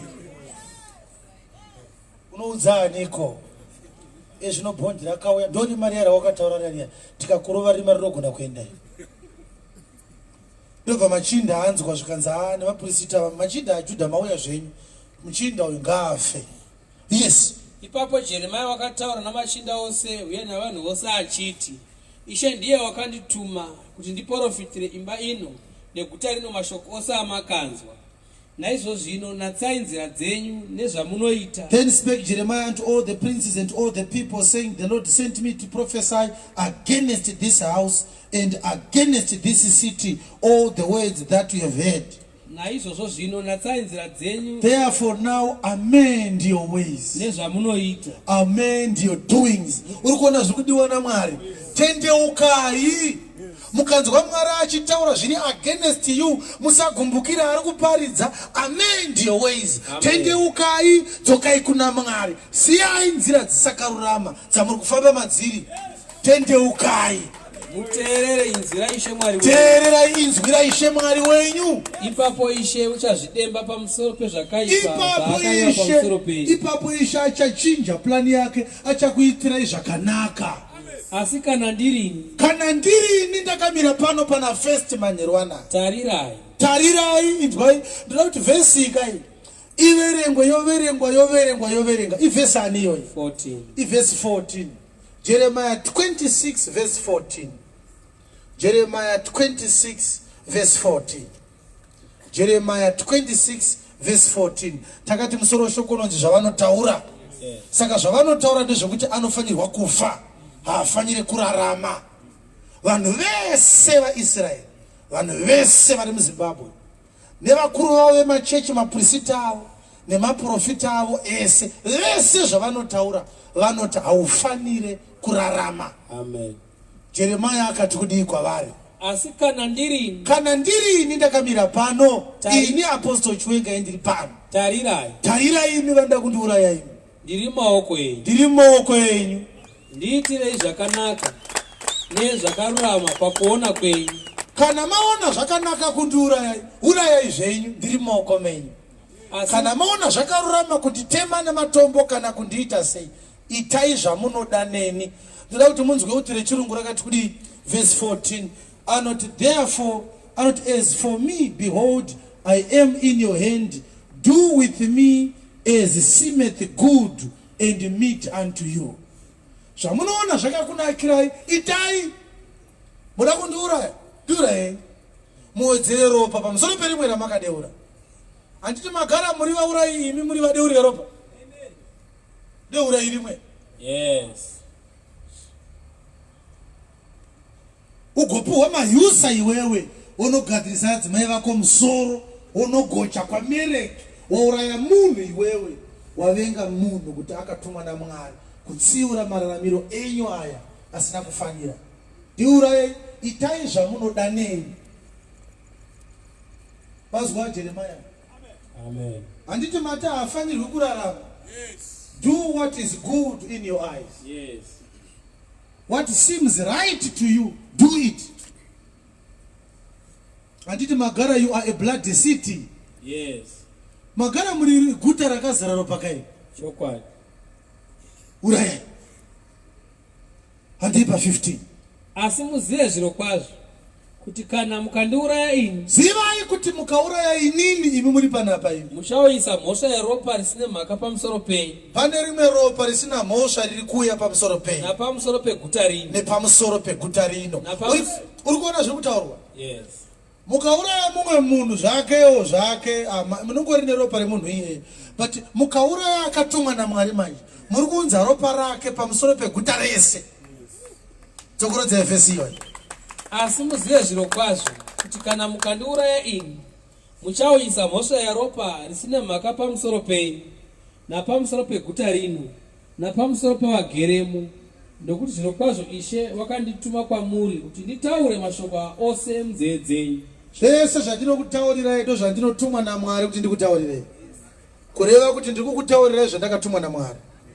Kana mazofunga kundiuraya, zivai kuti vanhu vese vagere munyika ino yeZimbabwe, ropa rangu richava pamusoro pavo vanhu ivavo vese.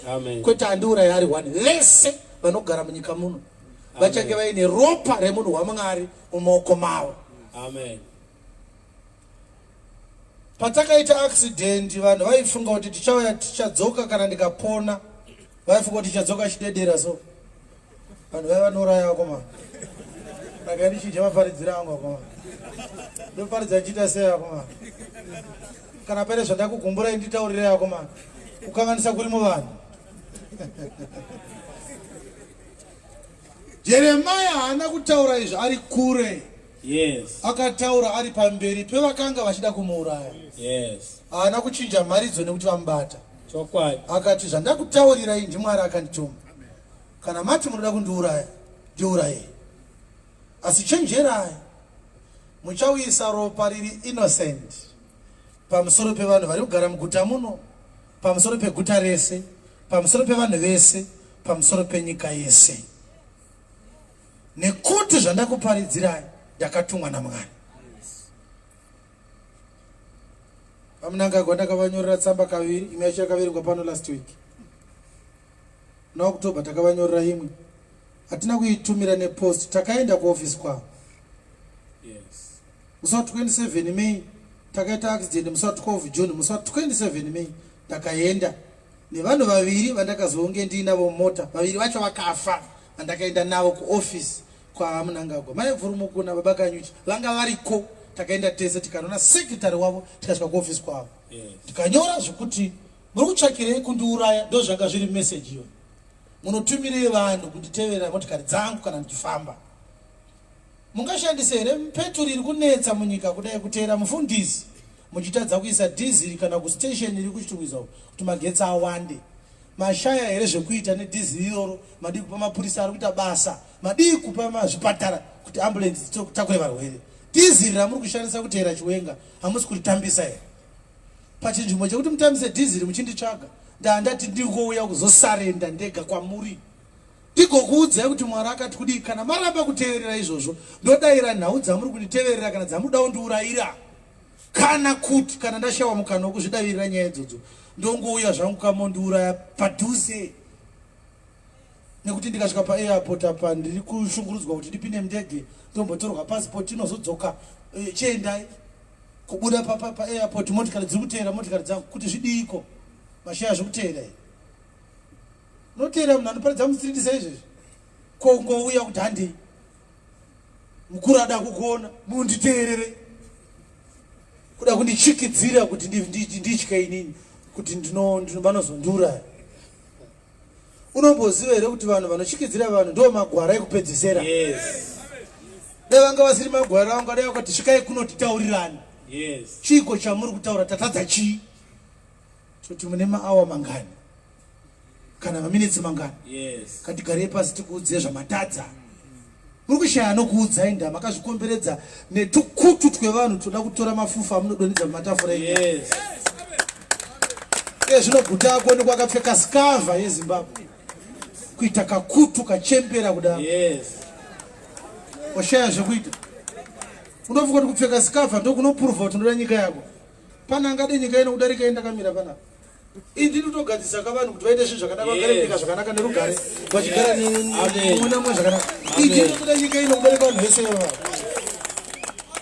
Kwete kupfeka kaskafu so kuda kunonanzva kuseri kwevakuru kuti apuwe mastenzi.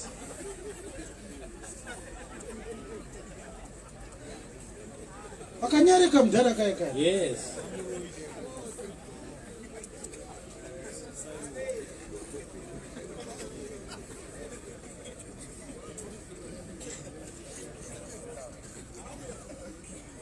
Kuti is a disgrace to the body of Christ. Amen. Right.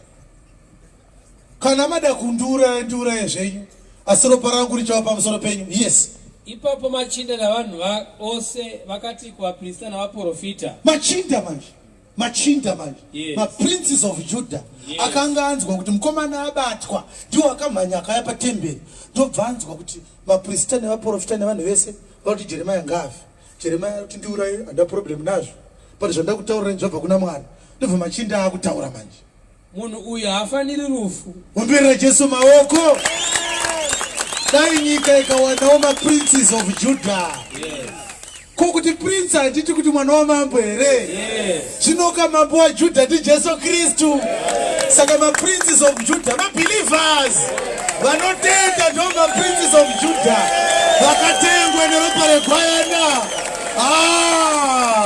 I am a prince of Judah. Ndo vanoti hafaniri kufa muchinda uyu.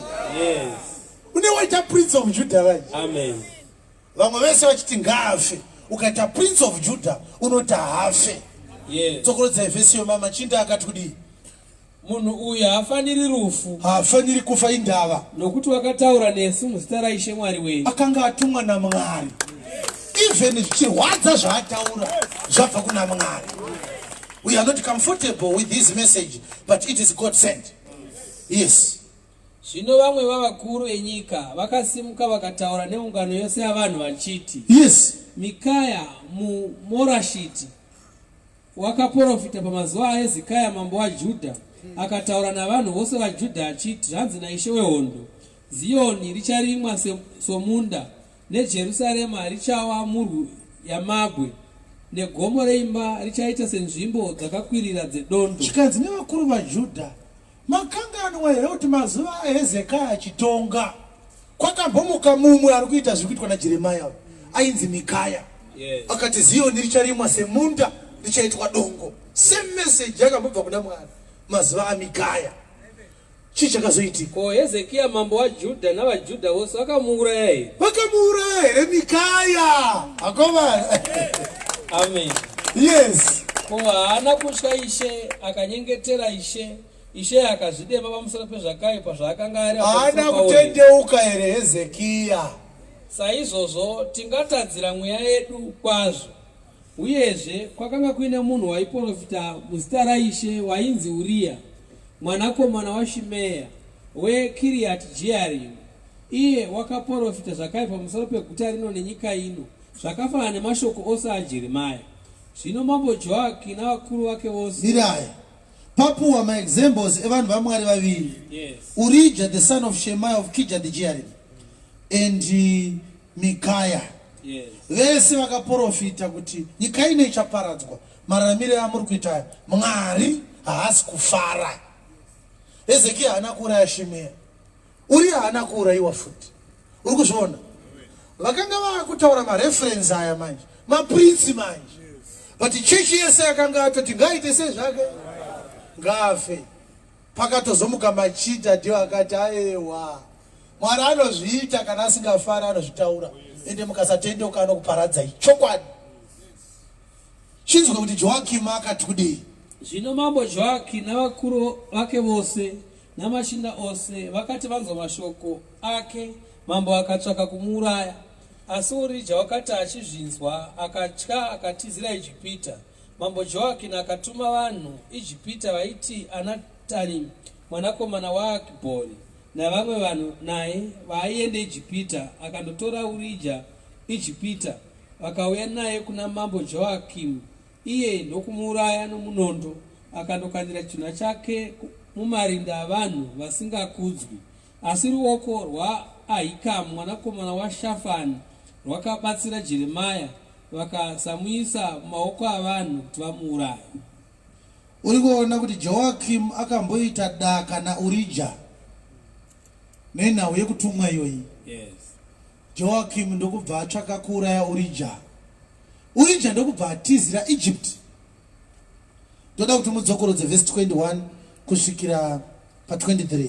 Zvino mambo Joakim navakuru vake vose namachinda ose vakati vanzwa mashoko ake, mambo akatsvaka kumuuraya. Vaida kuuraya. Asi Urijah wakati achizvinzwa akatya akatizira Ijipita. Yes. Mambo Joakim akatuma vanhu Ijipita. Inzwai vanhu vakatumwa Ijipita namambo Joakim. Arinatamu Eunathan mwanakomana waAkibhori the son of Akbor navamwe vanhu naye and certain men with him into Egypt, vaende Ijipita. and they fetched forth Urijah out of Akatora Egypt Urijah Ijipita and brought him unto Joakim the vauya king, naye kuna mambo Joakim, who killed him with the sword iye ndokumuuraya nomunondo. and cast his dead body into the graves of the common people. Akakandira chitunha chake mumarinda avanhu vasingakudzwi. Kune munhu anonzi Eunathan mwana waAkibor. Yes. Akapindira muBhaibheri kuti ndiye the left hand yaJoakim. Yes. Pese panoda kuurayiwa munhu namambo haushaye Eunathan. Yes. Handizive kuti aripo here Eunathan pano. Funzare pasaidi pako kuti haudaro here uri Eri iwewe Eunathan. Mambo pano titsvakai urayai ningi. Eunathan anenge aripo achiti ndiripo mudhara. Ari kupi? Sonza akatiza ari Ijipita ende munomutora. Ambotiza akatenda mune imwe nyika vakamutevera vakanomuuraya. It's a blood city. Amen. Wazvona? Amen. But zvazonzi pa verse 24 ipedzisei. Asi ruoko rwaAhikami mwanakomana waShafani vakabatsira Jeremia, vakasamuisa maoko avanhu kuti vamuuraye. Ende pa chapter 38 verse 1 to 14 ngatisimukei vakagara. Wazvona kuti Ahikamu musi wainzi Jeremia ngaafe ndiye akaita simba rekuti amutore Jeremia mumaoko mangu. Zvinonzi vakatadza kumuuraya. Kureva kuti Mwari akashandisa Ahikamu kuraramisa Jeremia. Chechi yese yati ngaafe. Maprofita yese, vaprofita vose, vanhu vese. Machinda akangouya akati ayewa atifanire kudaro. Yes. Munhu yatumwa naMwari ngatitendeukei. Amend your ways. Maridzo ya nhasi iri kuenda kuZimbabwe ndeyekuti tendeukai vagare muZimbabwe. Yes. Hapana reform yamunombofa makaita musina kutanga manzwa kuti Mwari akagumbukirei. Saka Mwari ari kuti zvinoitwa sei, ende hamuzviwane kutukutu twenyutu twamunopota muchisira macheke emari kana matudedza kumisangano yenyu. Yes. Hakuna pastor angadedzwe nevatungamiriri vedu ava kana akatumwa naMwari akanzi namata akasiya prayer. Avasikuda prayer vanhu vaive. Yes. Vari kuda the gospel. Amen. Prayer inoenda kunani Mwari akagumbuka. mira pana paizvo zviri kutaura kuti Mwari akaita sei position yaMwari pamusoro penyika ino ndoyada kusiyana kutaurirai. Ndapokuudza kuti pamwe ndio mari dzangu yekupedzisira zvebasa nani. Unofunga kuti basa nenyika ini kumberi kwakanaka shamwari kupfuura panapa. Ende ndakambobuda munyama ndonyatsozviziva kuti kumberi kwakanaka. Hatidhaute izvozvo. Iyo Saraka ine mabhonda ako iwa tono tunosvika kupi nawo.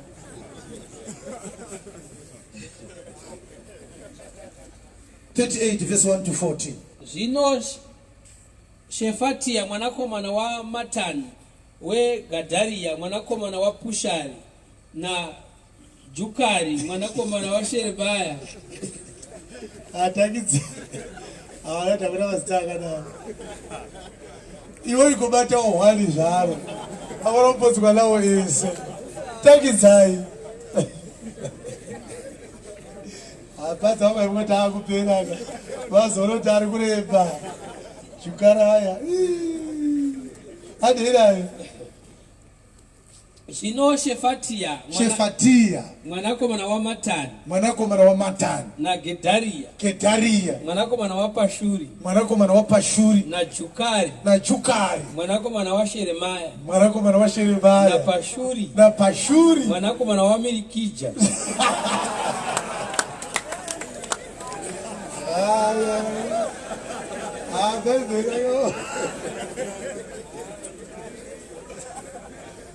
Ukasvika kumbono wadimirikija urudzamusoro kuti hazvakadhaka mazita ayahasirai mazita evanhu saka anofanira kuverekwa adeidayo.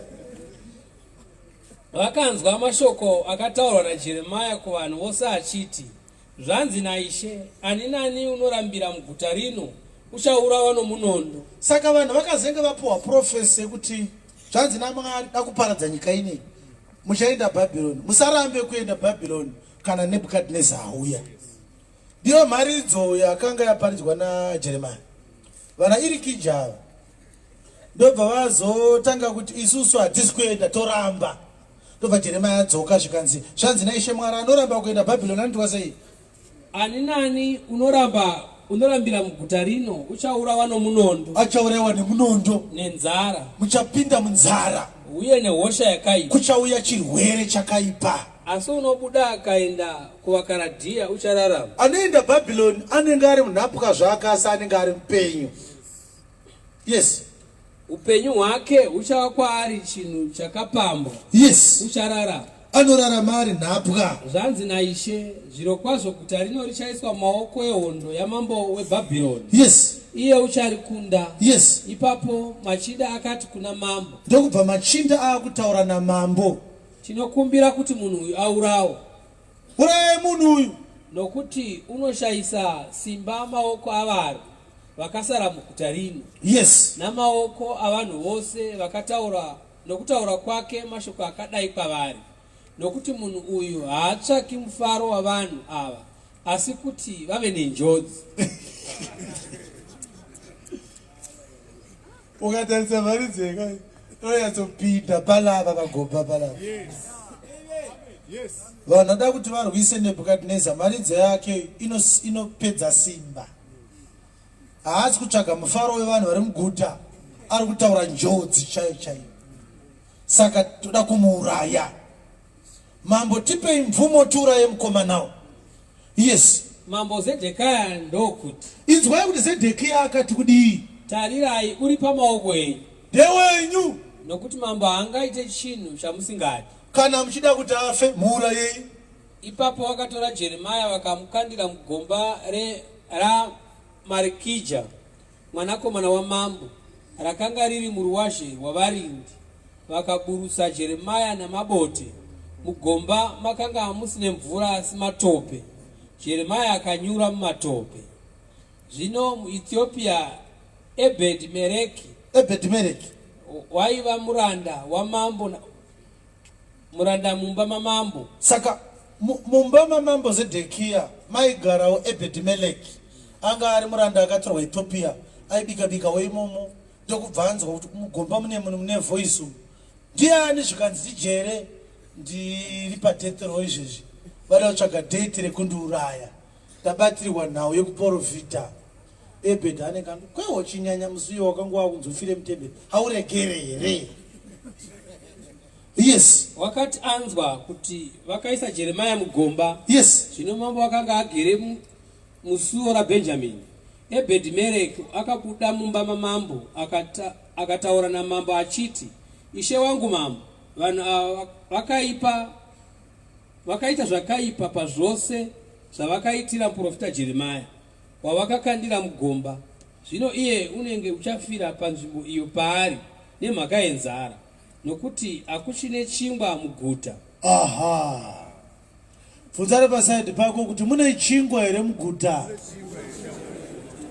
Ndakaita nguva ndichifunga nyaya iyi because ngatiipedzise tisvike pa14. Ipapo mambo akarayira muEthiopia Ebhedhi-Mereki akati, tora pano vanhu vana 30, takura 30 men, undobudisa muprofita Jeremiah mugomba asati afa.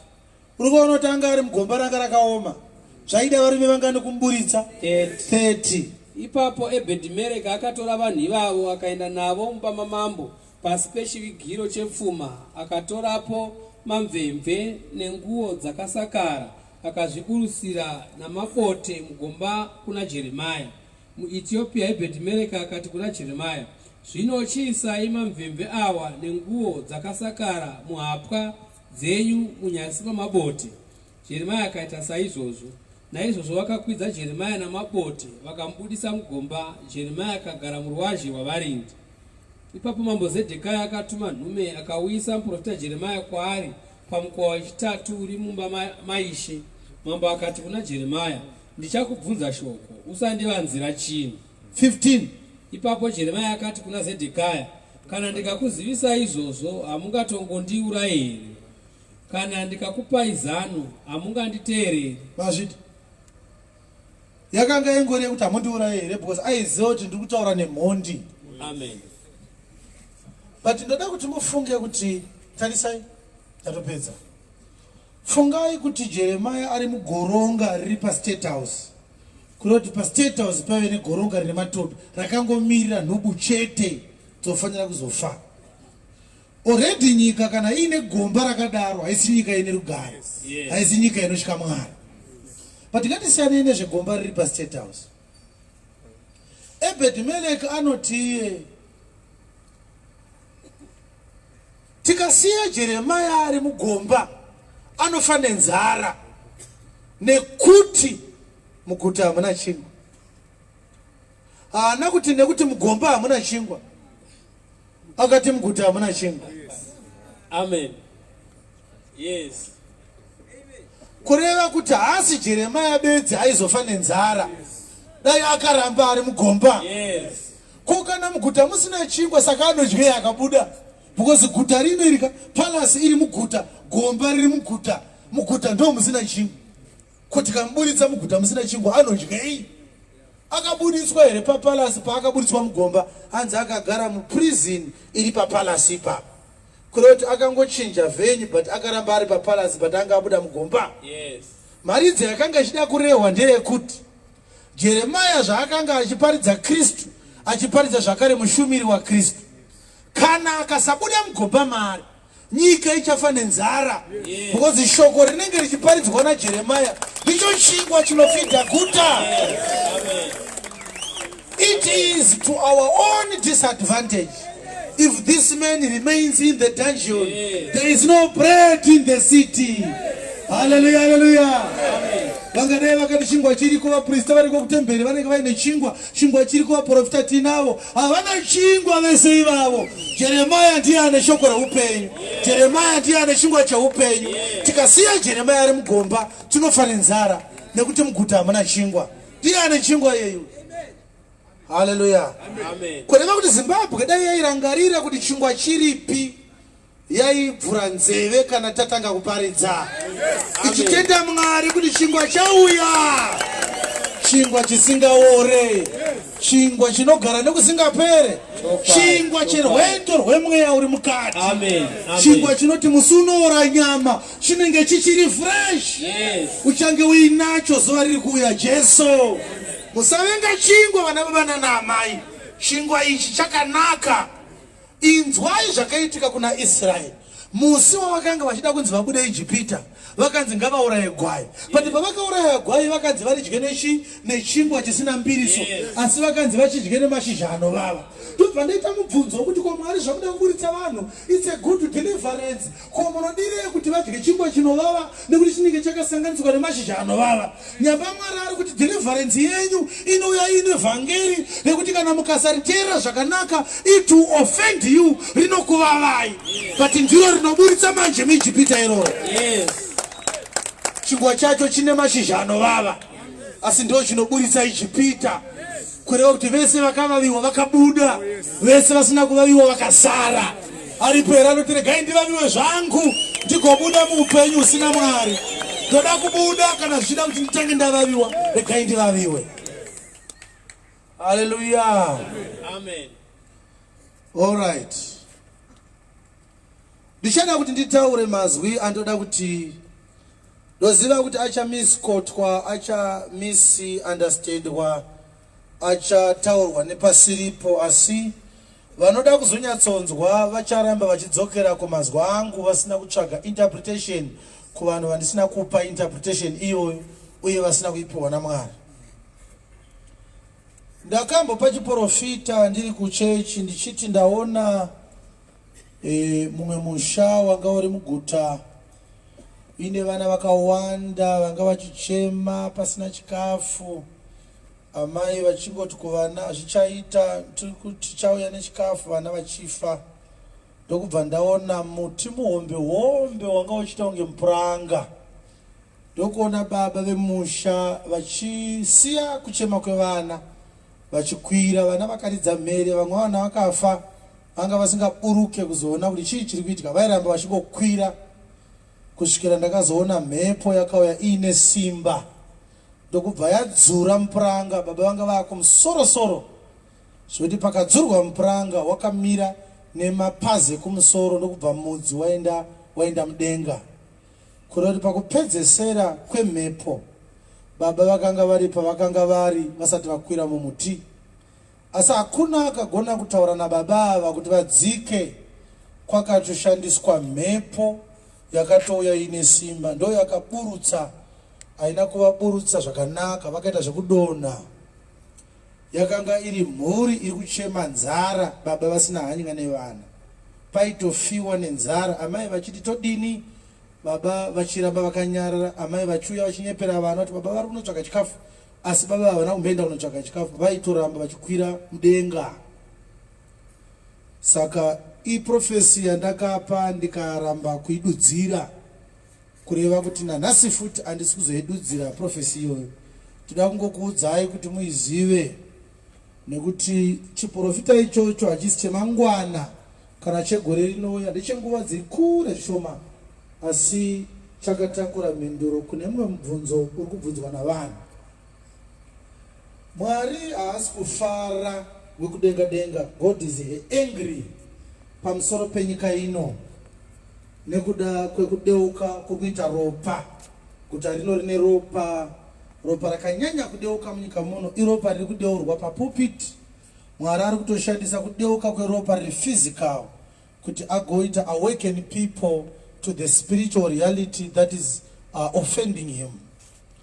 Saka kudeuka kweropa kwakaitwa munyika muno kwakaitwa kwenguva yakareba, vanhu vachiparidza nhema asi dzisina ari kudzichallenge kusvikira Mwari aunza mahailstones amuri kuwana pano.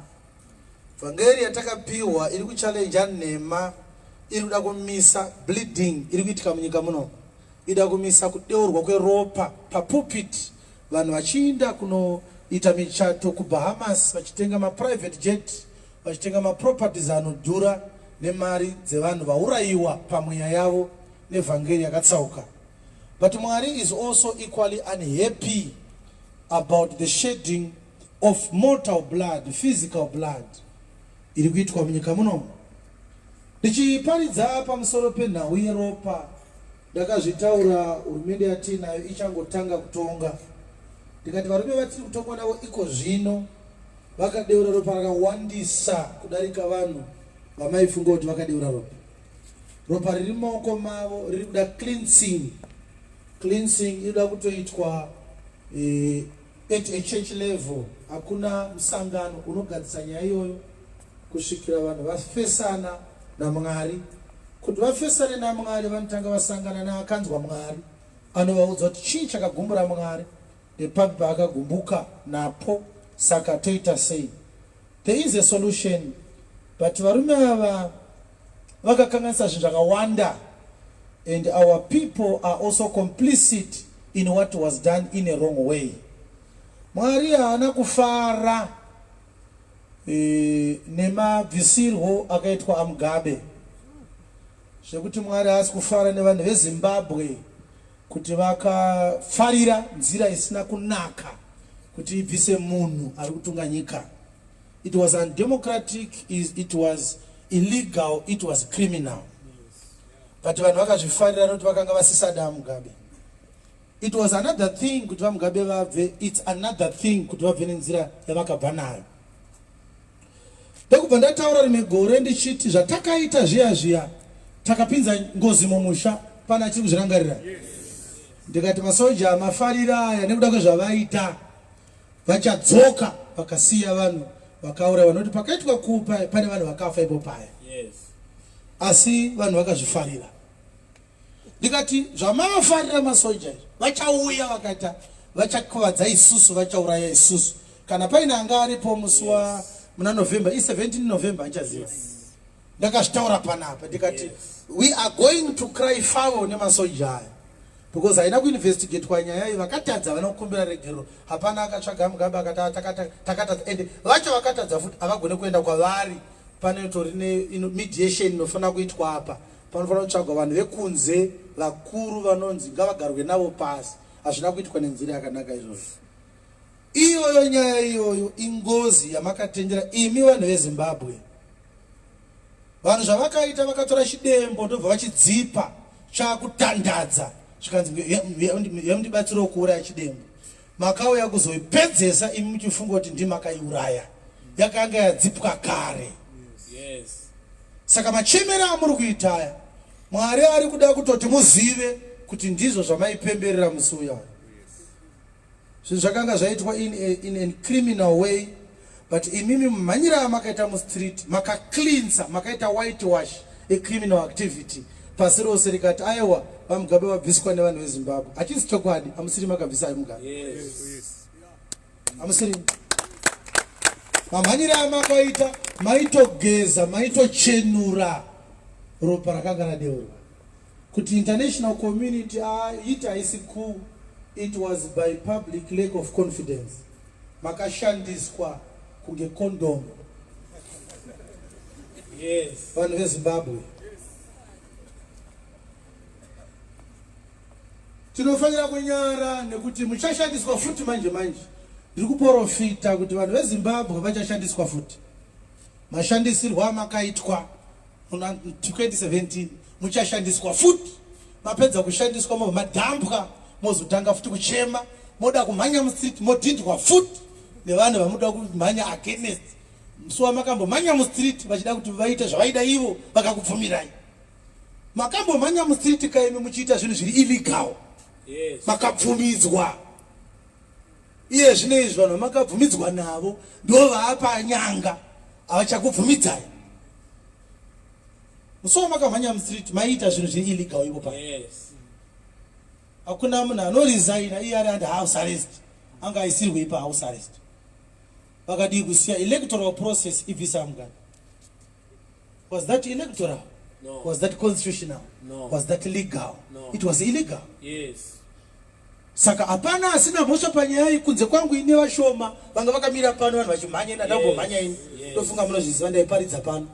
Kana wakatomhanya unotorera mafingerprints ako pakubhinywa kwakaitwa amai. Ndiwangu wakabata amai vachibhinywa kudai so uchiimba ndonzwa kunaka dzokorora. Saka chiprofita chekutanga ndechekuti muchashandiswa futi. Kana Mwari akandipa upenyu ndikaramba ndichiparidza muchazopepuka rimwe zuva mozoti zvimwe zvinhu hatichadaita imega. That awakening is going to bring accountability in our leaders. Vanhu veZimbabwe vanoshandiswa kunge chikorobho, endai apa maenda. What is the reason?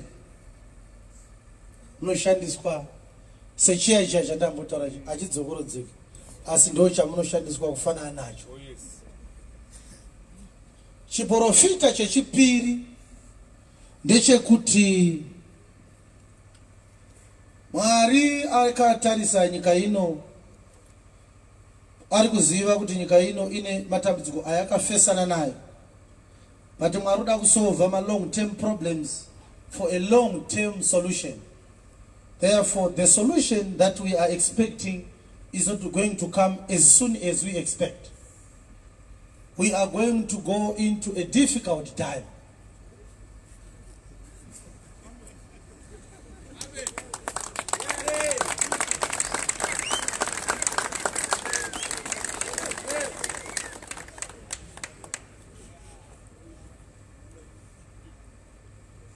Muchabudiwa muno vanhu vachitiza kuenda kune dzimwe nyika. Vamwe vachitiza nhamo, vamwe vachitiza jeri, vamwe vachitiza kufa nenyaya dzenyika idzi. Asi pakupedzisira kwezvinhu zvese pane chimwe chokwadi chabuda nenzira isina kunaka, changa chakatsikirirwa for a long time. Vanhu vachaziva kuti what was really our problem and who was really perpetuating our struggles. Hakuna court ichambofa yakazviita system yatiri